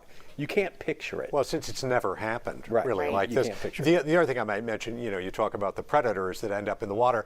There are predators who will prey upon you to take advantage of you after the storm. It's really important to make sure that you do not sign any contracts. You can vet them through the state of Florida. They will help you. They will help you. If you go online, State of Florida, the Chief Financial Officer's website, go to that, and there will be a way for you to contact them to verify whether or not there's a legitimate contractor. But do not sign anything. Don't agree to any repairs unless you are fully confident of the person you're dealing with. Yeah, and on that note, the Florida legislature has taken action on that and made it that assignment of benefits, which was something that we saw over and over and over happening in all of these storms, so that it prohibits policyholders from assigning those to a third party. So that's illegal now. But you do have to be in that for that specific thing, the assignment of benefits. But there's a lot of different things that happen. Where are we going now? Well, we're going to talk about the sewage issue in Northeast St. Pete. Yeah, let me. Here, I can pull this up if you know. Yep. I mean, right now, we've gotten a message from the city of St. Pete that because of the storm surge, the high storm surge, this is what they're saying, the Northeast sewage plant is offline. It affects everyone. This is north of 30th Avenue North and east of I-275 Haynes Road. So tell them what you shouldn't be doing. So you can still, drink the water from your faucets, but when it comes to flushing your toilets, taking a bath, doing your laundry, all of that, and you can see all of those things, do not do that, because that sewage is just going to come right back up into your house. So again, the drinking water, not shut off, but do not drain water in your home. And this is for individuals and businesses, really, north of 30th Avenue, northeast of 275 Haynes Road. That's a ton of people. I mean, it's such a highly concentrated area, and I mean, it's easier said than done. I mean, for people, that impacts our station, right? Yep. Impacts our station right there. It should. So, you're really unable to do so many of the things that you take for granted. So it's almost going to take, you almost have to kind of seal off the toilet and everything else to make sure that you're not going to cause problems. We heard Mayor Ken Welch talk about that earlier, about the possibility of this happen. Just kidding, we don't have that sound. But again, something that you want to keep in mind, not just if you're in St. Pete, but that's great advice for We want to go to the governor, who is talking right now. Let's take him live. In the big Deco Beach. It is a Category 4 storm with maximum sustained winds of 140 miles per hour. It is moving northeast at 24 miles per hour. Hurricane force winds are extending up to 60 miles from the center of the storm, and tropical storm force winds are extending 300 miles from the center of the storm. I'm joined here, of course, by Kevin Guthrie, the Division of Emergency Management Executive Director, as well as Dave Kerner, Executive Director of the Florida Highway Patrol. We have had a report of a fatality on the roadway.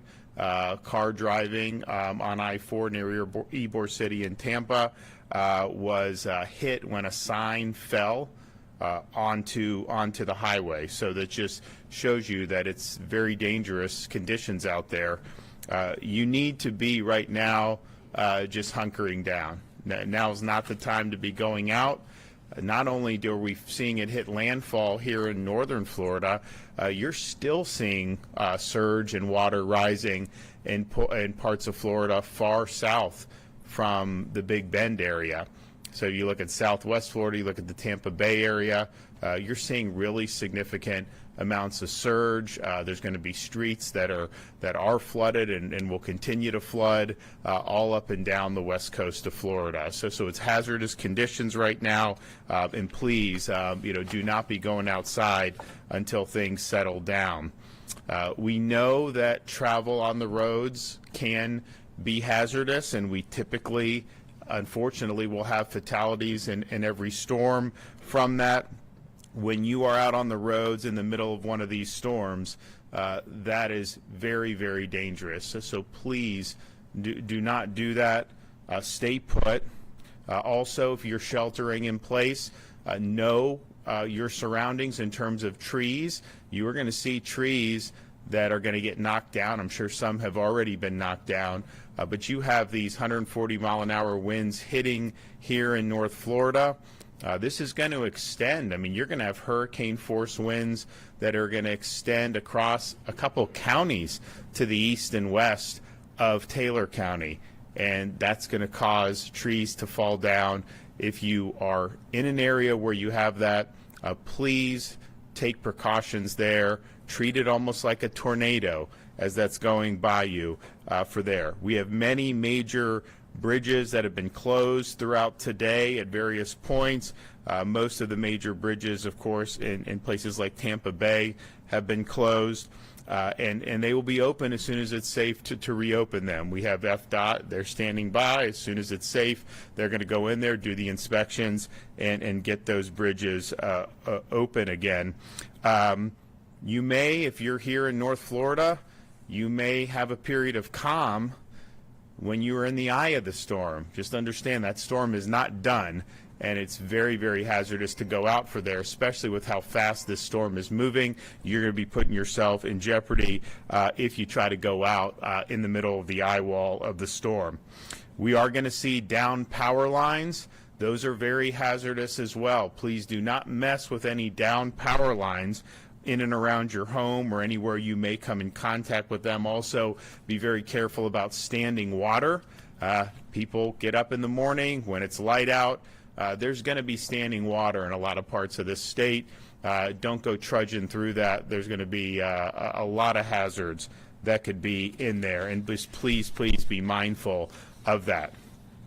The storm is going to pass, and when it does pass, you're going to have still going to be dark outside. Do not go out in the pitch black trying to navigate any debris or anything. That's just not going to be the safe thing to do. Wait till you get light and you can take stock of what's going on in your property and govern accordingly from there. When you're using ladders, please be safe with that. We do have fatalities involving people climbing on ladders, trying to get to their roofs and falling, and that happens almost every storm.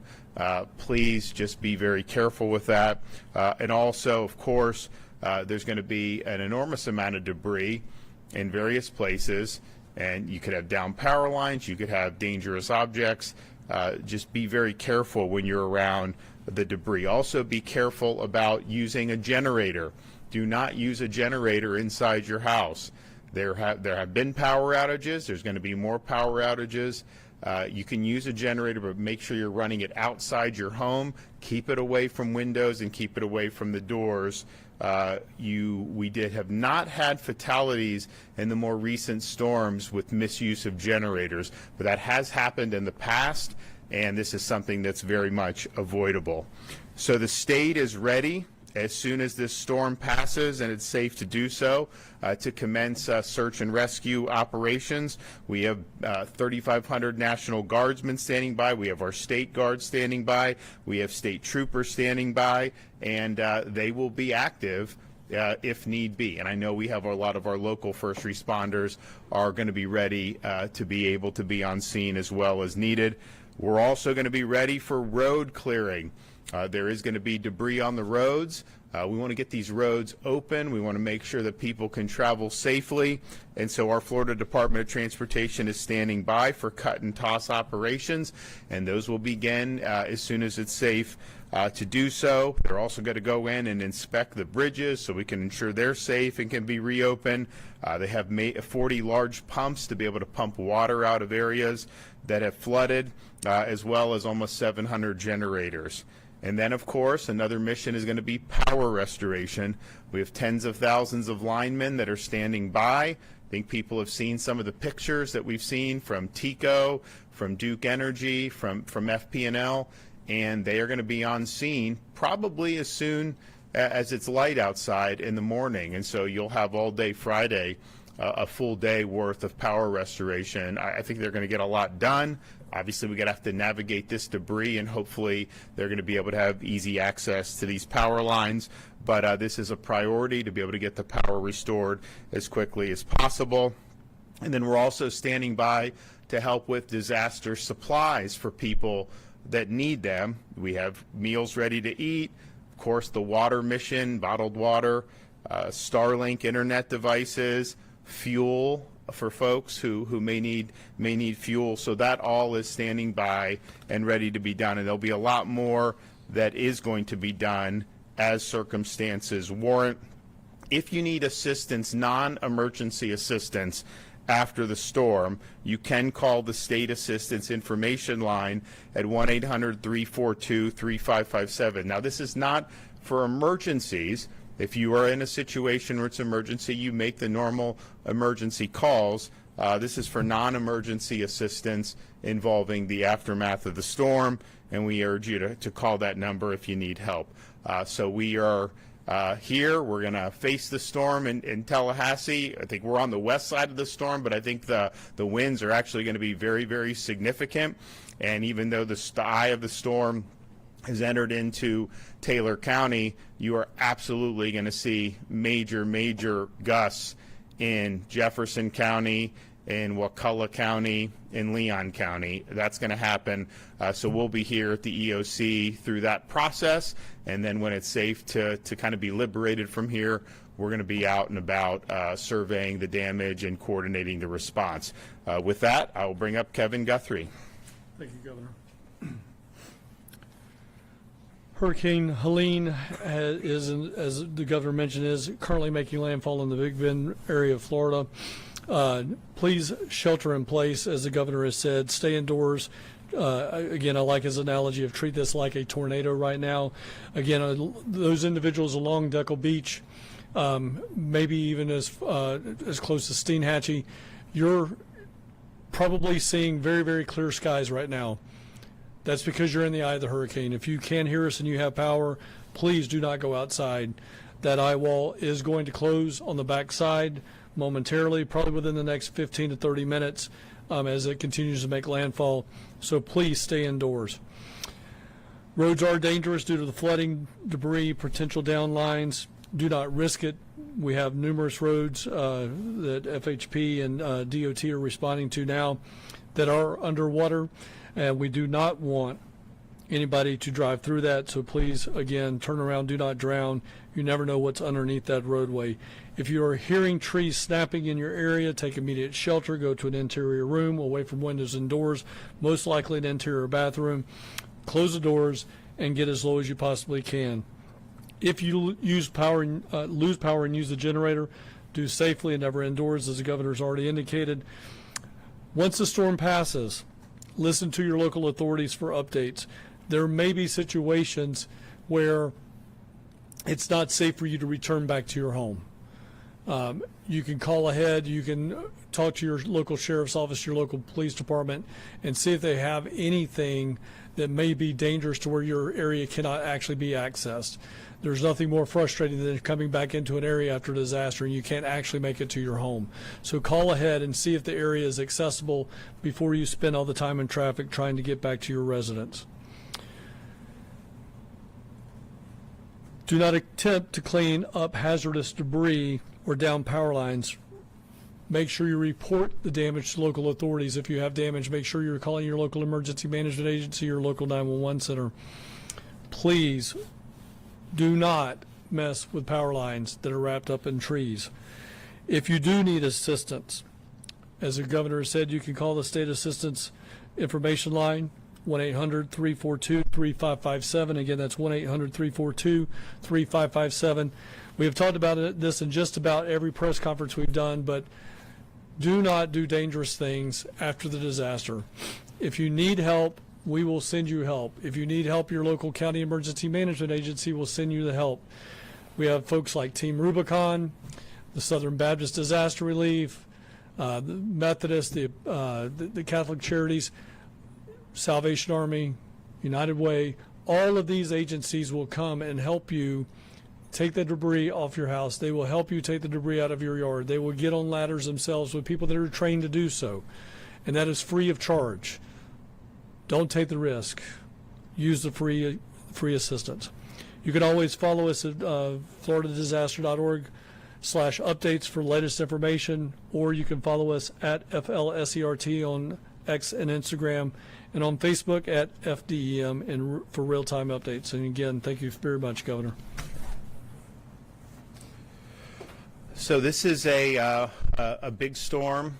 It's a powerful Category 4 storm, but it's also just very large, and it's going to have impacts are being felt, have been felt, and will continue to be felt far and wide. And so when Floridians wake up tomorrow morning, we're going to be waking up to a state where very likely there's been additional loss of life, and certainly there's going to be loss of property. You're going to have people that are going to lose their homes because of this storm. And so please keep those folks in mind, keep them in your prayers. We've got a lot of folks here that have been lined up, ready, mobilized for days now, ready to go and provide support. Kevin listed some of the nonprofit groups that are going to be here. Of course, the local officials and the local emergency response folks, first responders, they're going to be there. So there's going to be a lot of assistance that's going to be brought to bear. But the reality is, a storm of this magnitude, it leaves a lot of damage in its wake. And so I don't think we're necessarily getting the full pictures of it right now, just because so much of the impact has been in the nighttime and will continue through the wee hours of the morning. But I think when we get the sunlight back up and people are able to go out and take stock, you're going to see some serious damage. So it's not anything that we can't handle as a state. We're very good at being gritting through this stuff, and we know that's just part of life when you live in a tropical climate, but it is going to be difficult for an awful lot of people. So everyone that's been involved, thank you. Everyone out there offering your thoughts and prayers, thank you as well. Okay, any questions? Yes. What's your reaction seeing the storm hit Taylor County? All right, you were hearing from Governor Ron DeSantis right there. Hurricane Helene, as a powerful Cat 4, making landfall in the Big Bend area around 11:10, so in the past 20 minutes. Yeah, the governor talked about there being one confirmed fatality. They expect there probably will be more. That was the person who was killed after a sign fell on them on I-4. A motorist fell on them and killed them there.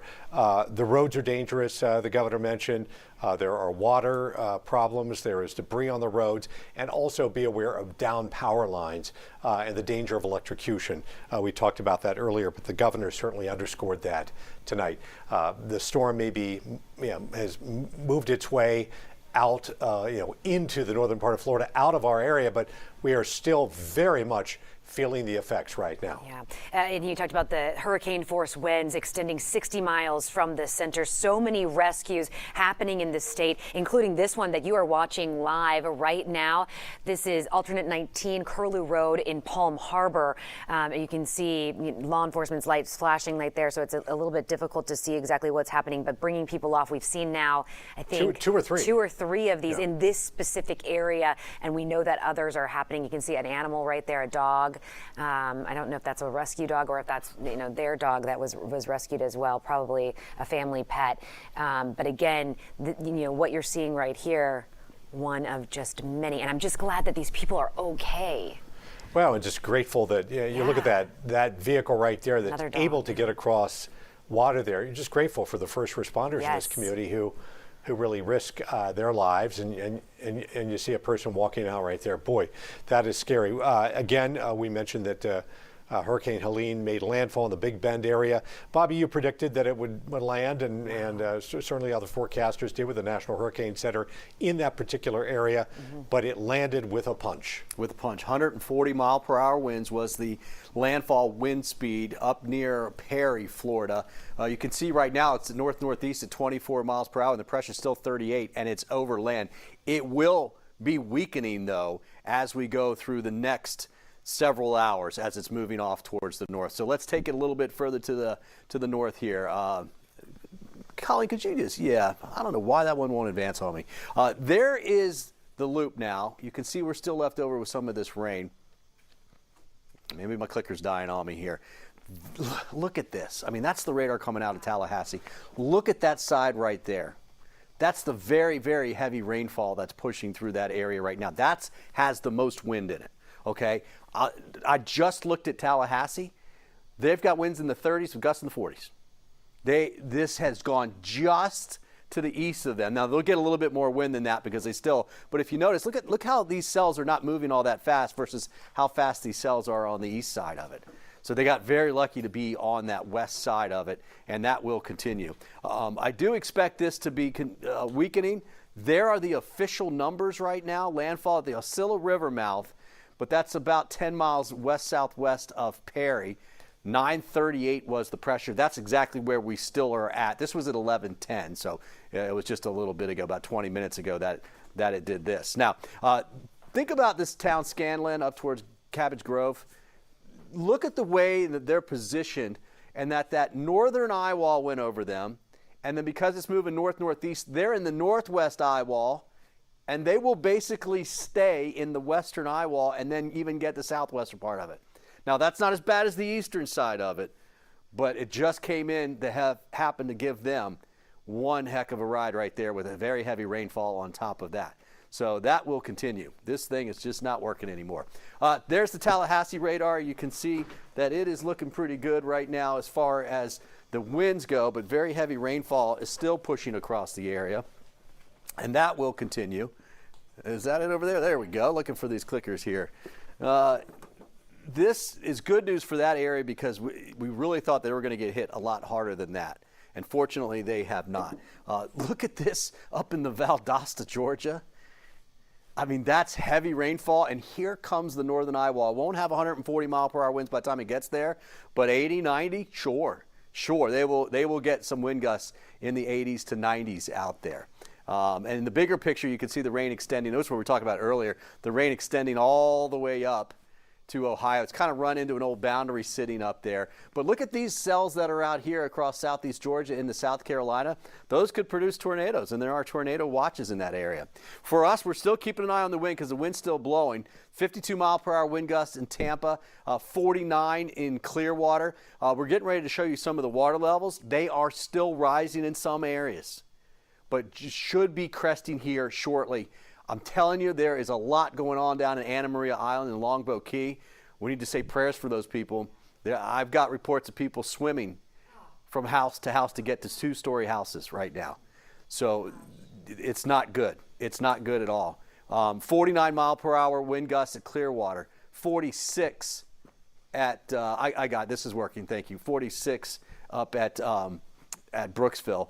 26 at Crystal River. Crystal River's winds down, but that's going to stay high for a little bit. 23 in Wauchula, and we've got 44 in the Lakeland area. So Sebring around 22-mile-per-hour winds. We have just seen nothing as far as wind goes out in Sebring. There are the wind gust forecasts as we go through the overnight hours here. Midnight, we're still in the 40-50 range through about 1 o'clock, and then after that, we will be pushing those winds slowly down. They're not dropping right off. And these are just the gusts, so the steady wind will be less than that. But also notice this wind direction, southwest, southwest, southwest, southwest. That holds the water in. It will slowly come down. It won't be as high as what it is now, but it's going to take all night for that water to slowly drain. All right, Bobby, thanks very much. We are following a situation in St. Petersburg right now involving the Northeast Sewage Treatment Plant facility in St. Pete that was shut down to protect it from storm surge. That has caused some complications for residents in that area, what they can and cannot do. We have Yolanda Fernandez from the city of St. Pete on the phone with us right now. Yolanda, can you hear us? Yes. All right. Yolanda, you know, this was a real possibility. You all discussed it before. And now when we look at this, I mean, people really don't need to be draining any water. They can still drink it, though. Yes. No, this is a very serious situation, and this is not a decision that the city made lightly. Unfortunately, in order to preserve that plant so that people can have sewage, service after the storm, they're just going to have to suffer for a couple of days, and our crews are standing by to try to do everything they can to fix it. But the fact is that the plant is shut down, and if you live north of 30th Avenue North and east of I-275 in that part of the city, in the northeast section of the city, you do not have sewage service, which means you still have potable water. Clean water will still come out of your faucets, but you can't let anything go down the drain. If you flush your toilet, the possibility is very high that sewage will come back up into your home. And then you've got a big problem. And we're trying to alert people. We waited until the very last minute to make this decision, and so at this late hour, we're trying to notify as many people as possible. Yolanda, we know this is an inconvenience for a lot of folks here, but it's an important thing for people to know about and do and comply with. How will people know when it is safe, when you've remedied this problem? We will be sending out a reverse 911 call. We've already done that to 80,000 people to alert them of this. We will be sending out social media, and hopefully through assistance through you guys, we can get the word out. We do believe it's going to take some time because we have to wait for that water to recede in order to send our crews back out to see if there's any saltwater intrusion or damage to the facility. And then it's a process to bring it back online. So right now we're looking at a minimum of 48 hours. We're thinking, I mean, we don't have experience with this. Our crews have never seen this. We believe the last time this may have happened was in 1985. So this is not, and it's not just affecting those folks who are in flooded areas. It's affecting people who are high and dry. And Yolanda, apologies if you already talked about this, but this is a power issue that's knocked it offline, and we just don't know if it's from surge or wind or a combination. No, we no, it's not a power surge. It's a situation where we're trying to avoid, because the storm surge has come up so high at the plant that we're trying to prevent it from salt water getting into those sensitive electronics. Because once salt water gets into those sensitive batteries and electronics, then that plant could go offline for who knows how long, and that we can't afford to do that. So you all have taken it offline to yes, be we made proactive. Okay. Yeah, yes, made the decision to deal with a couple of days without sewage service versus a long-term problem, a long-term issue. This is not affecting the other two plants in the city. They're on higher ground. But unfortunately for that third, it's a full third of the city that we're looking at. Anywhere between 25 and 30% of the residents here are going to have to be dealing with this. And this is on top of some folks who are going to be seeing flood damage, because we have several neighborhoods that are impassable from floodwaters that we haven't even been able to get into to see how bad it is. Well, let me ask you, Yolanda, do you know how many people, I know this affects a large portion of the city, do you know how many homes and businesses are impacted by this sewage situation?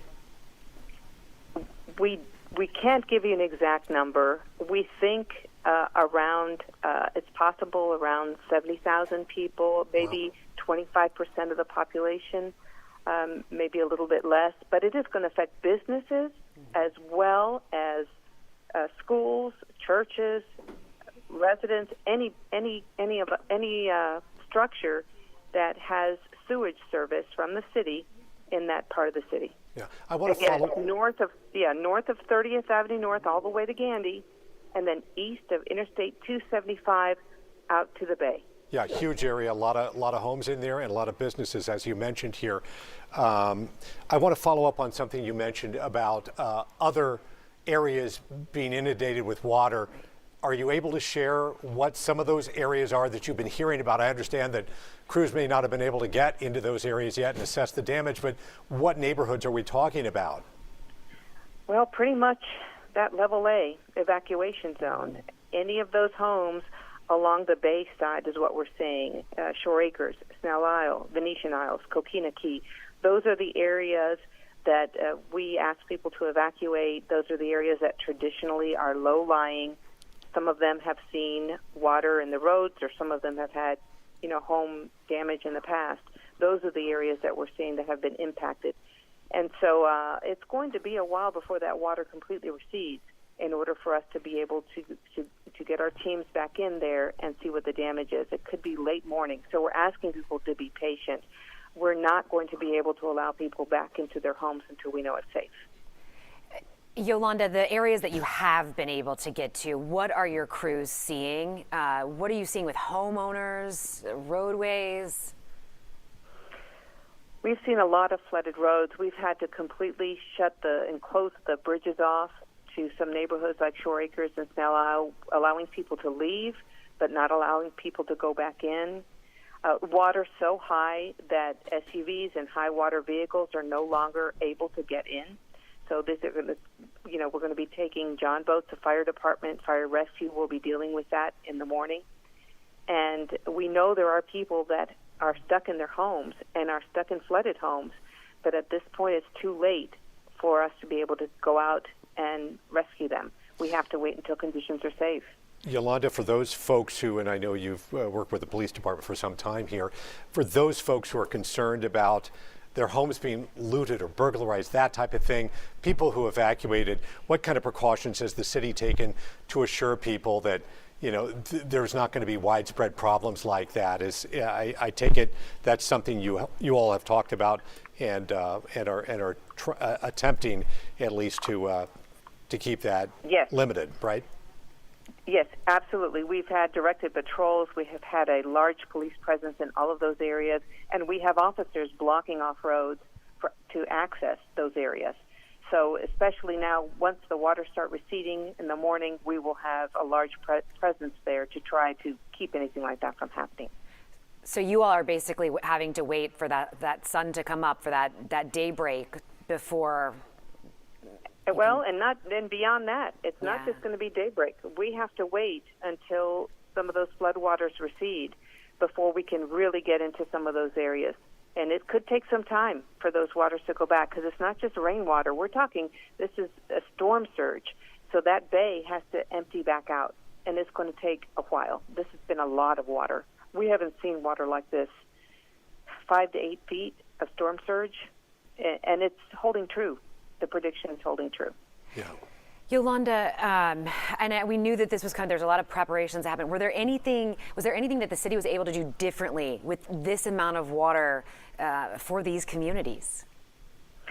No, the city has been working with these communities now for quite some time, and many repairs and pumps and all kinds of repairs have been made and upgrades have been made to many areas. But the fact is, there's no way that you can stop the Gulf. You can stop the bay when you've got an 8-foot storm surge. And it may not have gotten that high in some places, but 4, 5, 6 feet of storm surge still does significant damage to many of these homes. Yolanda, we really appreciate you being with us. I know for many years you were on the anchor desk like we are right here.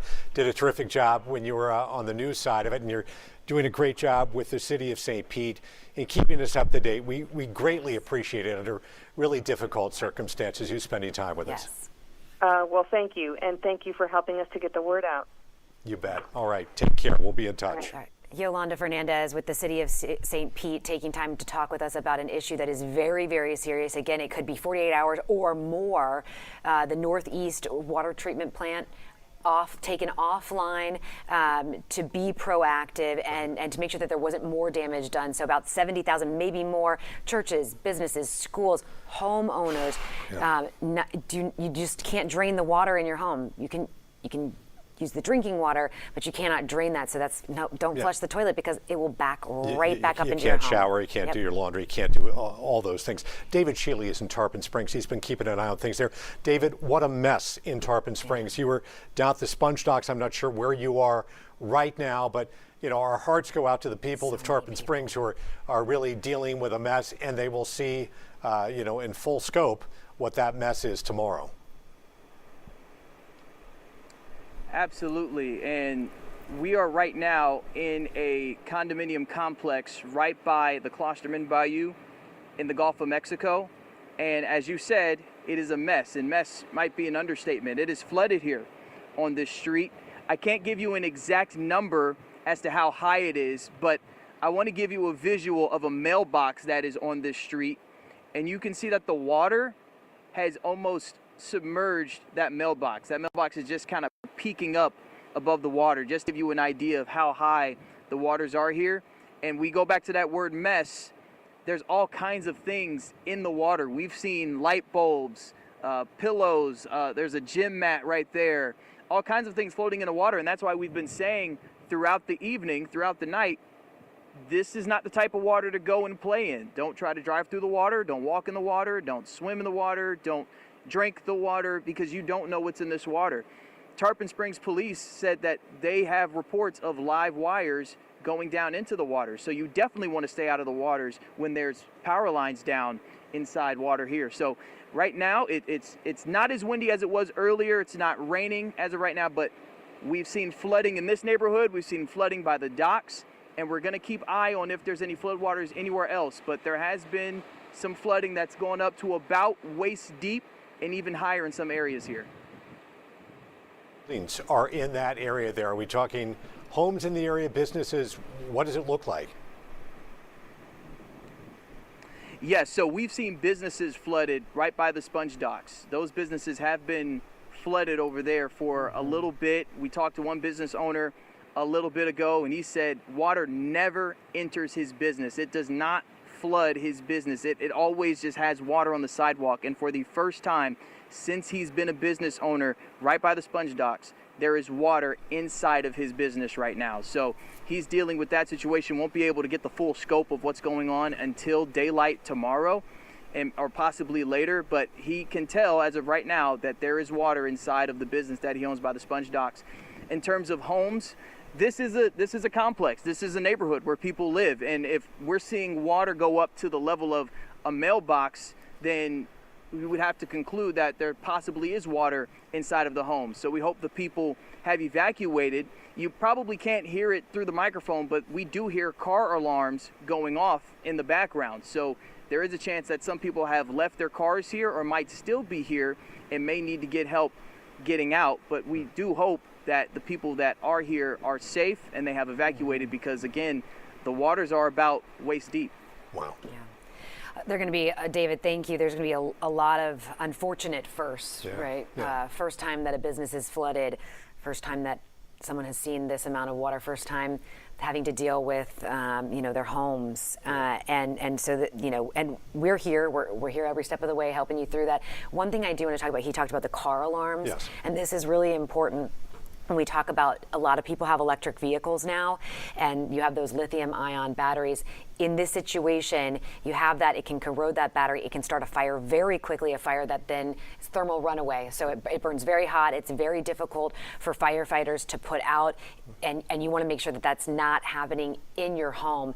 If you have an electric vehicle, if it has been damaged by salt water, if there's been saltwater intrusion, do not start that vehicle. You want to make sure that it gets towed and removed. Don't try and start that and move that away. It can happen days after the water intrusion there. Right. Also keep in mind that's true with bicycles, anything with a lithium-ion battery. So keep that in mind. That's something to keep in mind. Not everybody has that, but you might have a tool. You might have a hoverboard, a bike, a scooter, whatever it happens to be. Just keep that in mind. If it's had contact with salt water, that's particularly dangerous. We do have a rescue that we want to get to right now. Bradenton.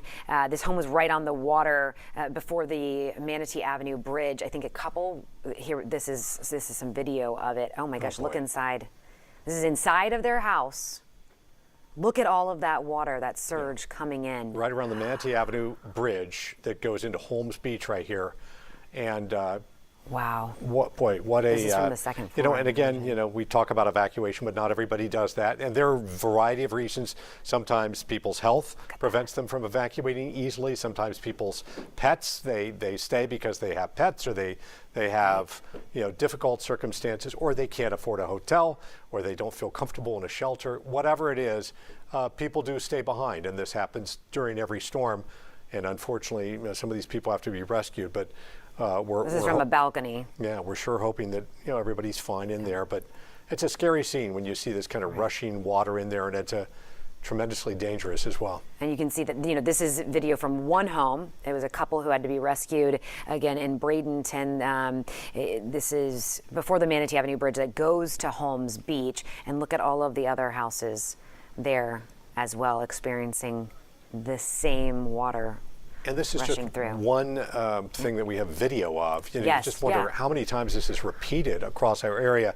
Yolanda Fernandez with the City of St. Pete talked about Shore Acres. She talked about Snow Island. Right. And, you know, those areas are used to getting some water, but not so much. Well, Shore Acres, to a certain extent, you know, has experienced a lot of water incursion in homes, but not as much in places like Snow Island.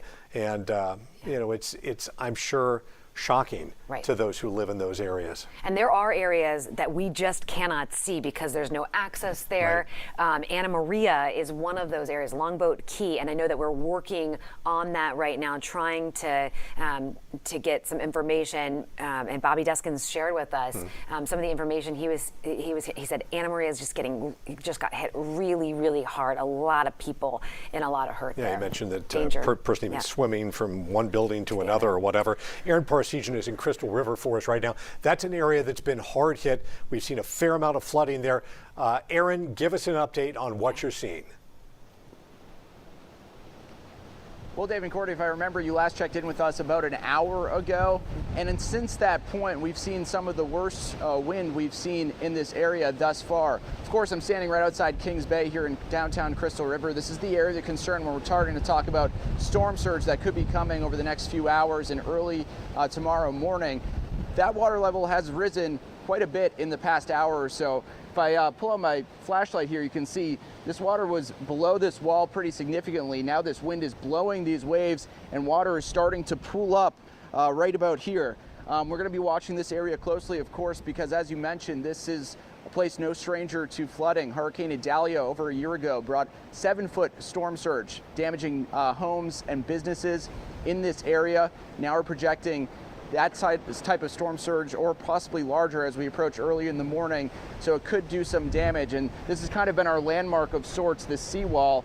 We were told by some of the locals in this area that once it starts breaching the seawall totally is when we should start making our way out of here. We've about 15 minutes because it can really start to collect quick. And Aaron, have you seen people coming down there trying to check it out? Have you been able to talk with folks throughout this? Well, early this afternoon when conditions were a little less, we were talking to many people out here just out and about trying to see what impacts there would be from Hurricane Helene. That's not the case now. The only people really out and about besides the news crews are sheriff's deputies making sure people stay away from this area for the most part, because now it's starting to get a little more hairy as far as the concerns with the storm surge and some of the water beginning to rise here in Kings Bay. Yeah, it is so tough to see at night. That is the challenge. It's awfully dark out there, and there are a lot of power outages as well, so difficult for drivers to know exactly what they're driving into. I want to take a live look at Bay Pines. This is a picture at Bay Pines. This is at 95th Street North in Seminole right here. We have seen flooded roads in this area, and we've also seen several cars pull up to the flooding and turn around. That's obviously what you want to do. That's the right approach to it. Sometimes you don't know until you're actually in those floodwaters sometimes. So take it slow. You know, the best thing right now is to stay out of there. Yolanda Fernandez with the city of St. Pete talked about how, they have police officers stationed to prevent people from getting in neighborhoods and getting in trouble. And some of those neighborhoods are just underwater right now. And right here, very important that we're sharing this with you. This is Veterans Hospital. Mm-hmm. Right. So this is, right there in St. Petersburg and Seminole. And thankfully, we're not seeing any cars there currently. Right. Well, and there's flooding. And I don't know if they're being kept off that road. Hopefully they are. But the law enforcement is, I'm sure, spread thin at this hour, because there's so many areas that need to be blocked off that they just probably don't have enough manpower right now. Our producer is saying that yes, they have seen, as they've been watching this, they have seen cars that have been pulling up and then they have had to turn around. Yeah.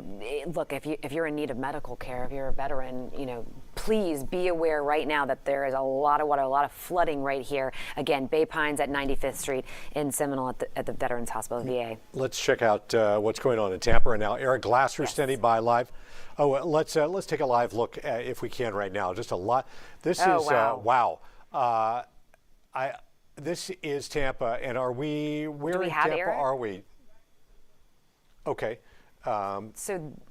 We're just looking at really kind of brutal winds and real downpours.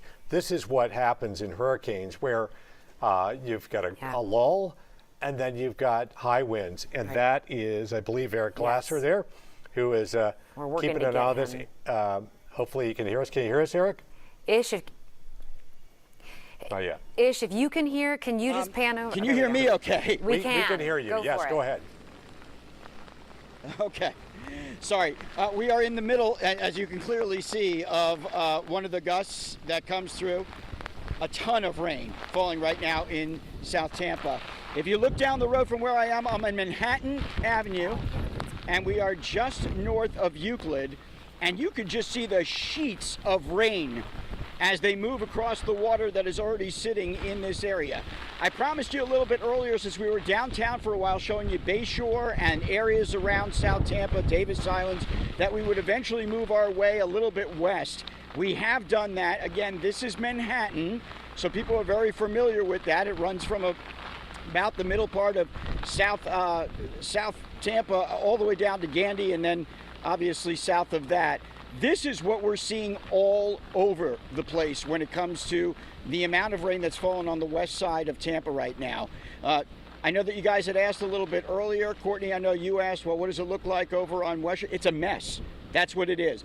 It is a mess everywhere on this side of the bay right now. A lot of it looks like what you are seeing. When we first got here, the light post that you see right there, that was dry. That's where we were standing. And in the short period of time that we've been standing here, we've had to move back because the water has continued to rise. So there continues to be storm surge, but then every once in a while we get one of these squall lines that moves through, and it's adding insult to injury because it's dropping rain in an area that is not draining off right now. So it just keeps building up on it.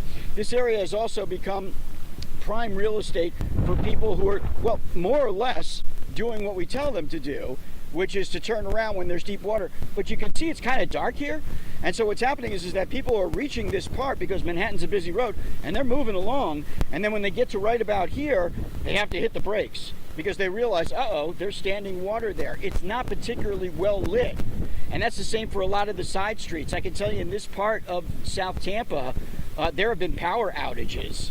And so that's a big problem also. Dark streets, power outages, and flooding. So hopefully there's not too many people out and about right now, as it continues to get later. But we have seen plenty of cars that have gotten to this area and done, again, as we have told them to do, which is when they get to that water to turn around. Some have tried to make their way through. The fire department was here for a little while, keeping an eye on a couple of folks who had kind of had trouble getting through there. They've since moved on. But again, you asked, we traveled over here so that we could show you this. This is very typical of what's going on right now in the west side of Tampa. Every place from Bayshore Boulevard over to Manhattan and then south has a lot of standing water tonight. And again, just based upon what we're seeing, before this rain started to fall, this was coming up. This was continuing to rise. So for at least another hour or so, I would guess that you're going to continue to see the tide come up, the surge come up, and then every once in a while when we get one of those squalls that moves through here like that last one did, again, it's going to add a little bit of insult to injury and just a little bit more water on top of it, guys. I don't know if I'm going to be able to hear you, but I'm going to toss it back to you. But it seems like north-south, really you've got Dale, Mabry, and Hines at this point, maybe. In terms of passability, I mean, just looking at Manhattan there, you know, Eric has done a great job of really taking us all around South Tampa, and it has been jaw-dropping. For those who are very familiar with that area, you know, just whether you live there or you've driven through it, you know, when it rains, you want to avoid West Shore for the most part. You probably want to avoid parts of Manhattan there if you're going to go, you know, north up to Henderson. But wow, that's a lot of water, especially north of Euclid. Yeah, those are areas that sometimes you rarely see flooding. So this is, I mean, and you may, and one of the landmarks right there is Dairy Joy. People may know Dairy Joy. I've gone to the ice cream store there. So that's kind of the area that Eric's in right now. Down south to us in Naples, they got hit really hard during Ian, and they have heavy flooding there tonight as well. So this is Naples. You see Tin City right there. You know, they didn't get spared either. So they may not have gotten as much rain and wind and storm surge, but they got enough to flood here. And there are parts of Naples that are really dealing with heavy flooding tonight. And Tin City, a very familiar landmark for you there in Naples. And there were a lot of homes nearby there where people were just flooded out. They were forced to evacuate during Ian. So seeing that again, they're probably in the same situation. I think we want to check in Hernando County, Hernando Beach. We have Hannah Deneen live for us. Looking at you're in the emergency operations center at this point. Yes, Courtney, we moved to Brooksville because there is no better place to get a pulse on this storm than at the Emergency Operations Center here in Hernando County. And I'm joined by Erin Thomas, who is the woman with our finger on the pulse of this storm here in Hernando County, the Emergency Operations Deputy Director. Now, Erin, just first and foremost, you were just telling us that over at the beach right now, there is no more power, and that was an intentional decision by these power companies. It was. Thank you so much for your time. We appreciate our residents' continued support and diligence throughout this entire event. The conditions out at Hernando Beach have deteriorated to the point where there is too much water on the road. There are too many hazards on the road, down trees, power lines, things along those lines. It's no longer safe for the power to continue to stay on. So the power has been shut off west of US 19 in Hernando County for our coastal areas, and that's out of an abundance of caution to prevent fires. And we are here at the Emergency Operations Center, and right behind us, people can kind of get a sense of this busy room where a lot of people are making those kinds of decisions about shutting off power because it's no longer safe. What kind of other decisions are being made tonight at the EOC? Who is here making those decisions? We have the most amazing partners in the world here at our EOC. They are truly dedicated professionals that help us day in and day out, particularly in times of crisis. So we're so grateful. Everyone is here in the house because we're activated at a level 1 full activation here at the EOC. So we have representation from our power companies with Lacucci and Duke. We have representation from our school district partners, Sheriff's Office, Fire Rescue, Health Department, the City of Brooksville. You name it, everybody's in the house, and everybody's here at the table contributing to the conversation with public safety, life safety at the forefront of mind. Well, thank you so much. And we were just speaking about emergency rescues, fortunately, in Hernando County, although we have seen some of those emergency rescues happening in more southern counties. You have fortunately not had to deploy first responders for any emergency rescues here. We will, of course, be continuing to monitor things with the folks making the decisions here in Hernando County in Brooksville. Hannah Deneen, 10 Tampa Bay. Well, thanks for that update, Hannah. We're also keeping an eye on where this storm is headed, and it's headed to our north here.